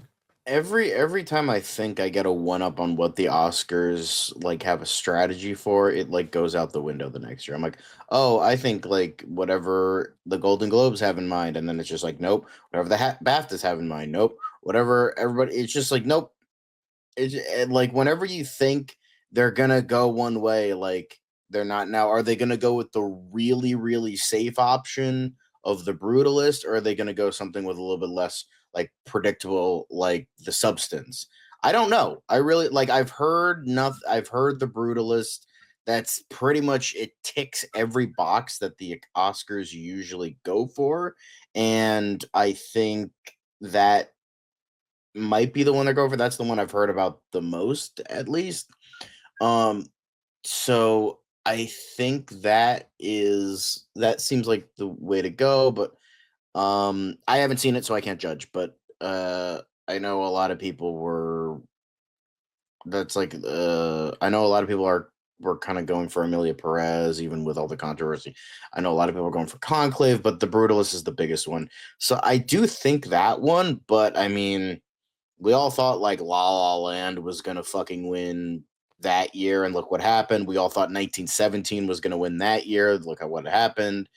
So we all thought Black Klansman was gonna win that year. Look what happened. So it's I don't know. I like fucking 2 years ago we had Everything Ever All at Once, which is like crazy, and then we got World War II biopics. Are we gonna go 2 for 2 with another World War II biopic? So like we'll see, but I mean I can't imagine that another 3-hour World War II centric biopic about a guy that started a chain reaction in regards to building something that made an impact on the world. Are we going to go 2 for 2? Let's see. But that's the one I've been hearing the most. So I don't know. I can't judge the movie by itself, but that's the vibe I'm getting. But I would like to see something a little bit like out of the realm of possibility.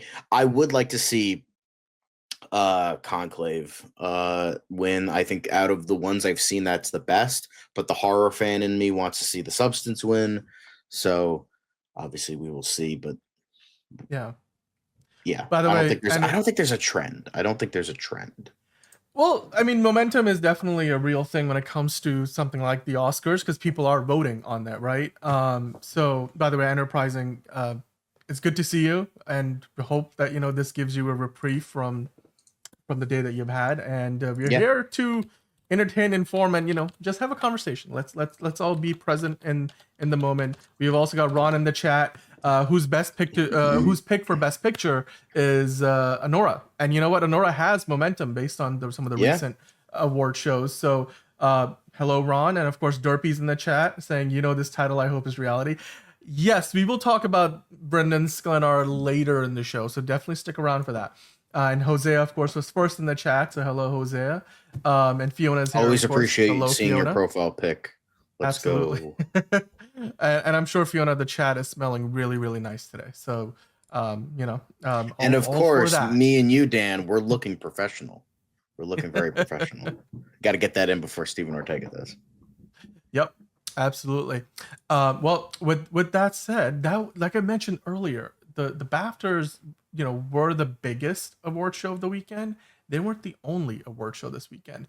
The next one that I wanted to kind of dive into, and we're not gonna spend as much time talking about these because they're smaller in terms of scale. They don't necessarily mean as much for the Oscar race, but they do have a reflection on some of this, more technical categories. Let's call it that. Anora and Nickel Boys won, some of the top honors at the WGA Awards, and of course Shogun won on the television side. Hacks won 2 prizes.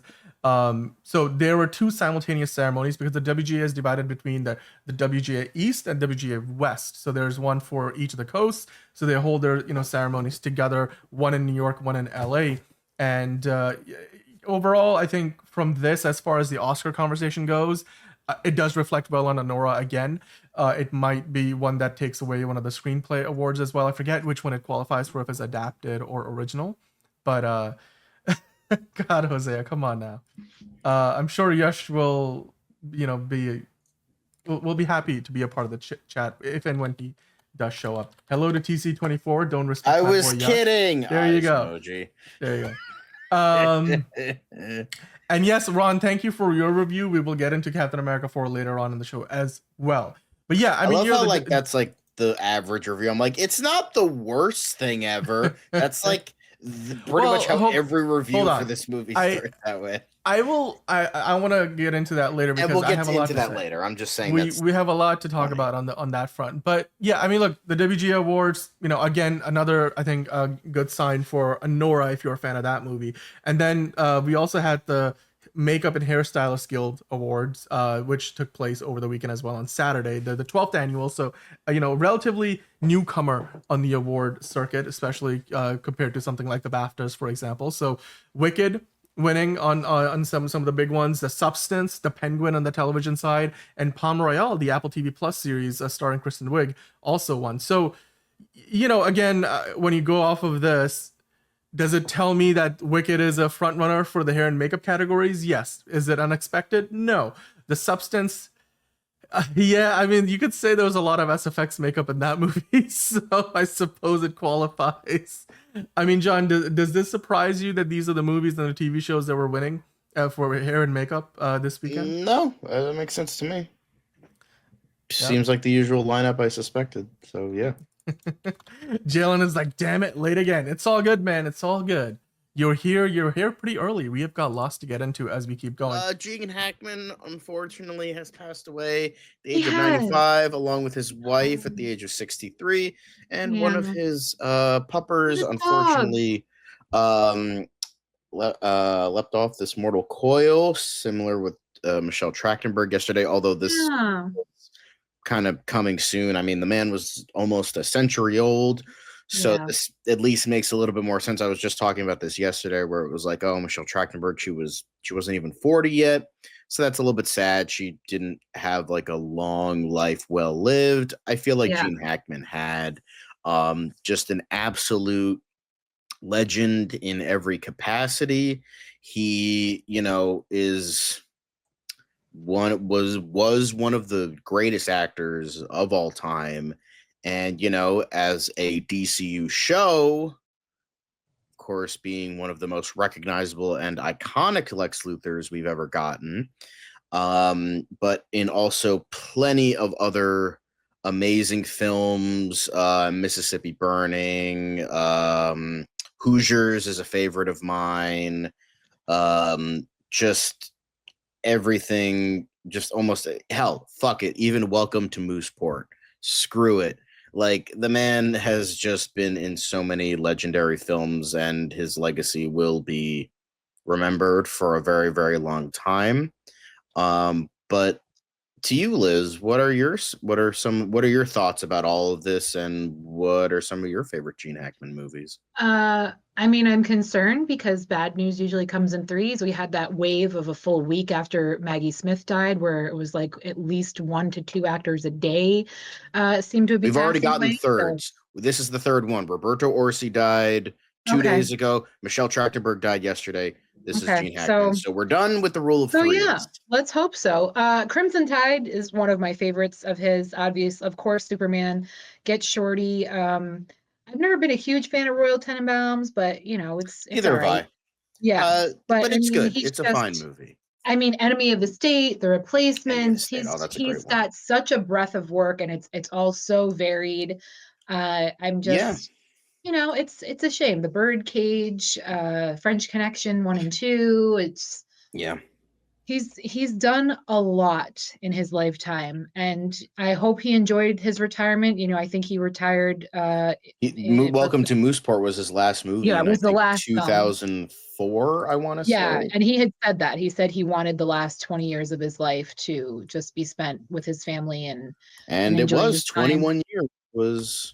Yeah, and Santa Fe native. He was regularly seen out and about. One of my radio shows, the host that I listen to, he has a house in Santa Fe, and he said, I was always told by my neighbors they would always see Gene Hackman running around, running errands, pumping gas in his car, and so he's definitely left a hole in that town as well, and with his passing. Oh yeah.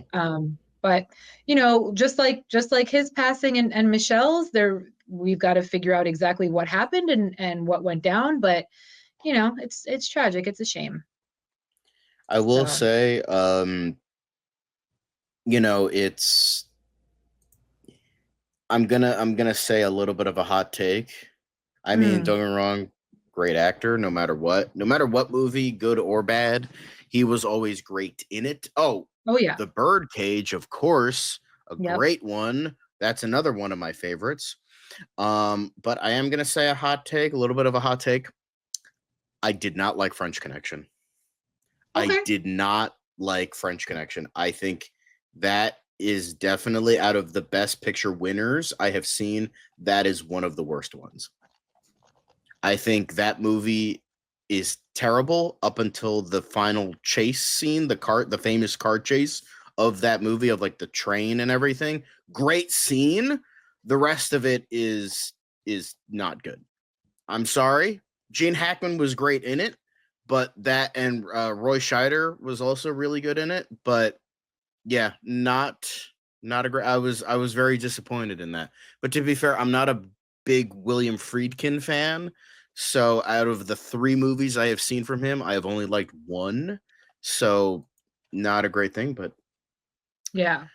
and it's funny, Ron, that you're saying watch part 2 because everyone says that the sequel is way worse. So I'm curious about that. But yeah, Gene Hackman, it's not just us and the New York Times, but a lot of people were coming out and saying, a lot of people, Francis Ford Coppola, Clint Eastwood, were talking about how, and his daughter were talking about like how fucking, great he was, and how Unforgiven, another great one. How they'll be missing Antonio Banderas,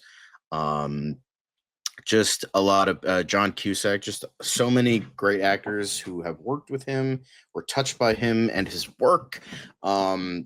Just an overall Hollywood legend, and he will be missed. There is a couple things to mention. There is going to be an investigation into his death, because it seems that there is something suspicious about it, but we're not going to get into that much because I feel like that kind of taints it a little bit. We don't want to talk about.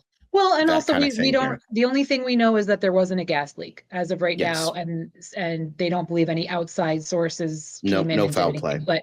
But aside from that, we've just got to let the investigation play out. Just like with Michelle, I mean, we don't know exactly the circumstances under her death either. So they'll release that information when they have it. But again, right now the world is just mourning some really great actors that we all care deeply about. So it's a shame regardless.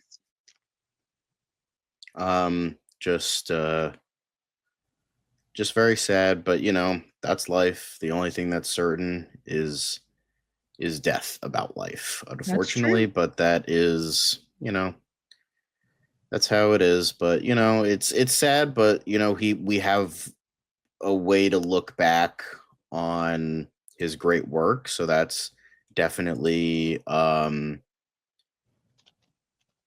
he's definitely just going to be very missed. And but yeah, let us know, guys, in the comments what your favorite Gene Hackman movie is, what it maybe inspired you to do something in your life, or inspired you to watch more movies or something of the like. Just any stories in regards to Gene. Hell, if you're from Santa Fe and you met him, then feel free to let us know. But yeah, great actor. Disney and Pixar's highly anticipated movie Inside Out 2 is bringing big new emotions to the big screen. Hello! I'm anxiety. Where can I put my stuff? I think it's not just great for adults, but especially kids her age are going to see a lot of themselves in this character. We are suppressed emotions! The movie is funny, it is moving, it is visually gorgeous, but it's important. It's a fun adventure as well as a very relatable, personal human story. Well, that's Inside Out 2. It's a movie that has now officially become the highest opening weekend of the year so far, which is crazy to think about, considering some of the other movies that have come and gone and really just fallen flat on their face, like Furiosa or The Fall Guy, which you'd imagine would make more money, but they didn't. So with that in mind, let's dive into it. Let's talk about Inside Out 2. John, I'll start with you because you have seen the movie not once, but twice. So what are your thoughts on the movie, and did you have an better experience the second time around? Was it worse? Does the movie kind of get better with more viewings? Tell us all about it. Well, it kind of got better for me because I was kind of stuck in the house when I first watched it, so I had to ride the pirate ship a little bit. But I did. But once my sister's like, I kind of want to see it again, so I'm like, or I kind of want to see it. I'm like, okay, I'll go see it again, and it was a lot better, even though it gave me a headache because of the 3D. But I think it got a little bit better, obviously seeing it like the proper way of like, on a big screen and all that. So, and I think this does expand on a lot of things properly to the first, like expanded like ideas, characters from the first Concept. film. And I think it did that very well. It pretty much did pretty much everything that was great in the first movie was great here, with a few exceptions. I think the director's name is Kelsey Mann or something like that. If I got her name wrong, I apologize. But I feel like Pete Docter is a legend in terms of Pixar. Like that dude has, like, everything he's done has been a banger. So like when you have like a newcomer, I think this was her first feature. I kind of miss that passion and like just that heart that the first one had. Like the thing that catapulted Inside Out into like, like 9, 10 out of 10 kind of stuff. It didn't quite reach it. And I, as well as the fact I felt that the structure could have been a little bit better. Like it wasn't like there were just some moments that it's like, okay, like I feel like it feels like weirdly paced. But outside of that, I think this was a stellar movie. Everyone is still perfectly cast, even the newcomers. Bill Hader couldn't I think it was because he was filming Barry season 4. I think he couldn't come back. So Tony Hale replaces him. And then for Disgust, Mindy Kaling couldn't come back because she's off nuking the Scooby-Doo franchise from orbit. So she couldn't do anything. So I think Leo Laprisa, I think, is the actress's name, and she does a very good job. But with the new emotions like Anxiety, played by Maya Hawke, a perfect casting. Paul Walter Hauser as Embarrassment. He doesn't have that big of a role. It's mostly just kind of moans and grunts throughout most of the movie, but it like works, and he still did a good job there. The Bears, Ayo Edebari was great as Envy, and then we have, I'm gonna butcher her name, Adele Extropoulos as Ennui, was also like, again, perfect. It's just like when it comes to the Inside Out movies, always perfect casting, always perfect casting. So I think that carried over here, even with the new cast as well as the replacement cast. That, and then I think it still nails what the first one did, because what I loved about the first one and what I loved about it here, like Pete Docter and Kelsey Mann, they presented very normal things that people have gone through, like, just moving to a new state, or, what everyone goes through, fucking puberty in the second film. They present these things, like, concepts and situations and whatnot. And how Pete Docter and Kelsey Mann build upon these concepts in a very creative way, in a very like kid-friendly sort of fun way, like all these bright colors and like fun ideas in your head is still so brilliant. Like, just like, and how it would explain what we're going through with these situations in your head. It's like, why are you feeling this way? Oh, it's because of this, and this that's going on in your head, presented here. And I feel like what's also really good, like a lot of, in terms of recent children's movies, like the fucking like Garfield movie and that kind of thing, where it's just like kind of talking down to kids. This is like the best that Pixar has to offer, is like when it doesn't do like idiotic things, and it doesn't, talk down to kids, and it treats them like people. It's just like, and then it makes these concepts more digestible. So if or when you go through these things, then it's not going to seem as daunting or as scary, like as Riley in the first movie moves from Minnesota to California, I think it was. And then in this movie, going through puberty, literally everyone goes through that. So, and they do it creatively, and they do it in a way where it's not like daunting, but it's like, it's still like fucking hits you hard, especially as an adult who's gone through all of this. Like, there's a great scene in the movie. The third act is when like when you start feeling those heavy hits that Pixar is famous for at this point. Like, you have like there's a great scene where it's like it's kind of like Dark Night of the Soul. It's like getting into the third act, and like Joy is just kind of feeling just kind of everything is like nothing is going to go right, everything is going to go wrong. And she says like maybe anxiety, my Hawks character, the orange person, little emotion, she says maybe growing up, or maybe all of, I forget what the exact quote is, so I'm paraphrasing, of course, but it's like maybe when you grow up, you don't have room for joy anymore. It's like, oh my god, this is a fucking kids movie. Why are you putting this shit in a kids movie? Now I need to go book another goddamn therapy session. What the fuck are you doing, Pixar?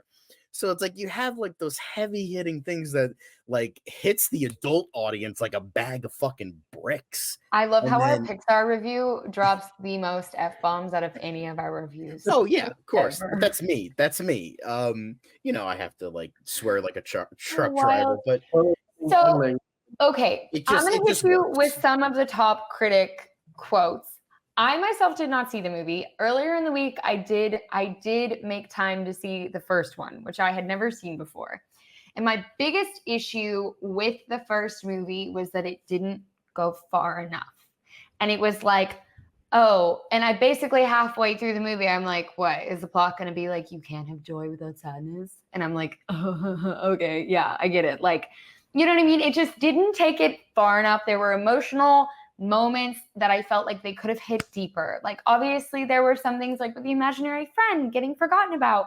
That's sad, right? We do lose a part of it, but I feel like the movie itself did not go far enough while going so far as to like hint at these things that I don't think their primary audience was going to grasp on. So to me, it was just like, it didn't hit me as hard as WALL-E did. It didn't hit me as hard as Toy Story did. It didn't hit me as hard as so many of the other Pixar movies have. And so it was just kind of like, okay, this movie is trying really hard to tell a really important story about emotions and what happens inside of our brain without going far enough. And so that was my biggest issue with it. Now, looking at some of the top critic reviews, when you look at the reviews, obviously certified fresh, people got 91%, 96% audience score. People are loving this movie. It broke so many records. But there are a couple quotes in here that I really found really, really in line with how I felt. And it was just like, Inside Out 2 is a harmless sequel that is fun for all ages, but absolutely unnecessary. The film recycles 3/4 of the original plot while introducing 1/4 of new characters and ideas. And it's like the plot is very similar to the original. It's I can setting kind of feel loses that. some That was another opportunities. moment. Yeah. So I just fear that like this movie was made more for the intention of like, let's just make a sequel because the first one made money versus like telling a real story, right? I mean, to and be fair, obviously it was hinted at that they were going to make a sequel because they had the whole like, oh, puberty, what's that? Like, so there was hints that they were going to, you know, continue this, but you know, that's just how I view it. But do you see sort of that standpoint? And it's like, I can kind of see that. Like, that was like a major thing because I was skeptical when this was like, Yeah. oh, they're making an Inside Out 2. And then I saw the trailer. I'm like, oh, okay, so it's just the first one again where they get yeeted from headquarters and they have to make their way back. But I feel like the way that it was done, I feel like with the ideas, the themes, and the concepts and the character development, I think that more than makes up for the fact that, like, okay, it's like the same plot again, but it's like, you know, Toy Story 3 was the same plot as Toy Story 2, and that got fucking nominated for Best Picture. So it's like, you know, if you recycle it, as long as you do enough new and enough good, I think people will kind of forget about that. Like, that was like a major thing when I was watching it for the first time. I was like, oh, Joy regresses as a character. Oh, they're doing the same plot again. But then, like, seeing it again, seeing it proper, like, on a big screen, it worked a lot better. It clicked a lot better. I'm not saying that you have to see it multiple times to get it, but I'm just saying, like, I understand, because that was the same reservations I had. Like I see it. Like, don't get me wrong, I see it. I don't know. It's just, and this is the weirdest thing about me. I have to literally be dragged by my hair to go see like a Pixar movie or a Disney movie. I don't know why. And genuinely, when I'm watching them, I genuinely enjoy it. But like, I think it's because they were so magical to me as a kid that I like to leave those where they were in a way. Yeah. You know what I mean? Like, in that place in my life, I like to leave these like shiny and seamless. Like, I grew up loving Hercules. I dressed up as a Little Mermaid like 5 years in a row. My mom literally had to beg me. I loved WALL-E. I loved so many of the Pixar movies. I loved so many of the Disney movies. I loved these themes. I knew they were telling a bigger story even when I was younger, but it's like, if I have to go see this movie, I want it to really, really move me. And I feel a little immovable when I watched Inside Out. I was like, oh, wow, you almost had me. Sorry, bitch. 10 to 10. So, Inside Out 2 is like, people are loving it. It is clearly family friendly. People are taking their kids. People are my just theater was going packed. Like, there were so many and kids, people, this movie is breaking records. This movie was like 71% of the Irish box office this weekend. This movie is like by far setting records. It was like the 12th highest Disney or Pixar opening of like all time, I believe. And I mean, in general, it's breaking tons of records. It's helping right the 2024 box office woes, like truly left and right. Killing it, just absolutely killing it. It was, I think, like the third highest non-Wednesday opening Disney movie of all time, which is incredible, right? Like, it's sitting just behind Star Wars. It's incredible. Yeah. Okay, moving on. But was it incredible too? I'm not apologizing. Moving on. Of course, Dan has to come in during my corny jokes. I just don't know if it tells enough of a story for me. I think it could have gone further. And that makes me so sad, because it's like, if I am seeing quotes that basically highlight the exact same theme of what I felt watching the first movie, why would I want to go see the second movie? You know what I mean? Yeah, that's understandable. Like, obviously, you can have your opinion. That's fine. It's whatever.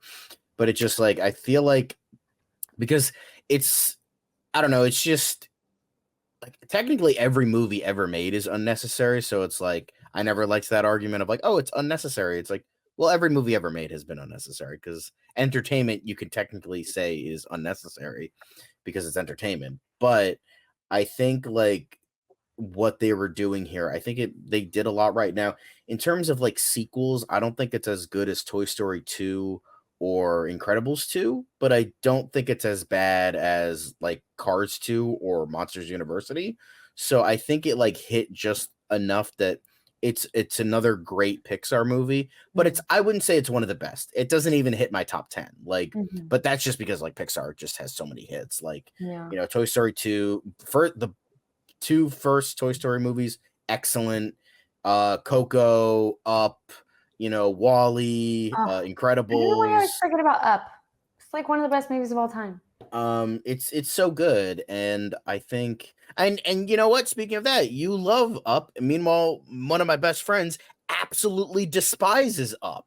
So like, there's the weirdest story I've ever seen. You want to talk about a movie making me cry? I cried. Tears. Yeah, no, he hates it. So it's like, we all have like our things. Most people love Inside Out. You don't like Inside Out. That's the power of individuality. He felt it was like, I think it like the reason he felt it was like emotional and manipulation at best, and he's like, I don't like that shit or something like that. He's like, it was a crap story. So I'm like, I don't know, he's weird, but it's but that's neither here nor there. I personally think Inside Out 2 is worth seeing. Maybe you can catch it on streaming if you're more thinking into Angelina's case of like, it didn't hit me as much, but I think it did have a lot of greatness in it. And I think there was a lot of nuance there. Like, it was all about Riley and the emotions, learning that that you're not just like a blanket person, like, oh, I'm one thing and I'm one thing forever. And I also like, another thing I want to mention before we move on is like, it had a really good representation of what it's like to have a panic attack. That was done very well. Yeah, that's And right. I feel like the nuance of like, because we all want to believe that like, oh, we're like good, great people, but it's like, it's a lot more than that.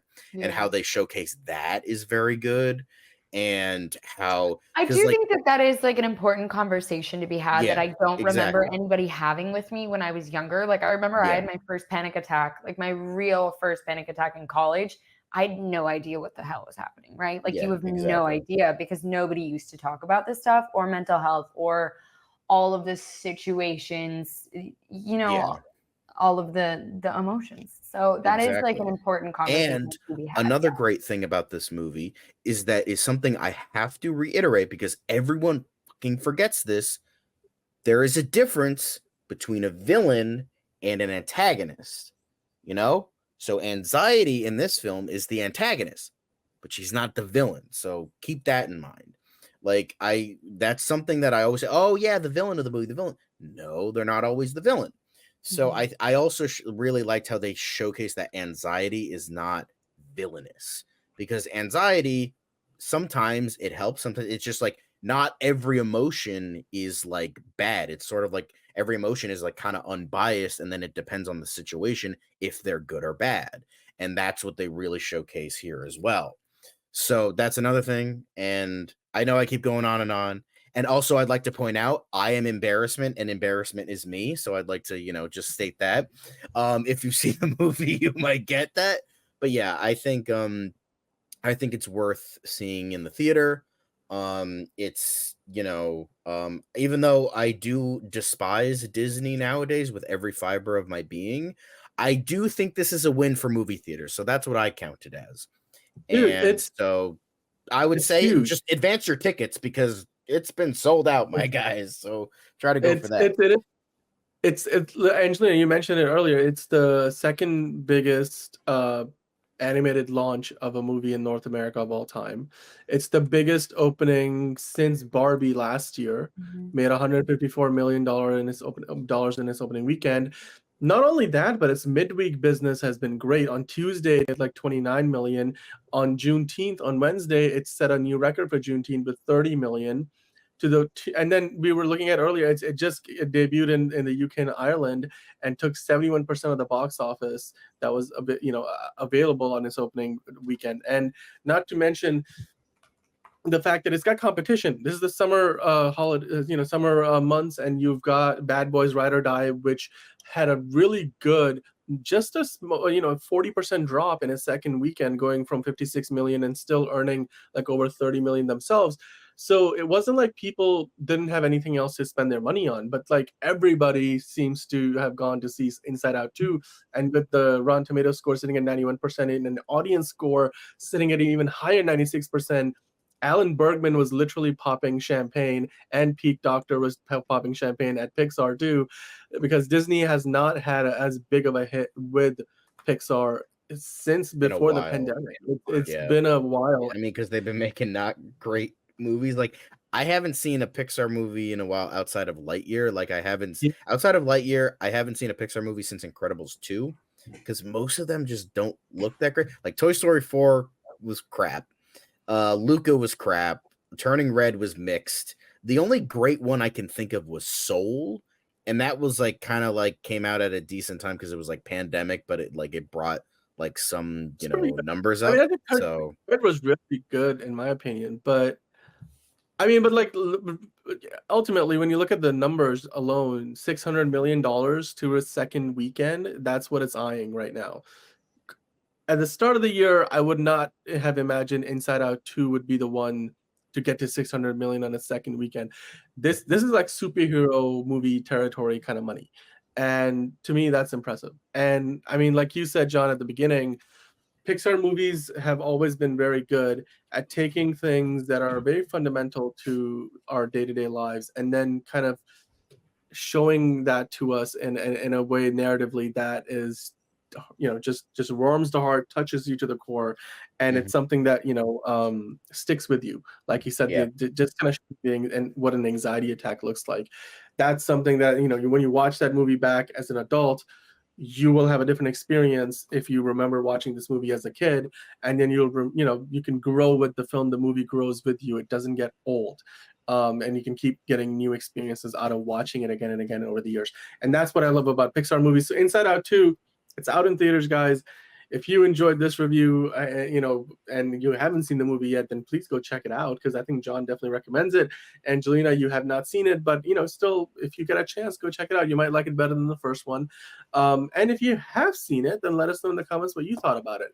Give us a like if you enjoyed the review, and of course, hit the subscribe button, because we do appreciate that. That helps us out a lot.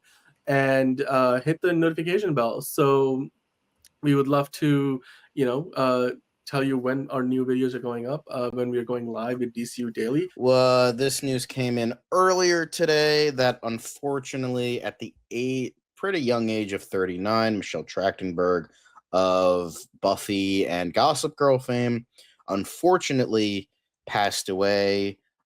She was found unresponsive in her apartment. I believe we don't know anything now. Unfortunately, they haven't released anything.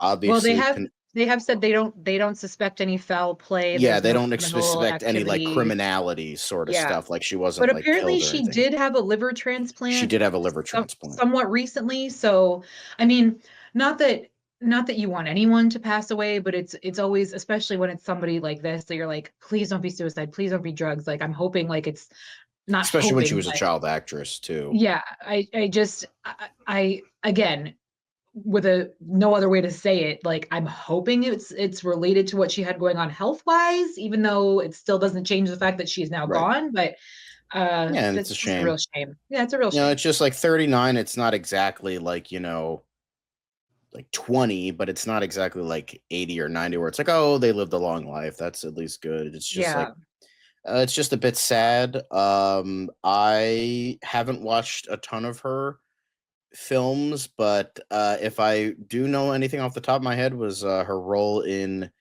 17 Again. That was probably I think that was like the only thing I really watched from her. I didn't watch Buffy or anything like that. I didn't watch Gossip Girl, but I know she was also in the Black Christmas remake about 20 years ago.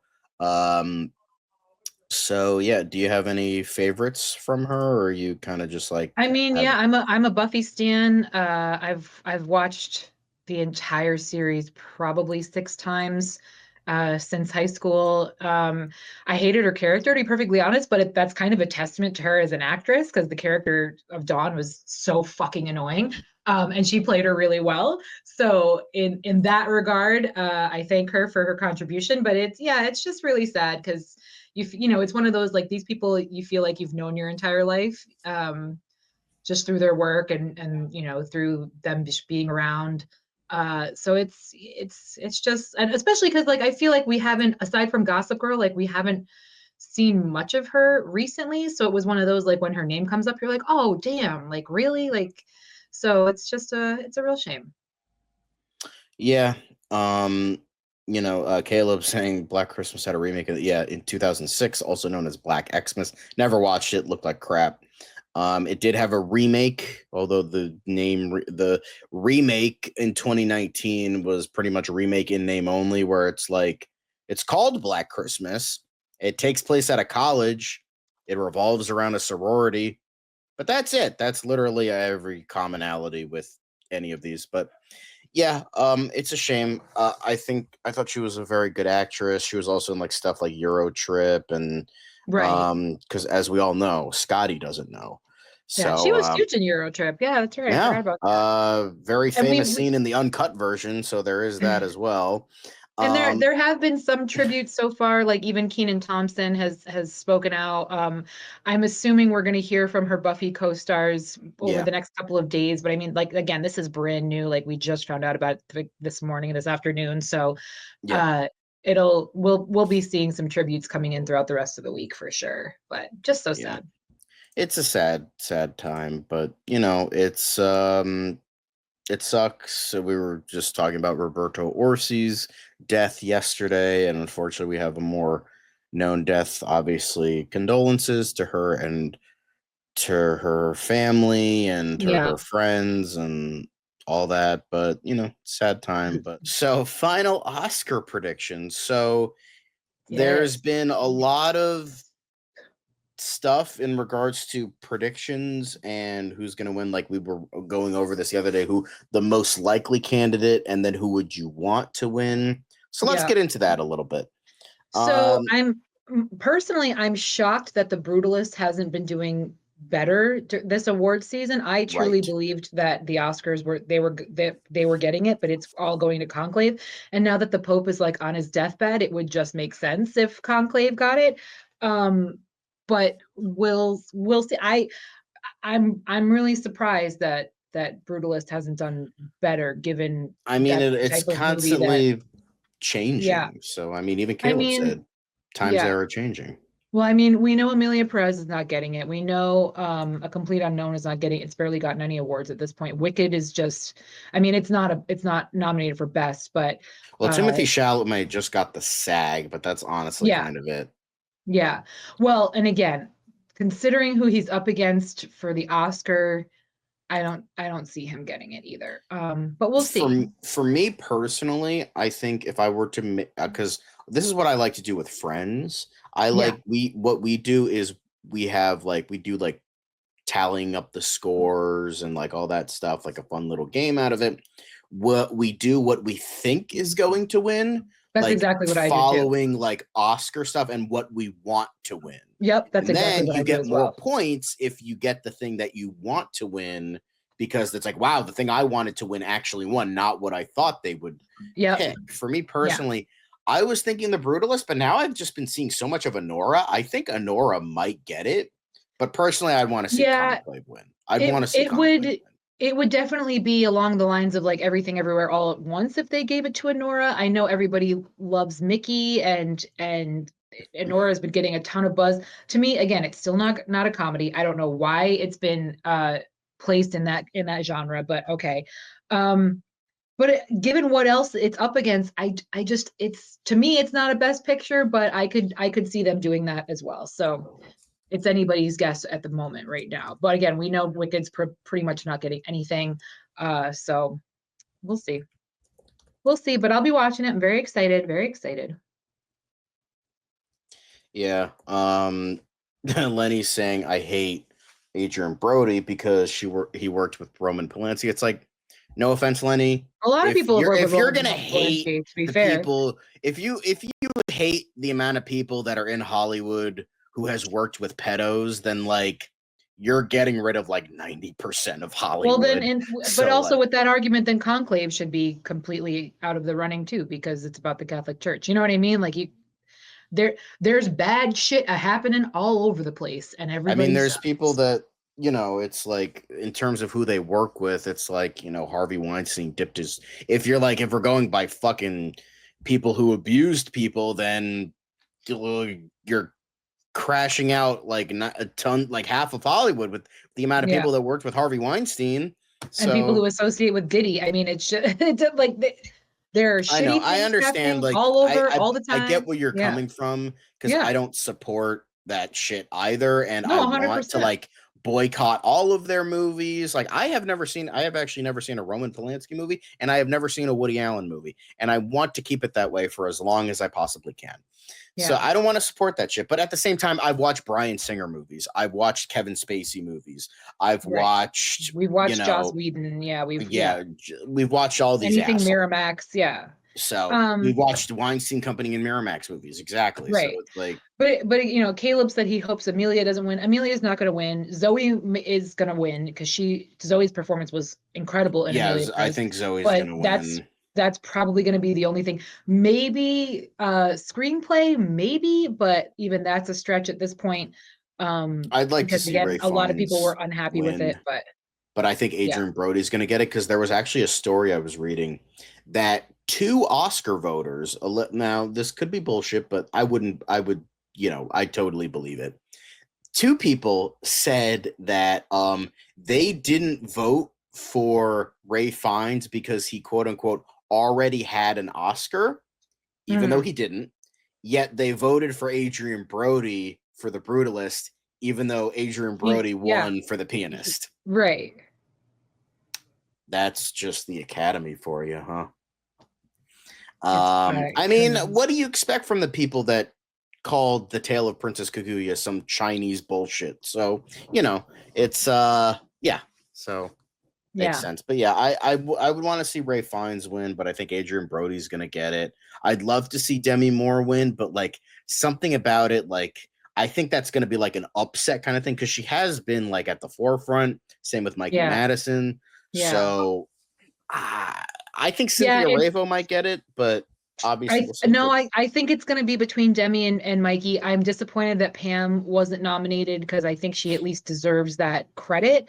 The Last Showgirl was great, and it's about time that she gets credit for her acting and not just the way she looks and different shit that's gone on in her past. But Hollywood's gonna Hollywood, so we'll see. I'll be disappointed if Jamie Lee Curtis wins, to be perfectly honest with you, but for some reason they all love her and they just want to throw awards at her. Wait, and it's like, okay, that's fine. What did Jamie Lee Curtis get nominated? She was in The Last Showgirl. It's for supporting actress.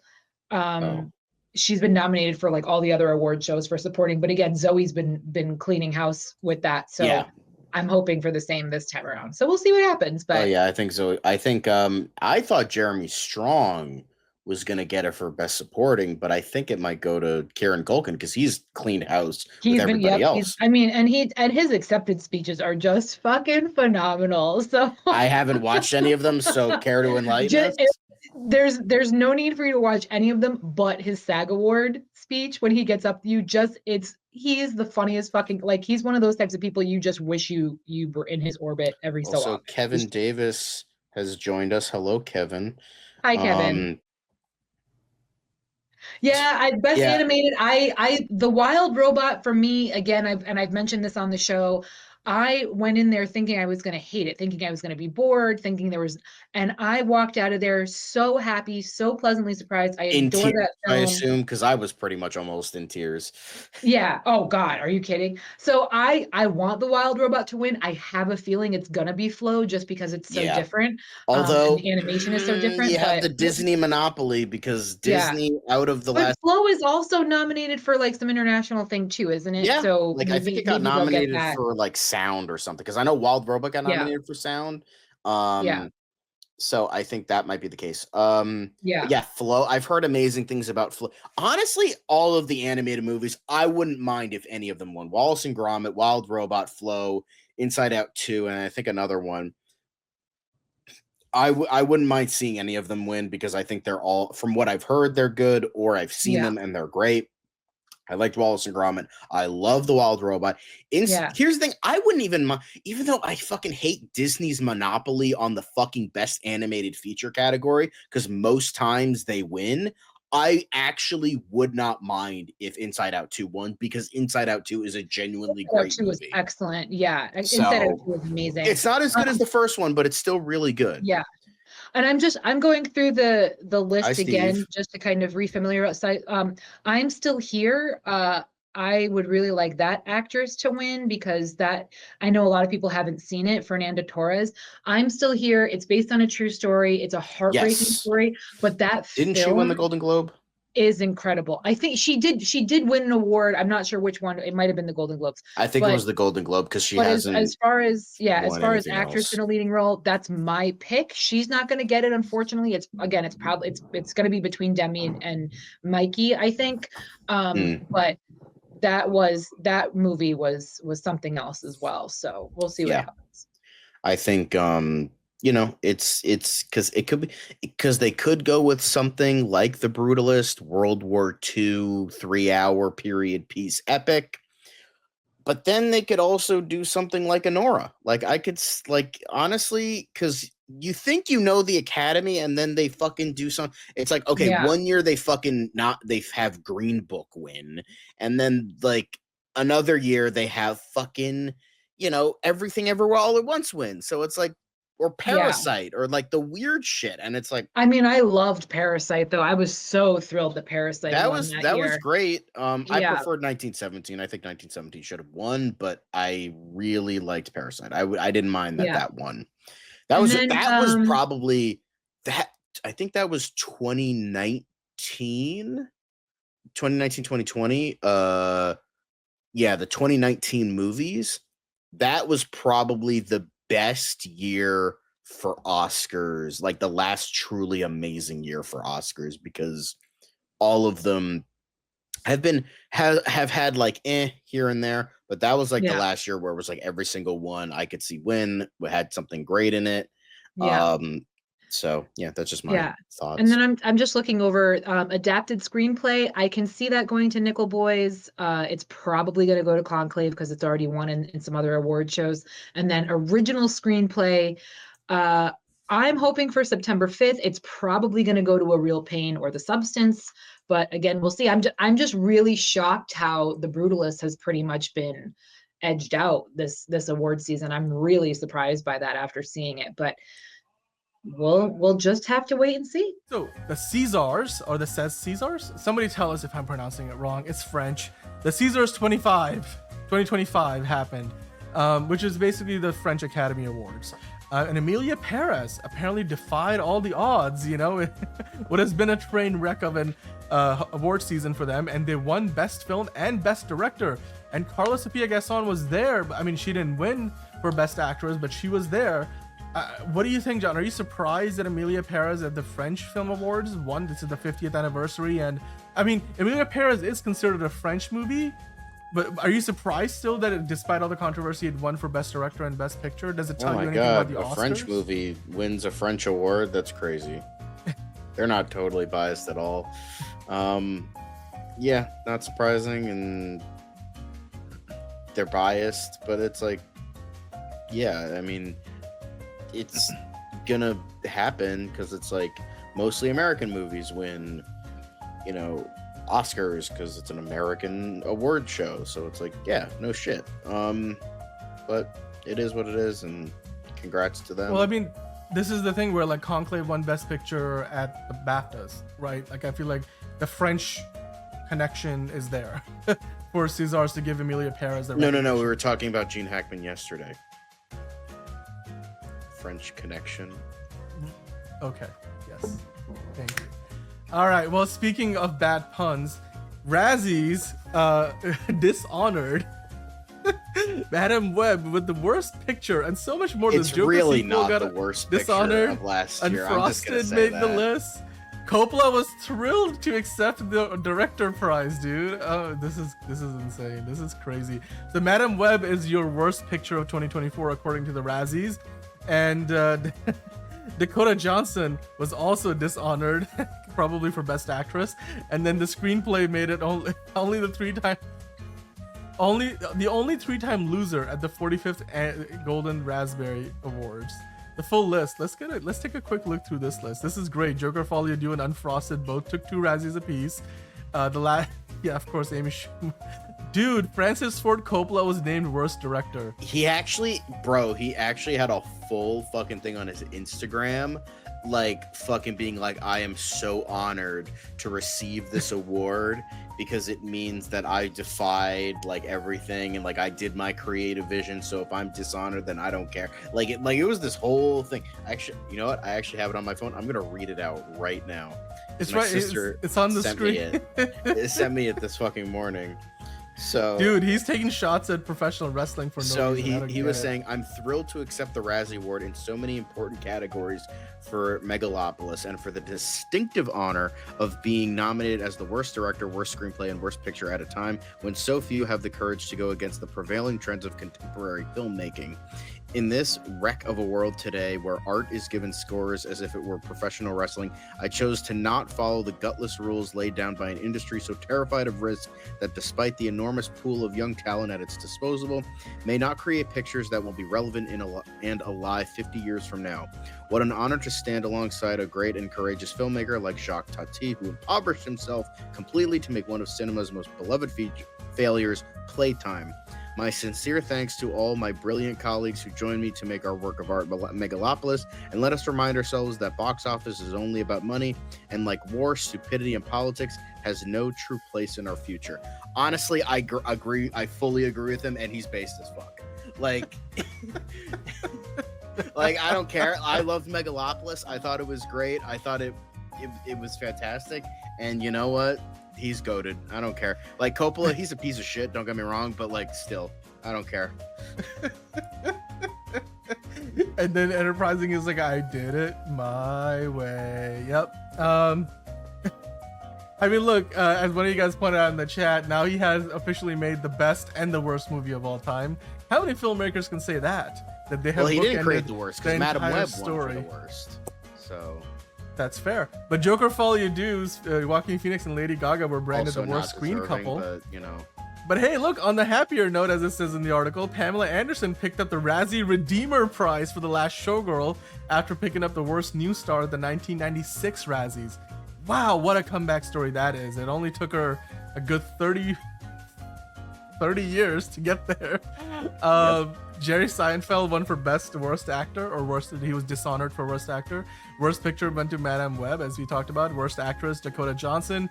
Of course, Pam Anderson picked up Razzie Redeemer. Supporting Actor, John Boyd. Yeah, ouch. Joker Folie à Deux winning over The Crow, like prequel, remake, ripoff. That is a good point. That is a good point. Shit, and everybody here fucking knows. Joker Folie à Deux might be bad, but it's not The Crow level. That movie was that was like an anti-movie with how fucking bad that was. How do you feel about Amy Schumer winning for worst that's supporting great. actress? I love that. Like, Amy Schumer deserves all the hate she gets. But screen combo, I don't think Phoenix and Gaga were that bad. Worst screenplay, Madam Web. Oh, like, man, come on, they won an Dennis award. Quaid and Penelope Ann Miller not winning for Reagan. Come on, that's bullshit. Like, to be fair, most of like the raspberries are they do this as like a publicity thing. They don't it doesn't actually mean anything and all that shit. So it's like, whatever. I just love like, Francis Ford Coppola, like he's showing that he's cool, he's hip, he's with it. Yeah. Duke. I don't know, I'm not gonna do the whole thing, but anyway, I just love Francis Ford Coppola is like able to laugh at himself, despite the fact that man spent pretty much his entire fortune to make a passion project, which I give him props for. Thanks for watching the Oh So Curious live coverage of the Oscars. We'll see you next time. Stay curious.